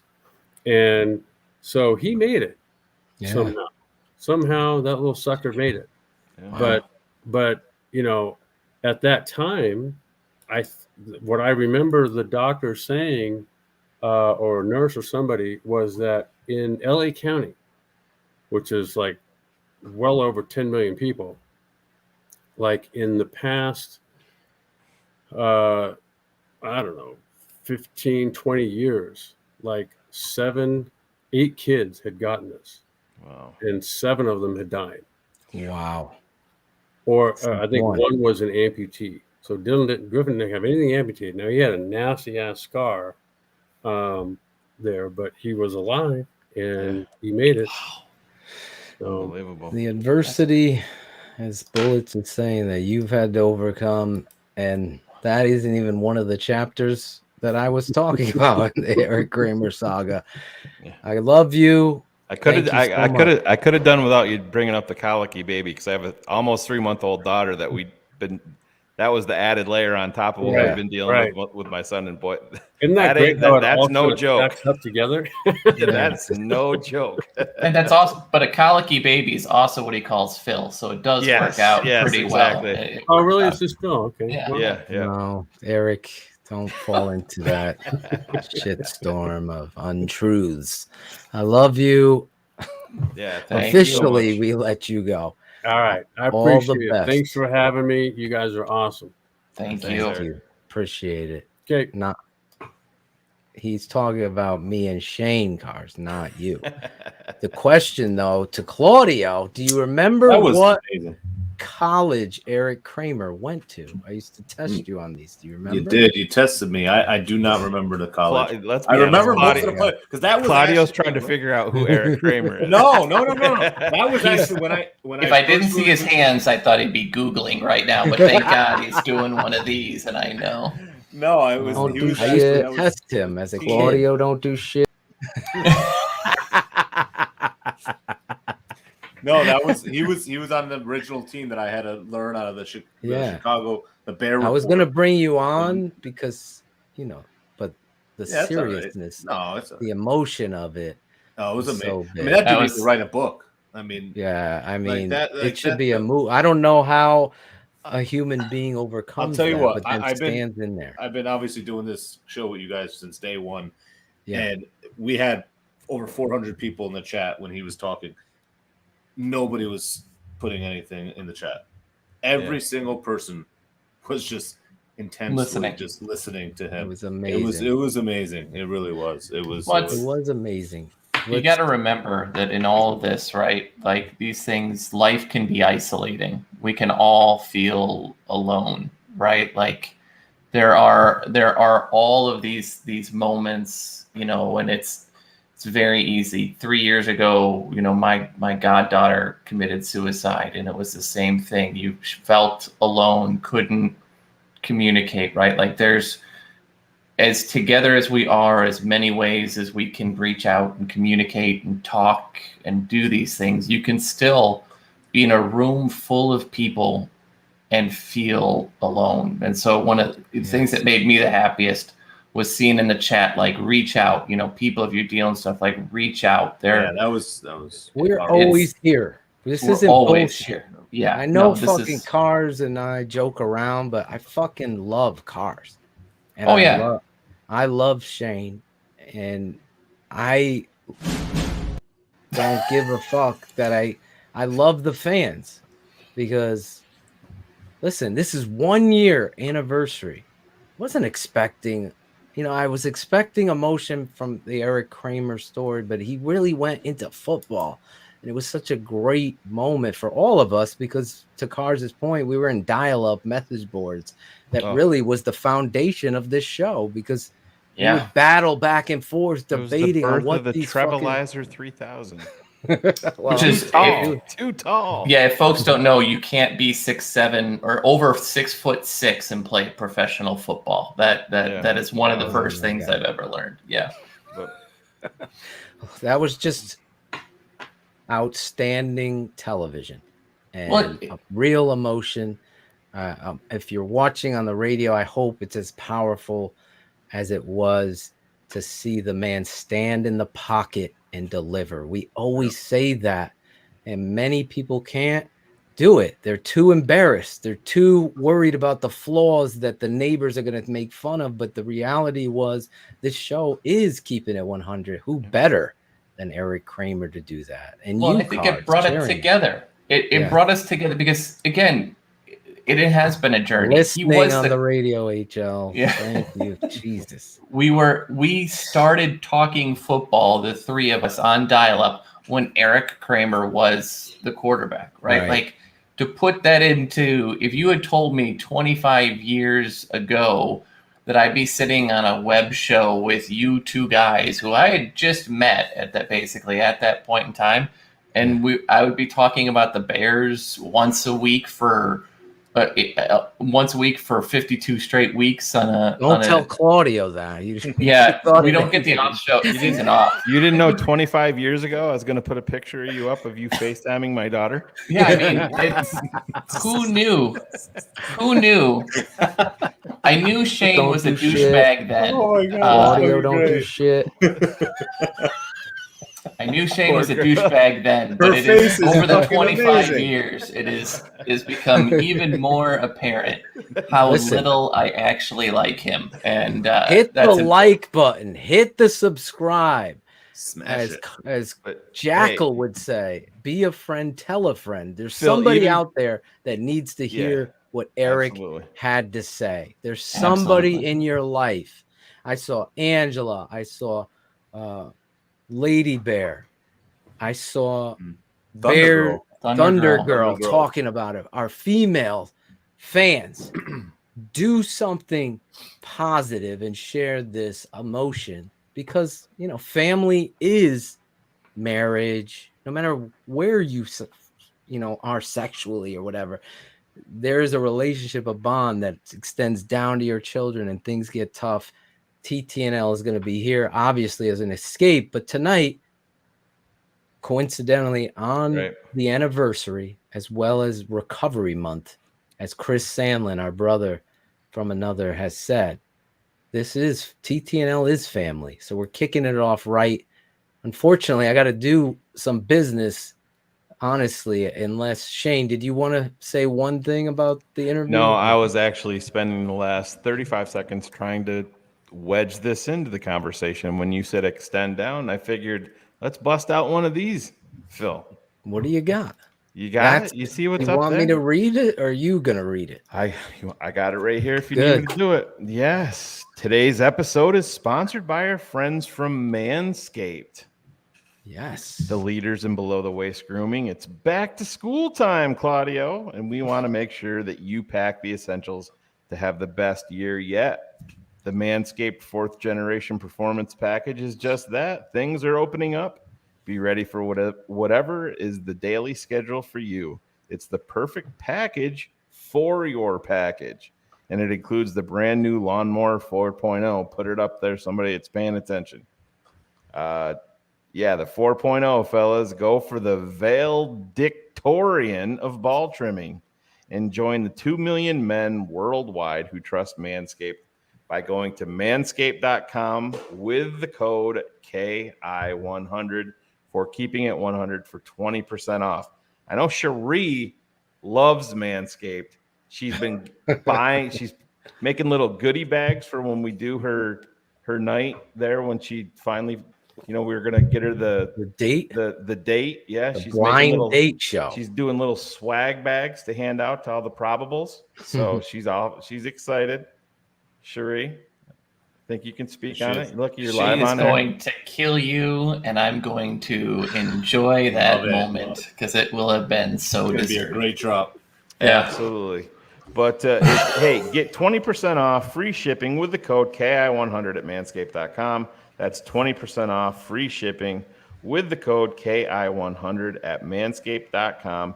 This year, graduate with a degree in clean balls from Manscaped. You are reading my mind, Shayne, and I thought you were just going to start crying there because you were so blown away. It I sounded was. like you were breaking up a little bit. I was. Got emotional about his balls. Emotional night. Yeah, that's dirty balls right there. There you Clean go. that up. Two of our favorite Bears all time, Chris Zorich, Erik Kramer, to kick off all of this into the season. Now, real quick, we got to end some talk of the Bears real quick, guys. As I say, real quick. None of the producers could. Real quick. Jackal does nothing. But real quick, ending the show. Shayne, let's go around instead of bear up, and we're going to get the shout outs. And instead of bear up, bear down, let's just talk about. Dude, it's real 12:30. quick. Why don't we just jump right into the shout outs? No, one guy, one guy Oh that my you're God, only you, one bro. guy that you're excited about. One guy. Justin Fields. Shout There outs you go. time. Cherie, as we kick off, one guy that you're really excited about seeing on the Bears this year. I got excited over Caleb Johnson. So, Wow. See? yeah. Caleb Johnson making the final 53. He was a surprise. He really was. Claudio. It's not Mooney. It's who you just showed, David Montgomery. I took him in my first round pick in my fantasy draft. Wow. I'm ready for him to fucking ball out. Let's go. Wow. Yep. Jackal's going to be fired up with it. Well, it was a 14-team league. I was a 14th pick. Can only imagine the smells coming out of that thing, but Yeah, no titles for Claude this year, but good job, man. Cars. Travis Gibson for me. I'm really looking Nice. forward to see him and if he puts it together. Yeah, I'm with Claudio. I'm so excited about David Montgomery. I really hope. What are the whys? I hope the whys are, why not give David 30 carries, 25 carries, and help this offense, especially against the tough Rams defense. Try Why to not? help physically. It's something that I don't know. Shayne, do you want to play the game or you want to be a spoiled little brat right now? Yeah, I want to be a spoiled little brat. and Okay, get, so we're like, going on 3 hours to of sleep. Cherie's favorite song, the shout-out song. Where is it, Jackal? Can you handle that one thing? No, he can't. See? He's looking. So I got to do it.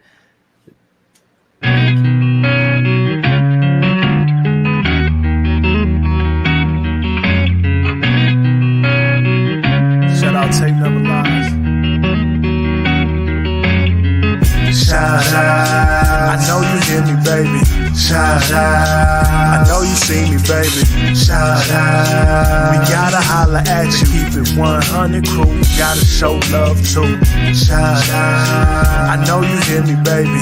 Shout out. I know you see me, baby. Shout out. We gotta holla at you. Keep it 100 crew. Gotta show love too. From the fans in the stands to the follows on the gram. Thanks for your support, showing love in the DM.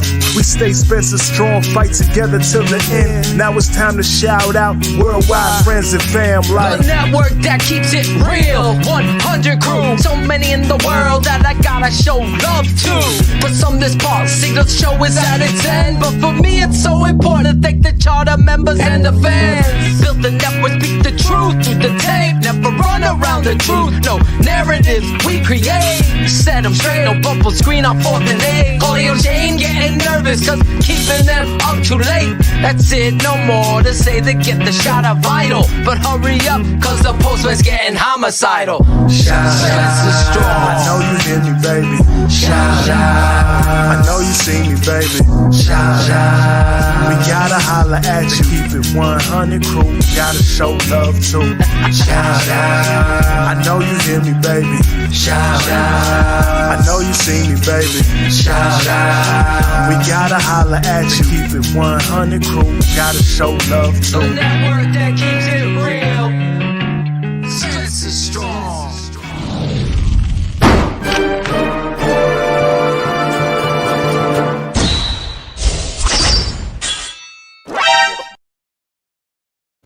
This is your boy, Draft Dr. Phil, and I'm controlling the shout-outs tonight. That's right.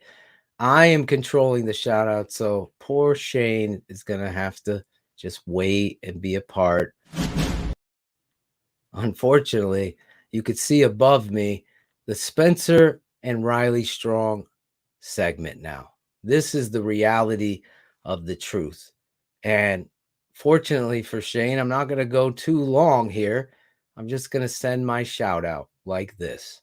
This network, as you could see tonight, is based on humility, empathy, vulnerability, and compassion. If you don't have that, please go to another network. If you don't have the class, the integrity, and the understanding that we're going to battle, debate, break down football, but also love and support each other.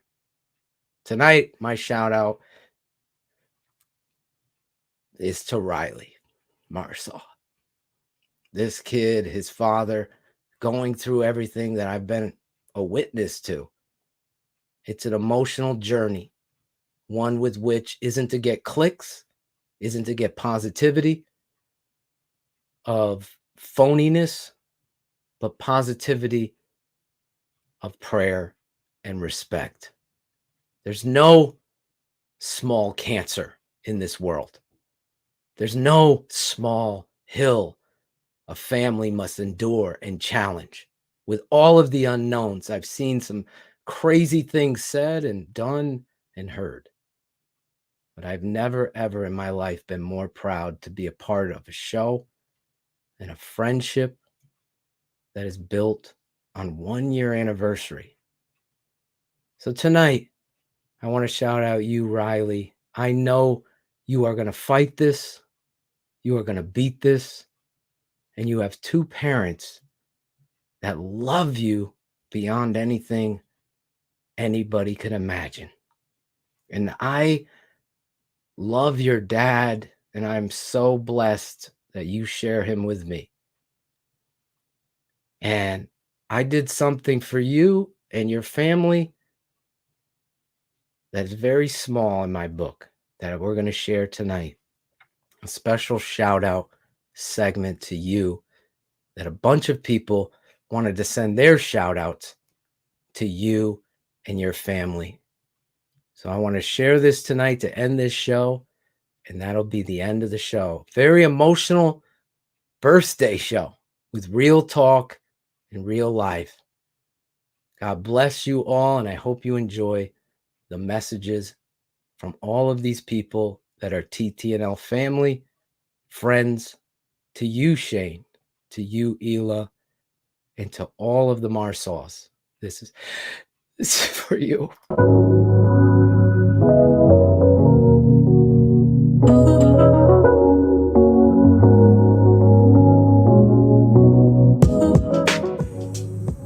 Hey, what's up, Riley? It's Cool Kennedy. And I just want to say, I wish I was as strong as you right now, man. You know, we're all a family. We're all going to be pulling for you no matter what. And I hope you take this sincerely, that Tape Never Lies family is there for you and your dad, no matter what. And I want you to stay strong, like I know you are, and keep the faith, man. Blessings and love.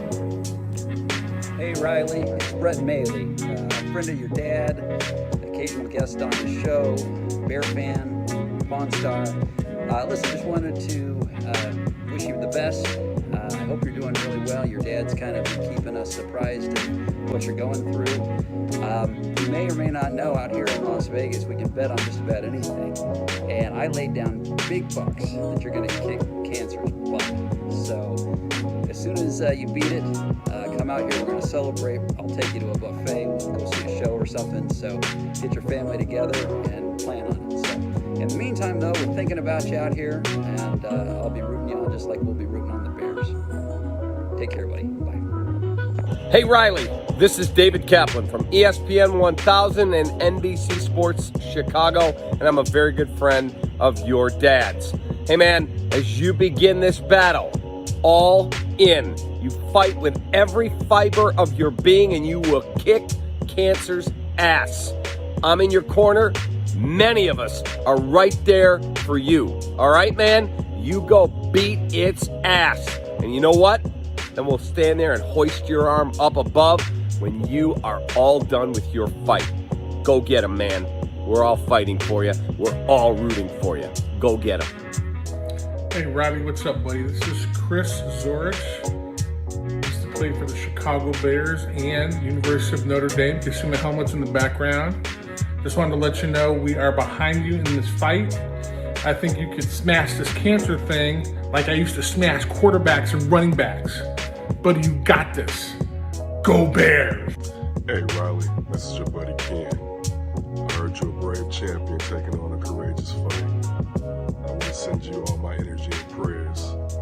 We all know you have this as you knock this out the paint. Continue to battle, buddy. You're a strong young man. You got this. Shout out to all the Marsaws. You all in our prayers. Tackle it. Hey Riley, my name is Cherie. I'm a good friend of your dad's. Just wanted to send you a quick message to let you know I know that things are rough right now and you're going through a really tough time, but know that there are a lot of people pulling for you and supporting you, including me. We know you got this. Stay strong and take care. Love you. Hey Riley, we got a saying here in the Philippines. Hindi ka nag-iisa. It means you're not alone. And you're not alone in this fight. You have the Marsaw family, the Atoshin family, the TTNL family. We're all in your corner. We got your back. You're gonna beat this thing. Riley Strong! Riley Strong! What's up, kid? It's the Braggs family. We're thinking about you, buddy. Stay strong, be positive, kick some ass, and always bear down. Let's go. Hey, what's going on, Riley? This is your boy, Jeff Crooms from Connecticut. I know you don't know me, but I am indeed your boy. Huge fan of your dad's show and the TTNL network in general. I just want to say I'm really sorry for what's going on in your life right now. I know it's very difficult. F cancer, but you know what? You're a fighter and you have the full support of the TTNL Army at your side. And just like Justin Fields, you got that toughness, boy. So we love you. We care about you. God bless you and go Bears. You got this, Riley. Keep your head up.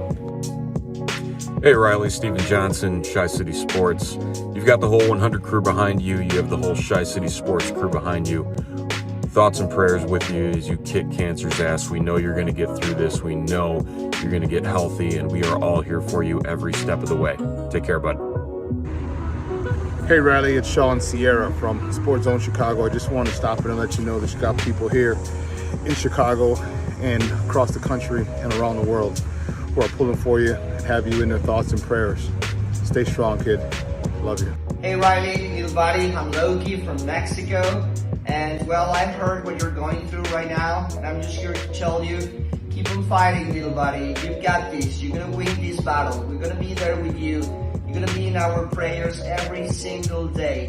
So stay strong, listen to your doctors, listen to your parents, and you've got this, okay? So let's keep fighting. You're a Marsaw, you're brave, okay? So, all my good vibes from Mexico City. You're going to be in our daily prayers, I promise. You are going to beat this. Riley, this is Olin Cruz from the Chicago Bears. I want you to know that we're all in your corner. We're all thinking about you. Punch this cancer right in the face, just like I would. In the offensive line room, we would always say, the strength of the wolf is the pack, and the strength of the pack is the wolf. You're the wolf and we're your pack. So we got your back. We're gonna be behind you all the way. And you're gonna take this cancer thing out. And you're just gonna keep going and fighting this thing. Anything you need from me, Riley, let me know.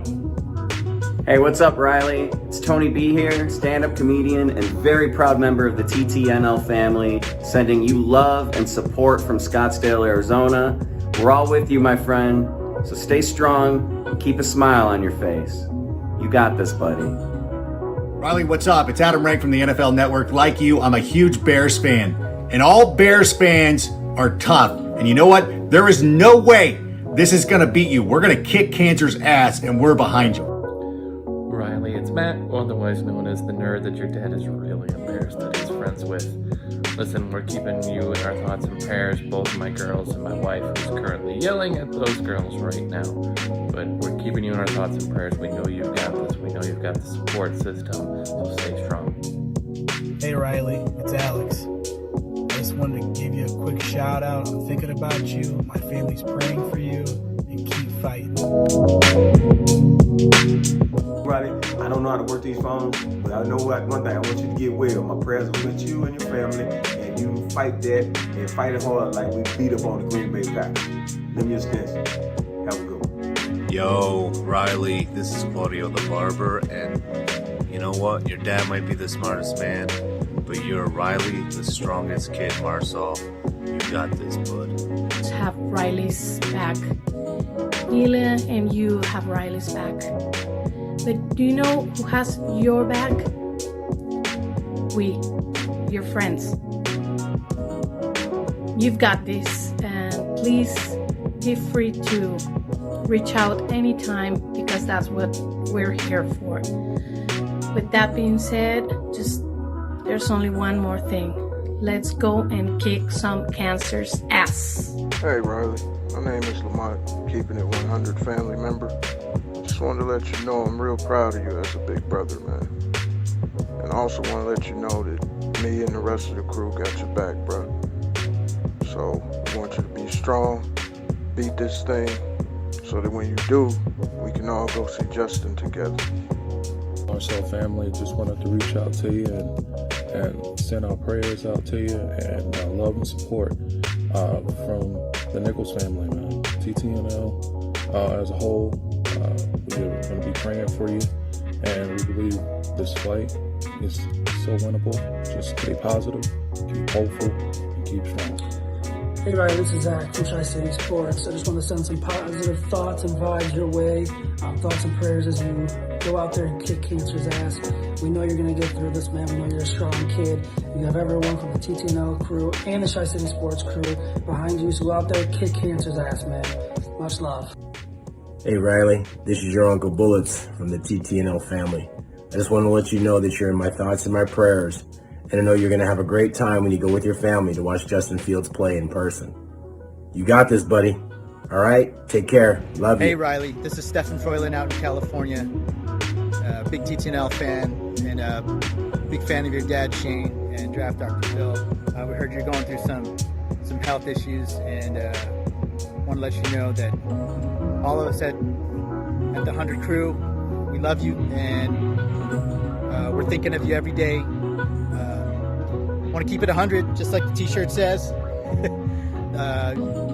It's probably not going to be easy, so you're going to have your ups and downs, but just remember you got a lot of people pulling for you, okay? Just keep listening to your doctors and your mom and dad, and everything's going to be okay. We love you, buddy. Be good. Hey Riley, Josh here from the 100 crew. Just want to give you all my love and support. We're behind you, little man. Just remember one thing, you're a Marsaw. Don't forget that, buddy. Take care. You got this. Hey, Riley. You're going to win this fight, Riley, okay? All I'm gonna always be by your side, all right? And what we're not gonna do, Riley, we're not gonna lose hope, okay, kid? Just like the Bears. Every Sunday, the Bears fight. Soldier Field. It's a home game. Every time Dave Montgomery touched the ball, he's fighting for extra yards. I need you to do the same thing, okay? Hey Riley, it's Uncle Bellissimo here from England, going with your dad and Draft Dr. Phil. Just want to let you know that I know you've got this.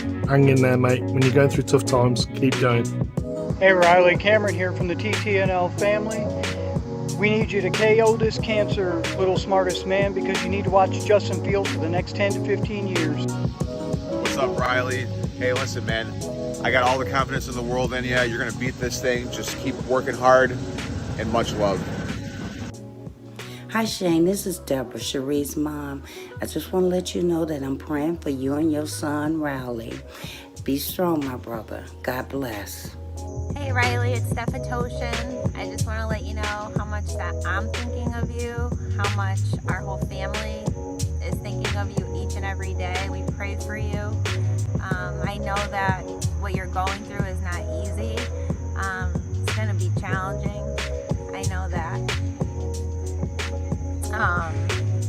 It's going to be hard not to go to school at the beginning, and you're going to have to do online school, but you got this. You've done it. Do it again. You'll come out stronger and better. You have a wonderful mom and dad who love you so much. I know how much they love you. I know how much we love you. I know how much everyone on TTNL family loves you, and how many people are praying for you. So you got this. I already know. Riley strong. Hey Riley. This year I got to meet your dad and his friends while doing this show. I've become a big fan of your dad, so it was really cool to find out that you like to read the RSP, so thanks for that. You know, when I heard the news that you got sick, I wanted to send along some encouragement. And I hope you know that we're all rooting for you and sending positive thoughts your way. And while you're going to hear a lot of people tell you about the power and magic that people can share through positive energy, and I definitely believe that too, ultimately, you have the power. You have the most power to make the biggest difference in this situation. And I know it's not going to feel like it all the time. I mean, some days you're probably not going to feel powerful at all, but sometimes the biggest display of power is at those moments when you're feeling really weak. And this shirt I'm wearing today, it says Falling Forward, and that's the logo of the shirt. This is from my old friend Chad Spann. And Chad was a star running back in high school, and at that time, no college offered him a scholarship. And he even sent homemade tapes of his highlights to colleges, and no one even gave him a shot until he was offered a chance to walk on at Northern Illinois. And although he was the 7th string running back on his team as a freshman, he worked his way into a starting role. And as a senior, he led college football in touchdowns. He scored more than Cam Newton when Cam Newton won the Heisman Trophy that year. Chad had a short career in the NFL, but he played with the Colts, the Buccaneers, the Texans, Jets, and Steelers.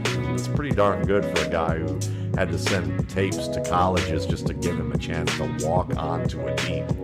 And he was on the verge of becoming a star in the Canadian Football League before he had a career-ending injury. And he eventually coached and trained football players. I even got to recommend a few NFL players his way as a result of the work that he did and some of the work that I did. And he was really good at coaching running backs. I probably learned more about scouting running backs from him than anybody else. Anyhow, I'm telling you all this about Chad because he created this shirt, and he did it because it reminded him that even in those moments where it feels like you're at your weakest or you feel like you're about to fail to meet your goal, that it's important to remember to fall forward. Do the best you can and make even the smallest bit of progress in that moment. As you know, in football, every inch can count. Falling forward can be all the difference in a game. Even if it means falling forward dozens of times, and those dozens of times add up. So Riley, just like football, man, do your best. And when you have those tough moments, fall forward. It'll add up in your favor. So F cancer, and we're rooting for you, man. Riley, my guy. Hey, buddy. I just wanted to send you a quick message and let you know that myself and the entire 100 crew standing behind you and gonna walk with you step for step in your journey. And you're gonna beat it. You are going to beat it because you're strong. And you have an incredibly strong mom and dad. And you have, like I said, an incredible supporting staff. Majority of whom you've never met before. But believe me, these people, taking it from someone who knows, these people are incredibly caring and they're incredibly loving, okay? They love you and we're all standing with you. So stay strong, my friend. Lean on your parents. They're gonna be with you all the way through, okay? Riley Strong, buddy. We're gonna do this.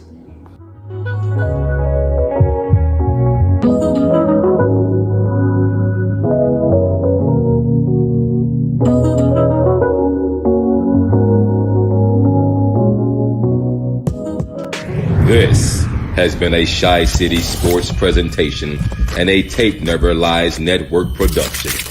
Keeping it 100. Thanks for tuning in to the Tape Never Lies Network.